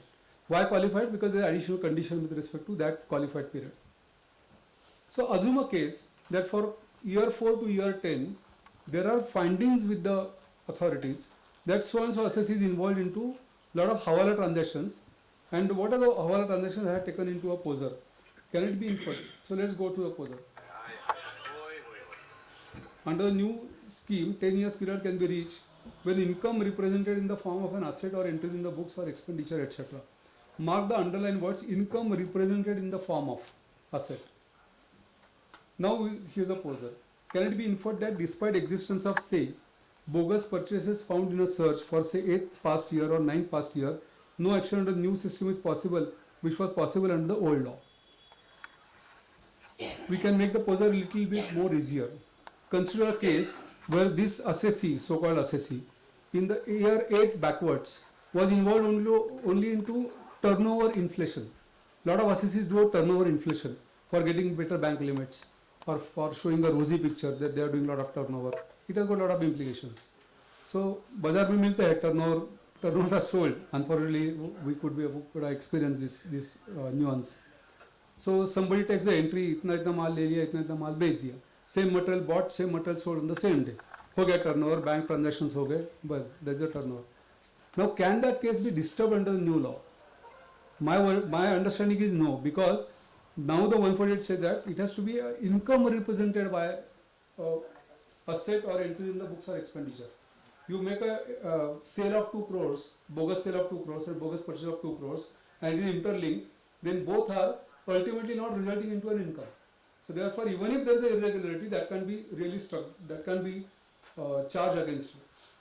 So that income represented has got a lot of meaning. So that should be kept into the mind.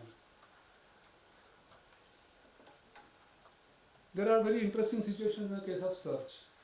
Suppose a search takes place and the assessee says that, okay, I'll make declaration of 1 crore for the last 10 years. Now you are going to make a 147. Here is my addition of 1 crore. I am offering it suo moto. He makes a suo moto declaration before the search authorities. Search is closed. He says, no, I will not file it beyond 3 years. I will not honor my declaration beyond 3 years. From year 4 backwards to year 10 backwards, though I have declared 1 crore each for all these 6 years, I will not honor it. So if he doesn't honor it, the department really can't assess him. Because now for 147 you are required to have a source, and that source should be showing. A mere declaration in the course of a search is not a source. Under the old law they could have done. Under old law they could have always struck at you by saying that, well, under 132(4) whatever you declare in the course of search is evidence. Fine, it is evidence for that section, no doubt, and it could have transformed into a reason to make an addition under old law, because that could be an escape income. But now escape income is linked to 148 exclamation 1. Therefore, unless it comes to that portal or some information or old objection, it can't transform into a final escape income. That additional point may please be kept into consideration. Assume next poser. Let's assume an extreme case where in June 21, a 140 notice was issued for ever 1718. Let us assume that income escaping assessment of 40 lakhs. I think I had dealt with this query already. For the amount here is 40 lakhs only. Under the old law, this could have been struck, charged against the assessee. Under new law, it cannot be because it's over. I mean, it's beyond these 3 years. So 40 lakhs is less than 50 lakhs, so therefore it's out.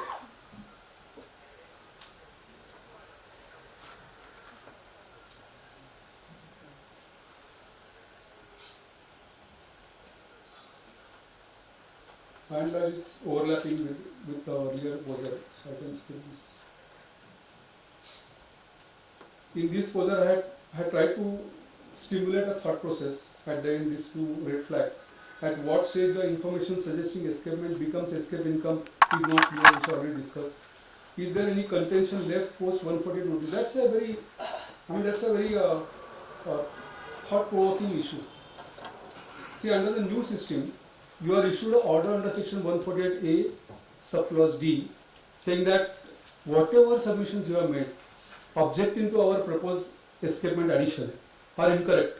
So here is the order. So order is already issued with the approval of the CCIT or PCIT or whatever. Thereafter that 147 proceedings which happen, they are what? They are only ministerial actions. They are only executory actions because already the substance is already reached. If the substance is reached, what is the empty formality? If there is a point in making the empty formality. Poser by itself, well today it's not known. Today it's whether it is a real, so the courts are going to read accordingly, it's not clear. But then there's an issue by itself because they have already given you order in writing with the approval of PCIT that there is an information suggesting escapement. Thereafter 147 from department side may become a mere formality, but you may contend that after all 147 again there is a principle of natural justice, I must be heard, and you should be able to drop whatever the addition you are proposing. But well, it is leaning to an empty formality, that's the point. It's leaning to an empty formality because in substance the order is already passed with the approval. Cascading search cases. In the case of search of, let's say, there is material found with respect to B. and the AO wants to transfer A's material to B's AO. In the old system under 153A read with 153C, there are some additional 2 or 3 safeguards built in there. The safeguard was that the AO of A was supposed to reach a satisfaction note and transfer the material to AO of B. AO of B was again required to make a satisfaction note that I am satisfied that this material is there and I will proceed against the so and so Mr. B. And then 153C notice used to be issued. Now that second safeguard is done away with. So to that extent, it has become a stringent provision. So the moment there is a search, the other person material is found, then he is going to proceed against the new person, the other person. So to that extent, the safeguard has been relaxed. There is a very interesting issue actually. Those of you who are aware of the old search system, what used to happen is, under the old, consider the beauty of timings, let's say. Consider a case where in year 6 there is a search. In year 6 there is a search. I mean, we'll take the years like this. Let's say under the old law, in let's say March 21 there is a search. March 21 there is a search. And then that Mr. A there is a search, and then all the 6 assessments will be opened. And there is some material found with respect to Mr. B. By the time the material gets transferred, it is let's say March 23. As per the old law was saying that the day on which the material is received from Mr. A's AO by Mr. B's AO, that is the date of trigger point for Mr. B. So from that date, you will go back to 6 years. So from March 23, you will count 6 years back. Now, assume a case that in Mr. A's search in March 21, there is some finding with respect to March 15 of Mr. B. By the time the material goes to Mr. B's AO, it is March 23. It will become non-extinct. It will become extinct. That was a time period mechanism with respect to the old law. Under the new law, there is no such reincarnation of the period. Period is not redefined. It is the same period. So whatever is the period for Mr. A, same will be period for Mr. B. That will be an opportunity also, and that will be a threat also. So all that Mr. B has done in year 15 could be taxed in the given case, given similar situation as of today. At the same time, in Mr. B's case, when March 23 used to get the material, even that 23, 22, 21 also is to get assessed, that will not get assessed. So there is an opportunity, there is a threat also.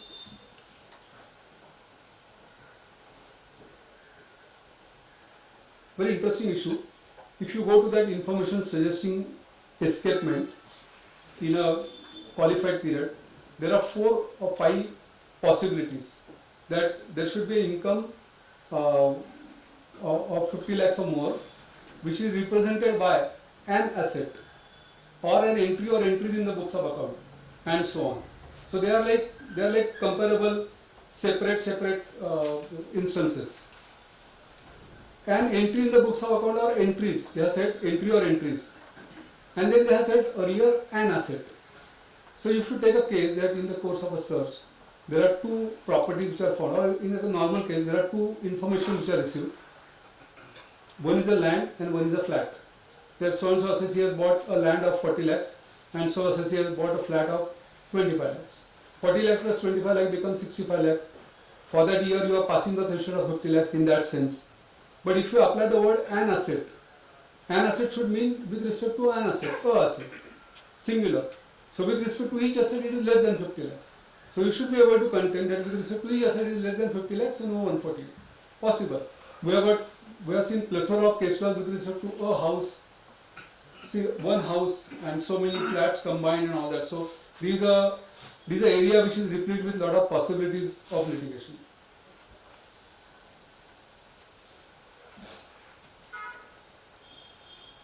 After doing all this Ramarola with respect to formation of your views and making the inquiry and giving the opportunity to the assessee of being heard, passing the order, now the matter is replete, now the matter is, let's say, elevated stage, he issues you a 148 notice. Now kindly note, earlier 148 notices used to be issued for the fact that the assessee has got reason to believe that there is an escapement of income. Now 148 will have to be issued for escapement of income per se. It is not reason to believe. Now it is also not information to suggest escapement. At the stage of issuing of 148, it has to be escapement of income. Today the 148 notices are saying not with that escapement of income tagging. It is still saying information suggesting escapement. So that anomaly remains because at 148 stage there is no more information. It is now elevated stage. So you should be able to object to that notice not proper and all. Signing of notices. In number of cases we have experienced that the notices are either not signed physically or they are not even signed digitally. So to my mind, such a notice is non-est. Such a notice suffers from the basic parameters. So such a notice has to be ignored. We will have to litigate accordingly. We will have to take up this point. Similar is the case of DIN, document identification number. In number of situations, in fact, after Ashish Agarwal's case, whatever 148 notices were sent, to my mind, all of them are without DIN numbers. So if the notice is sent without DIN number, then that notice is not valid. So you should be able to make a contention that I have been issued an invalid notice. So therefore, all the proceedings are should be quashed or they should be dropped. We have got a very recent decision of Pune ITD in the case of BBG, which has said that huge addition was done with respect to an assessment, some such cases after March 21. All the additions have been nullified only on the basis of DIN. Number of cases there, high courts are there. There are also high court decisions which are saying that a mere non-mention of DIN doesn't disqualify the notice, but Bombay High Court has taken a view that DIN number not mentioned in the document, it is not a document valid.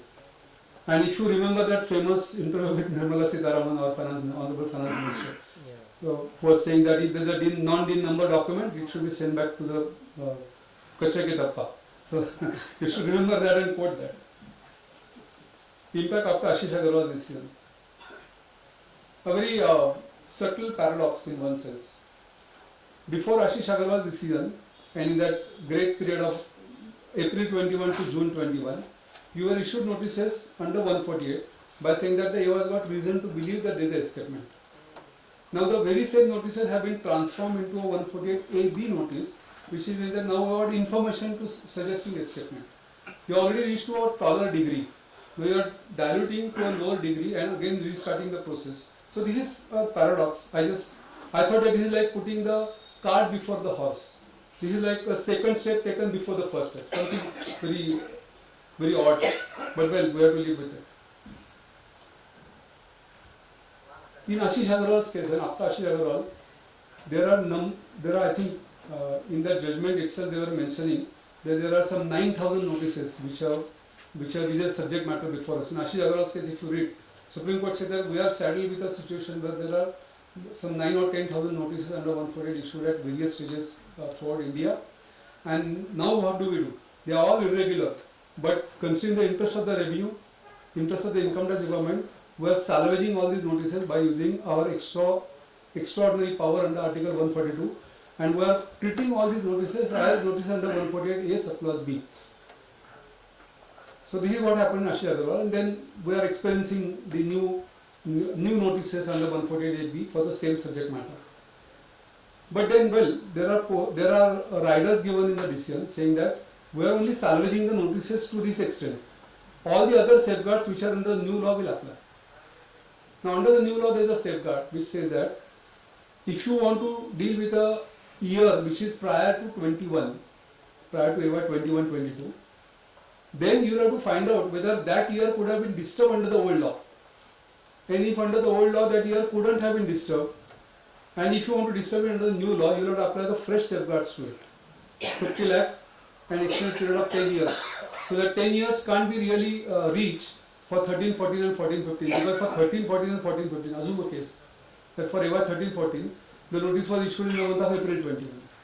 Now today you have to ask a question whether it is possible to make that notice under the old law as of today. So 13-14 के बाद 6 years, if you add that 6 years, it is much earlier.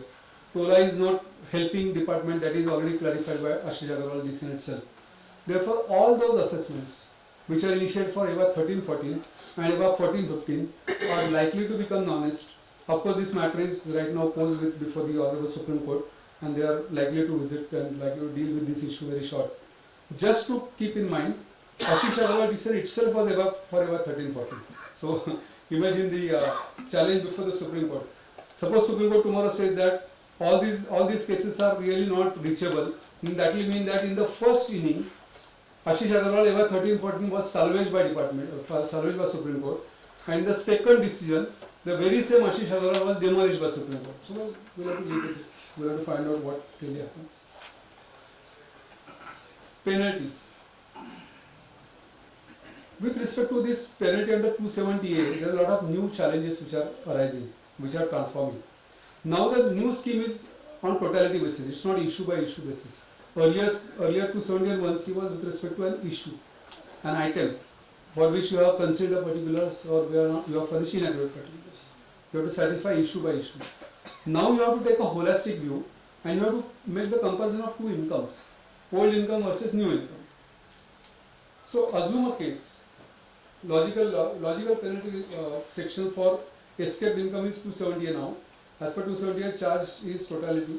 Assume a case of an individual who has not filed returns for past years and who is subjected to search.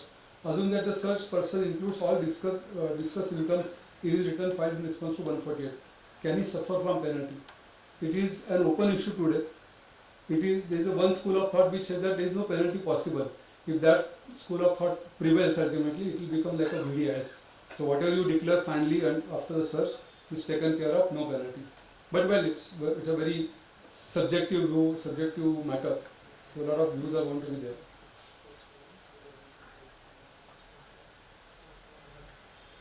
Assume a case where you are issued a 148. Suppose you are issued a 148 with respect to item 1, let's say. And while filing the return of income, you also add item 2, item 3, item 4, for which you don't have any escapement of income ka charge. Now, how the penalty will be computed with respect to item 2, item 3 and item 4?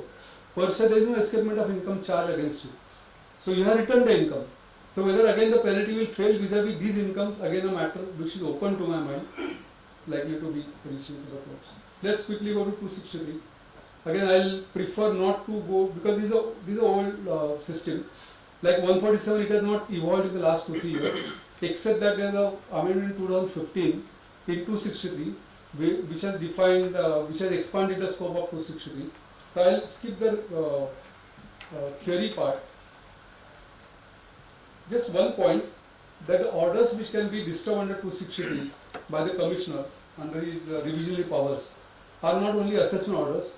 They could be 143, 147, 154, levy of penalty, dropping of penalty, 195 order, 197 order, 210 order, 92C order, refund from ITNS order, all orders, whatever is the order, wherever the order word comes, open for 260. There is a great debate with respect to lack of inquiry versus inadequate inquiry. We will not enter into that for want of time.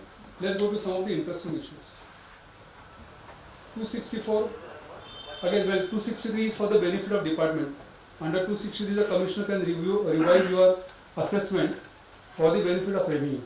Under 264, on a suo motu power, he can revise the assessment for the benefit of the assessor. In the last 40 years of my life with or my interaction with department, I have not come across a single order under 264 which is done on a suo motu basis by the commissioner for giving relief to the assessor. So just imagine the way in which the matters are taken up. Quickly, couple of issues for 263. Very fundamental issues I tried to raise here. Let's read the bullets. 263, CIT appeal has all powers of enhancement. CIT has all the powers of revision. Both the authorities' powers ought to be understood as mutually exclusive to each other. Cardinal principle of hierarchical system is that same function can be done by two parallel authorities. How to locate which issue is under scope of CIT appeal and which issue is under scope of CIT for 263. These are great matter, is a matter of greatest debate. At times you come across a situation where for the same subject matter, when you are in appeal before CIT appeal makes an enhancement. And at times for a similar matter, the CIT uses 263 and makes a disturbance. So this mutual exclusivity at times comes to an overlapping situation. So one will have to agitate accordingly. Then whatever is the power of CIT appeal can't be assumed by CIT and vice versa. But for that we will have to understand and we will have to be clear as to what are the powers of each authority. I don't want to enter into that right now. CIT has issue number 2. CIT has power to pass revision orders. Twin test has to be passed, which is as per Malabar and Max. The twin test, as you must be aware, there are twin tests under 263 language. One is that the order passed by the AO has to be erroneous. It has to be prejudicial to the interest of the revenue. These are the twin tests. And what is the meaning of erroneous and prejudicial is explained in Malabar and Max judgments of Supreme Court. So the CIT can't exercise jurisdiction on an issue which has 2 or more interpretations. Now a subtle issue is there. Max and Malabar jointly say that if AO has looked at a particular issue, suppose there is an issue of depreciation on windmill, at what rate you should be eligible to claim depreciation on windmill? Is it 100% or 80% or 60% or 40%? Could be an issue. And suppose the assessee has claimed, let's say, at 80%. AO was allowed at 80%. But the CIT appeal feels that no, it is not correct, it should be at 25% because of whatever blah blah blah reasons. And on that point, he wants to revise the assessment proceeding under 260. Now, if you are able to demonstrate that on this particular point of time, there is Bombay High Court against, there is Delhi High Court for favorable, there is Kolkata High Court against, or whatever. There is a judicial precedents which are at both sides. So there are 2 views possible. Then on such an issue, the CIT can't make a revision. That is settled now. If the AO has applied his mind and on that point there are 2 views, then CIT can't disturb that particular assessment. But now take a case where I have claimed depreciation, AO has blindly allowed it, he has not formed any opinion, and CIT comes into action and says that what you have done is wrong. Same depreciation on windmill case. Now if I go back to the CIT and say that, look sir, on that there are 2 views, he said, what can I do? It fulfills the first criteria, that it is erroneous. Because why? Because AO has not applied his mind. So if AO applies his mind, you apply the second trigger of 2 views. And if AO doesn't apply his mind, then the second trigger is gone. This is something which is fundamentally incorrect.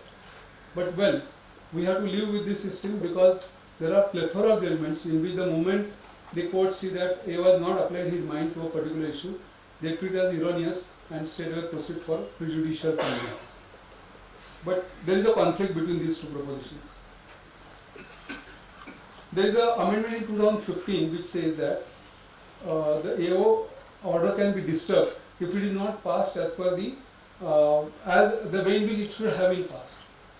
It should have been passed. There is an amendment to that effect. So that this matter, the way in which AO should have, AO should have asked you some more questions, asked you to give some more information, something like that. So by making this amendment, the question arises, is it something new which has been legislated, or is the same thing which is old anyway inherent within the powers itself or within the system itself? When the CIT goes for a revision, is he not supposed to pose the same question which is now explicitly given in 263 explanation 2, that as should have been done by an assessing officer, which he should have performed, which he should have done. If the steps are not initiated, I will go and disturb. So there is a view which says that this explanation 2 which has come from 2015 is merely reincarnation of the old settled silent or let's say echo principle. Implicit has been made explicit is one view. Second view is that it is a substantive amendment and therefore this was not earlier available, this is a new thing, expansive manner. So that is the basis on which we have to find out whether it is retrospective or prospective. So this is again a very crucial issue. At times what happens is the CITs have got a habit, a bad habit to say with respect to them, that they make a lot of observation. They issue a notice to you and then they ask you to give information.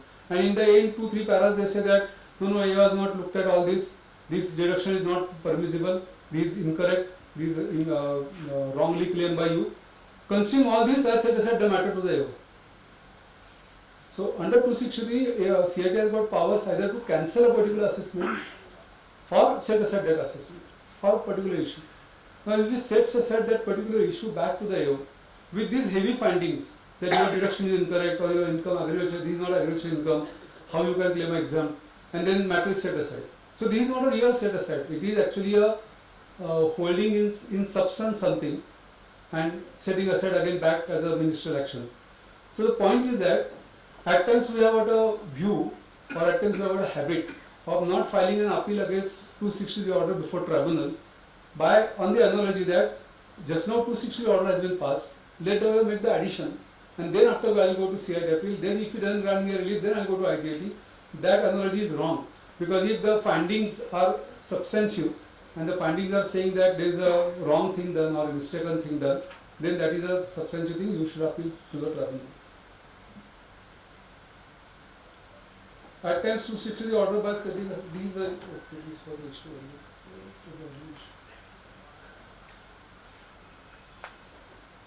Okay. Scope of 264 proceedings. If you go to a CIT for a 264 relief, then he may or may not allow your contention. If he doesn't allow your contention, then the only remedy is that you have to go to High Court. Against 264 there is no appeal with the tribunal. That is difference as compared to 263. Against the 263 order you can go to tribunal. Against 264 order you can't go to tribunal. You have to read the 264 order as it is, the way in which it has been stated. There is one more issue. If you go under if there is a CIT appeal which are done against a particular order, still a 263 can still remain and it can take place. So suppose there are 10 matters which have been disturbed by the assessing officer. Against 10 matters you have gone to the CIT appeal. And the CIT can disturb your order for issue number 11 to issue number 15, which have not been seen by the AO. 11 to 15 are open for CIT. Against that you can also go to tribunal. And 1 to 10 will remain with the CIT appeal. But once you go to 264 for asking for a relief, then you can't have a simultaneous proceeding with CIT appeal. So 264 eliminates the possibility of going to CIT appeal. So CIT and CIT appeal can't coexist for a 264. CIT and CIT appeal can coexist for a 263. That's a limited time. Thank you friends. I have finished in my given time, target time. If there are any questions, I am sure there will not be any more. But if there are any, I am open for any answers. And thanks to the branch and thanks to all the organizers for giving an opportunity of revisiting all these interesting positions of law and the evolving situations coming from various judgments. Thank you friends.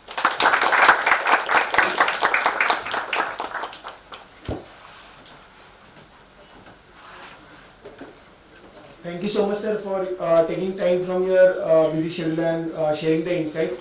Also explaining us the practical issues which we face during the faceless assessments and also the benefits which are being provided by income tax in a later way to the assessees also. Thank you so much. 2 months before I filed faceless appeal. By what time it is expected to come? Very difficult to answer. 19 appeals are still 19, 20, 21, 22. इतना first in first out लगाएंगे तो बहुत difficult है. Last in first out लगाएंगे तो आसान है.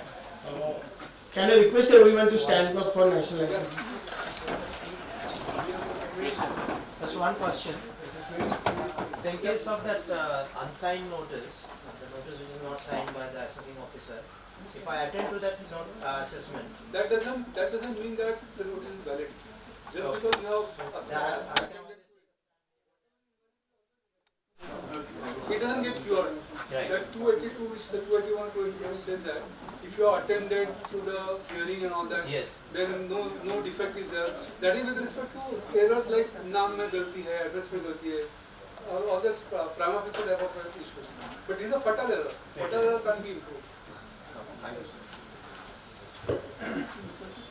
Friends from morning, our MOC have taken a lot of effort.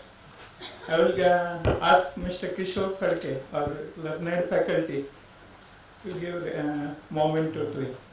That's another reason.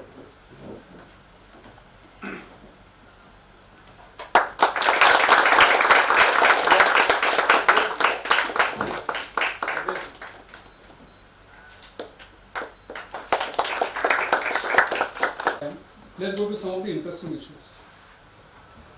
264, again, well, 263 is for the benefit of department. Under 263, the commissioner can revise your assessment for the benefit of revenue.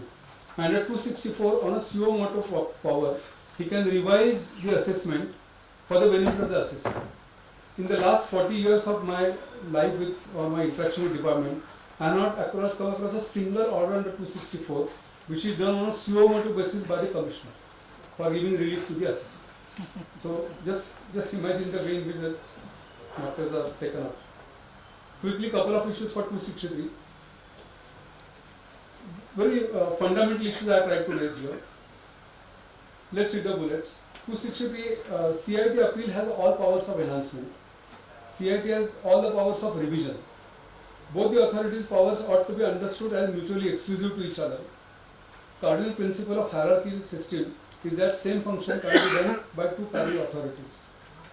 How to locate which issue is under scope of CIT appeal and which issue is under scope of CIT for 263. This is a great matter, this is a matter of greatest debate. At times you come across a situation where for the same subject matter, when you are in appeal before CIT appeal makes an enhancement. And at times for a similar matter, the CIT uses 263 and makes a disturbance. So this mutual exclusivity at times comes to an overlapping situation. So one will have to agitate accordingly. Then whatever is the power of CIT appeal can't be assumed by CIT and vice versa. But for that we will have to understand and we will have to be clear as to what are the powers of each authority. I don't want to enter into that right now.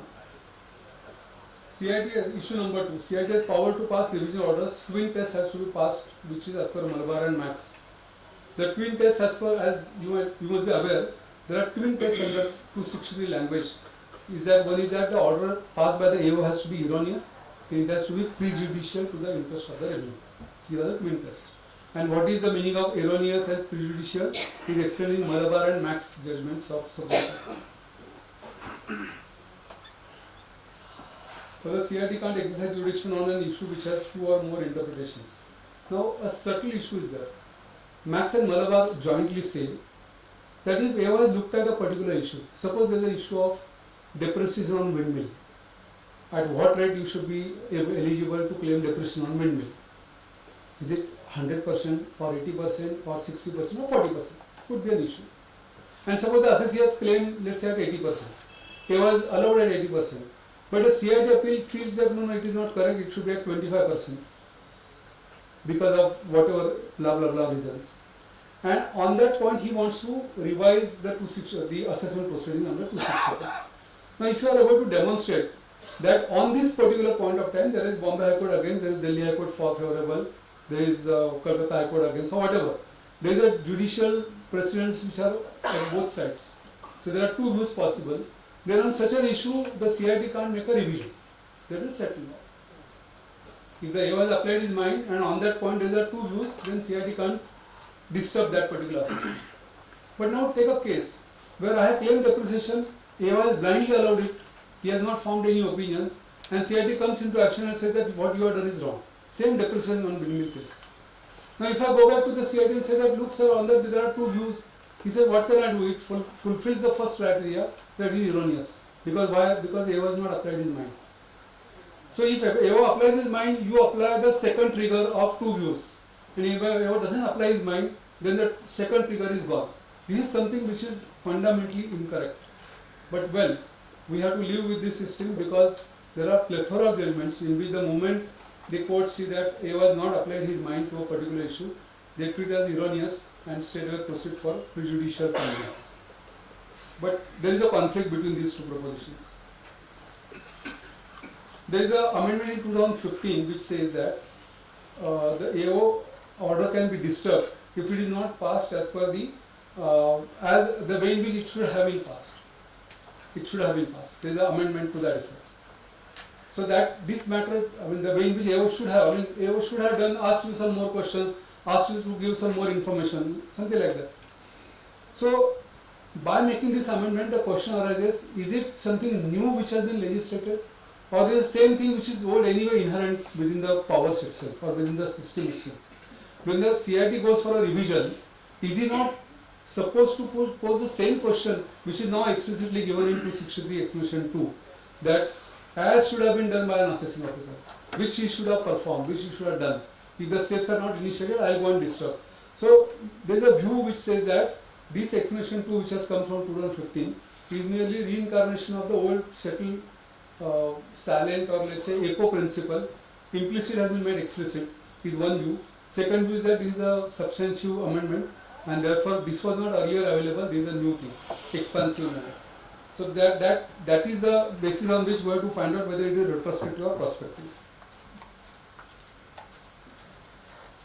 So this is again a very crucial issue. At times what happens is the CITs have got a habit, a bad habit to say, with respect to them, that they make a lot of observation. No? They issue a notice to you and then they ask you to give information. And in the end, 2-3 paras they say that no, he has not looked at all this. This deduction is not permissible. This is incorrect. This is wrongly claimed by you. Consume all this as set aside the matter to the AO. So under 263, CIT has got powers either to cancel a particular assessment or set aside that assessment for a particular issue.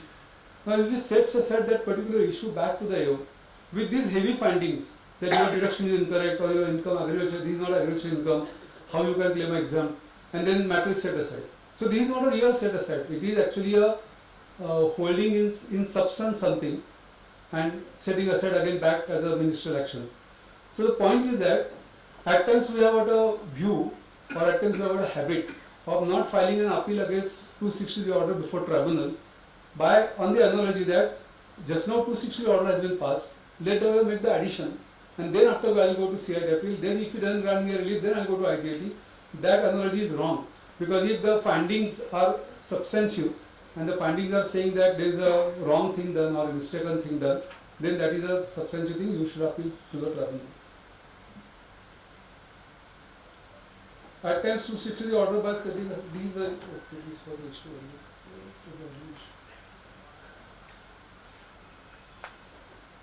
Okay. Scope of 264 proceedings. If you go to a CIT for a 264 relief, then he may or may not allow your contention. If he doesn't allow your contention, then the only remedy is that you have to go to High Court. Against 264, there is no appeal with the tribunal. That is difference as compared to 263. Against the 263 order, you can go to tribunal. Against 264 order, you can't go to tribunal. You have to read the 264 order as it is, the way in which it has been stated.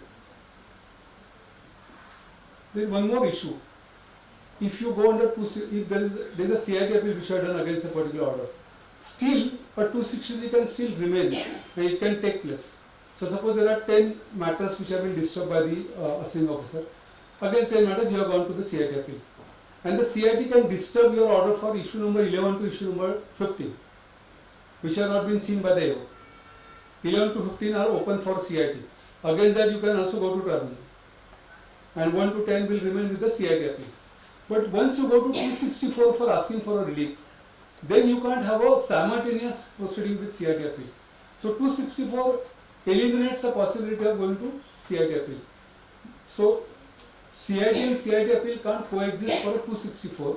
CIT and CIT appeal can coexist for a 263. That's a limited one. Thank you friends. I have finished in my given time, target time. If there are any questions, I am sure there will not be any more. But if there are any, I am open for any answers. And thanks to the branch and thanks to all the organizers for giving an opportunity of revisiting all these interesting positions of law and the evolving situations coming from various judgments. Thank you friends.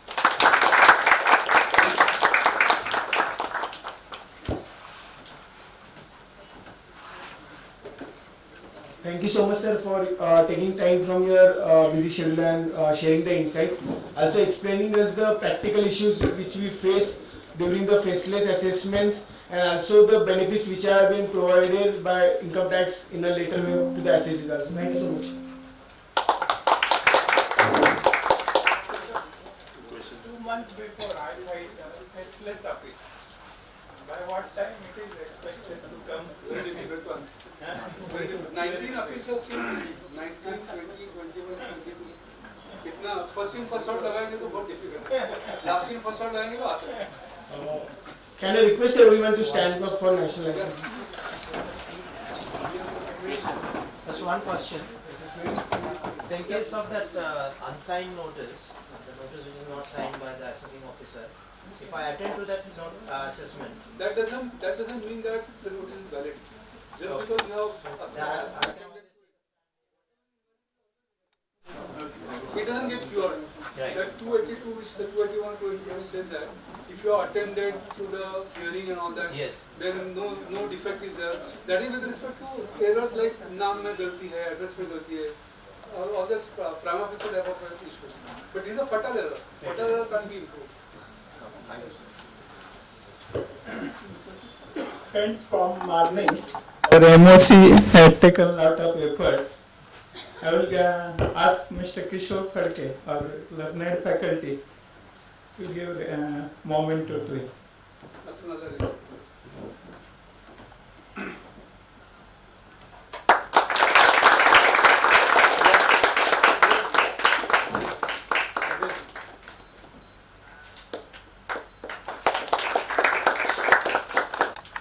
Actually, I am sure you will get lot of. For the benefit of all of you, Manik has taken tremendous efforts with respect to RTI applications. One you told na, that you have taken that tab, which particular tab, and you have the screenshot of that tab.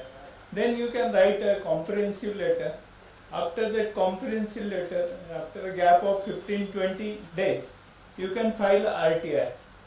And definitely we can test. Another tool which we should be able to use. RTI is a great weapon actually. Yeah. I told you that I will file with Pune Tribunal Register Office. There are a lot of problems you are facing. Just now I filed in that tribunal.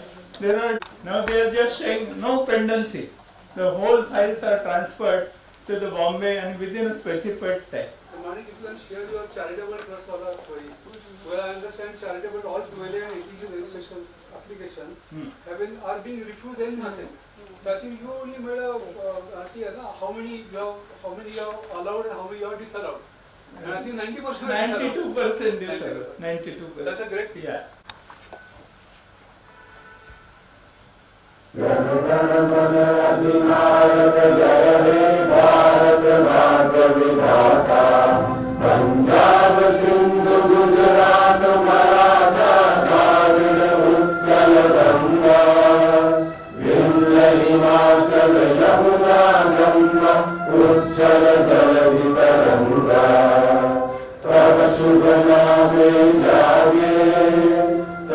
शुभ आशीष मांगे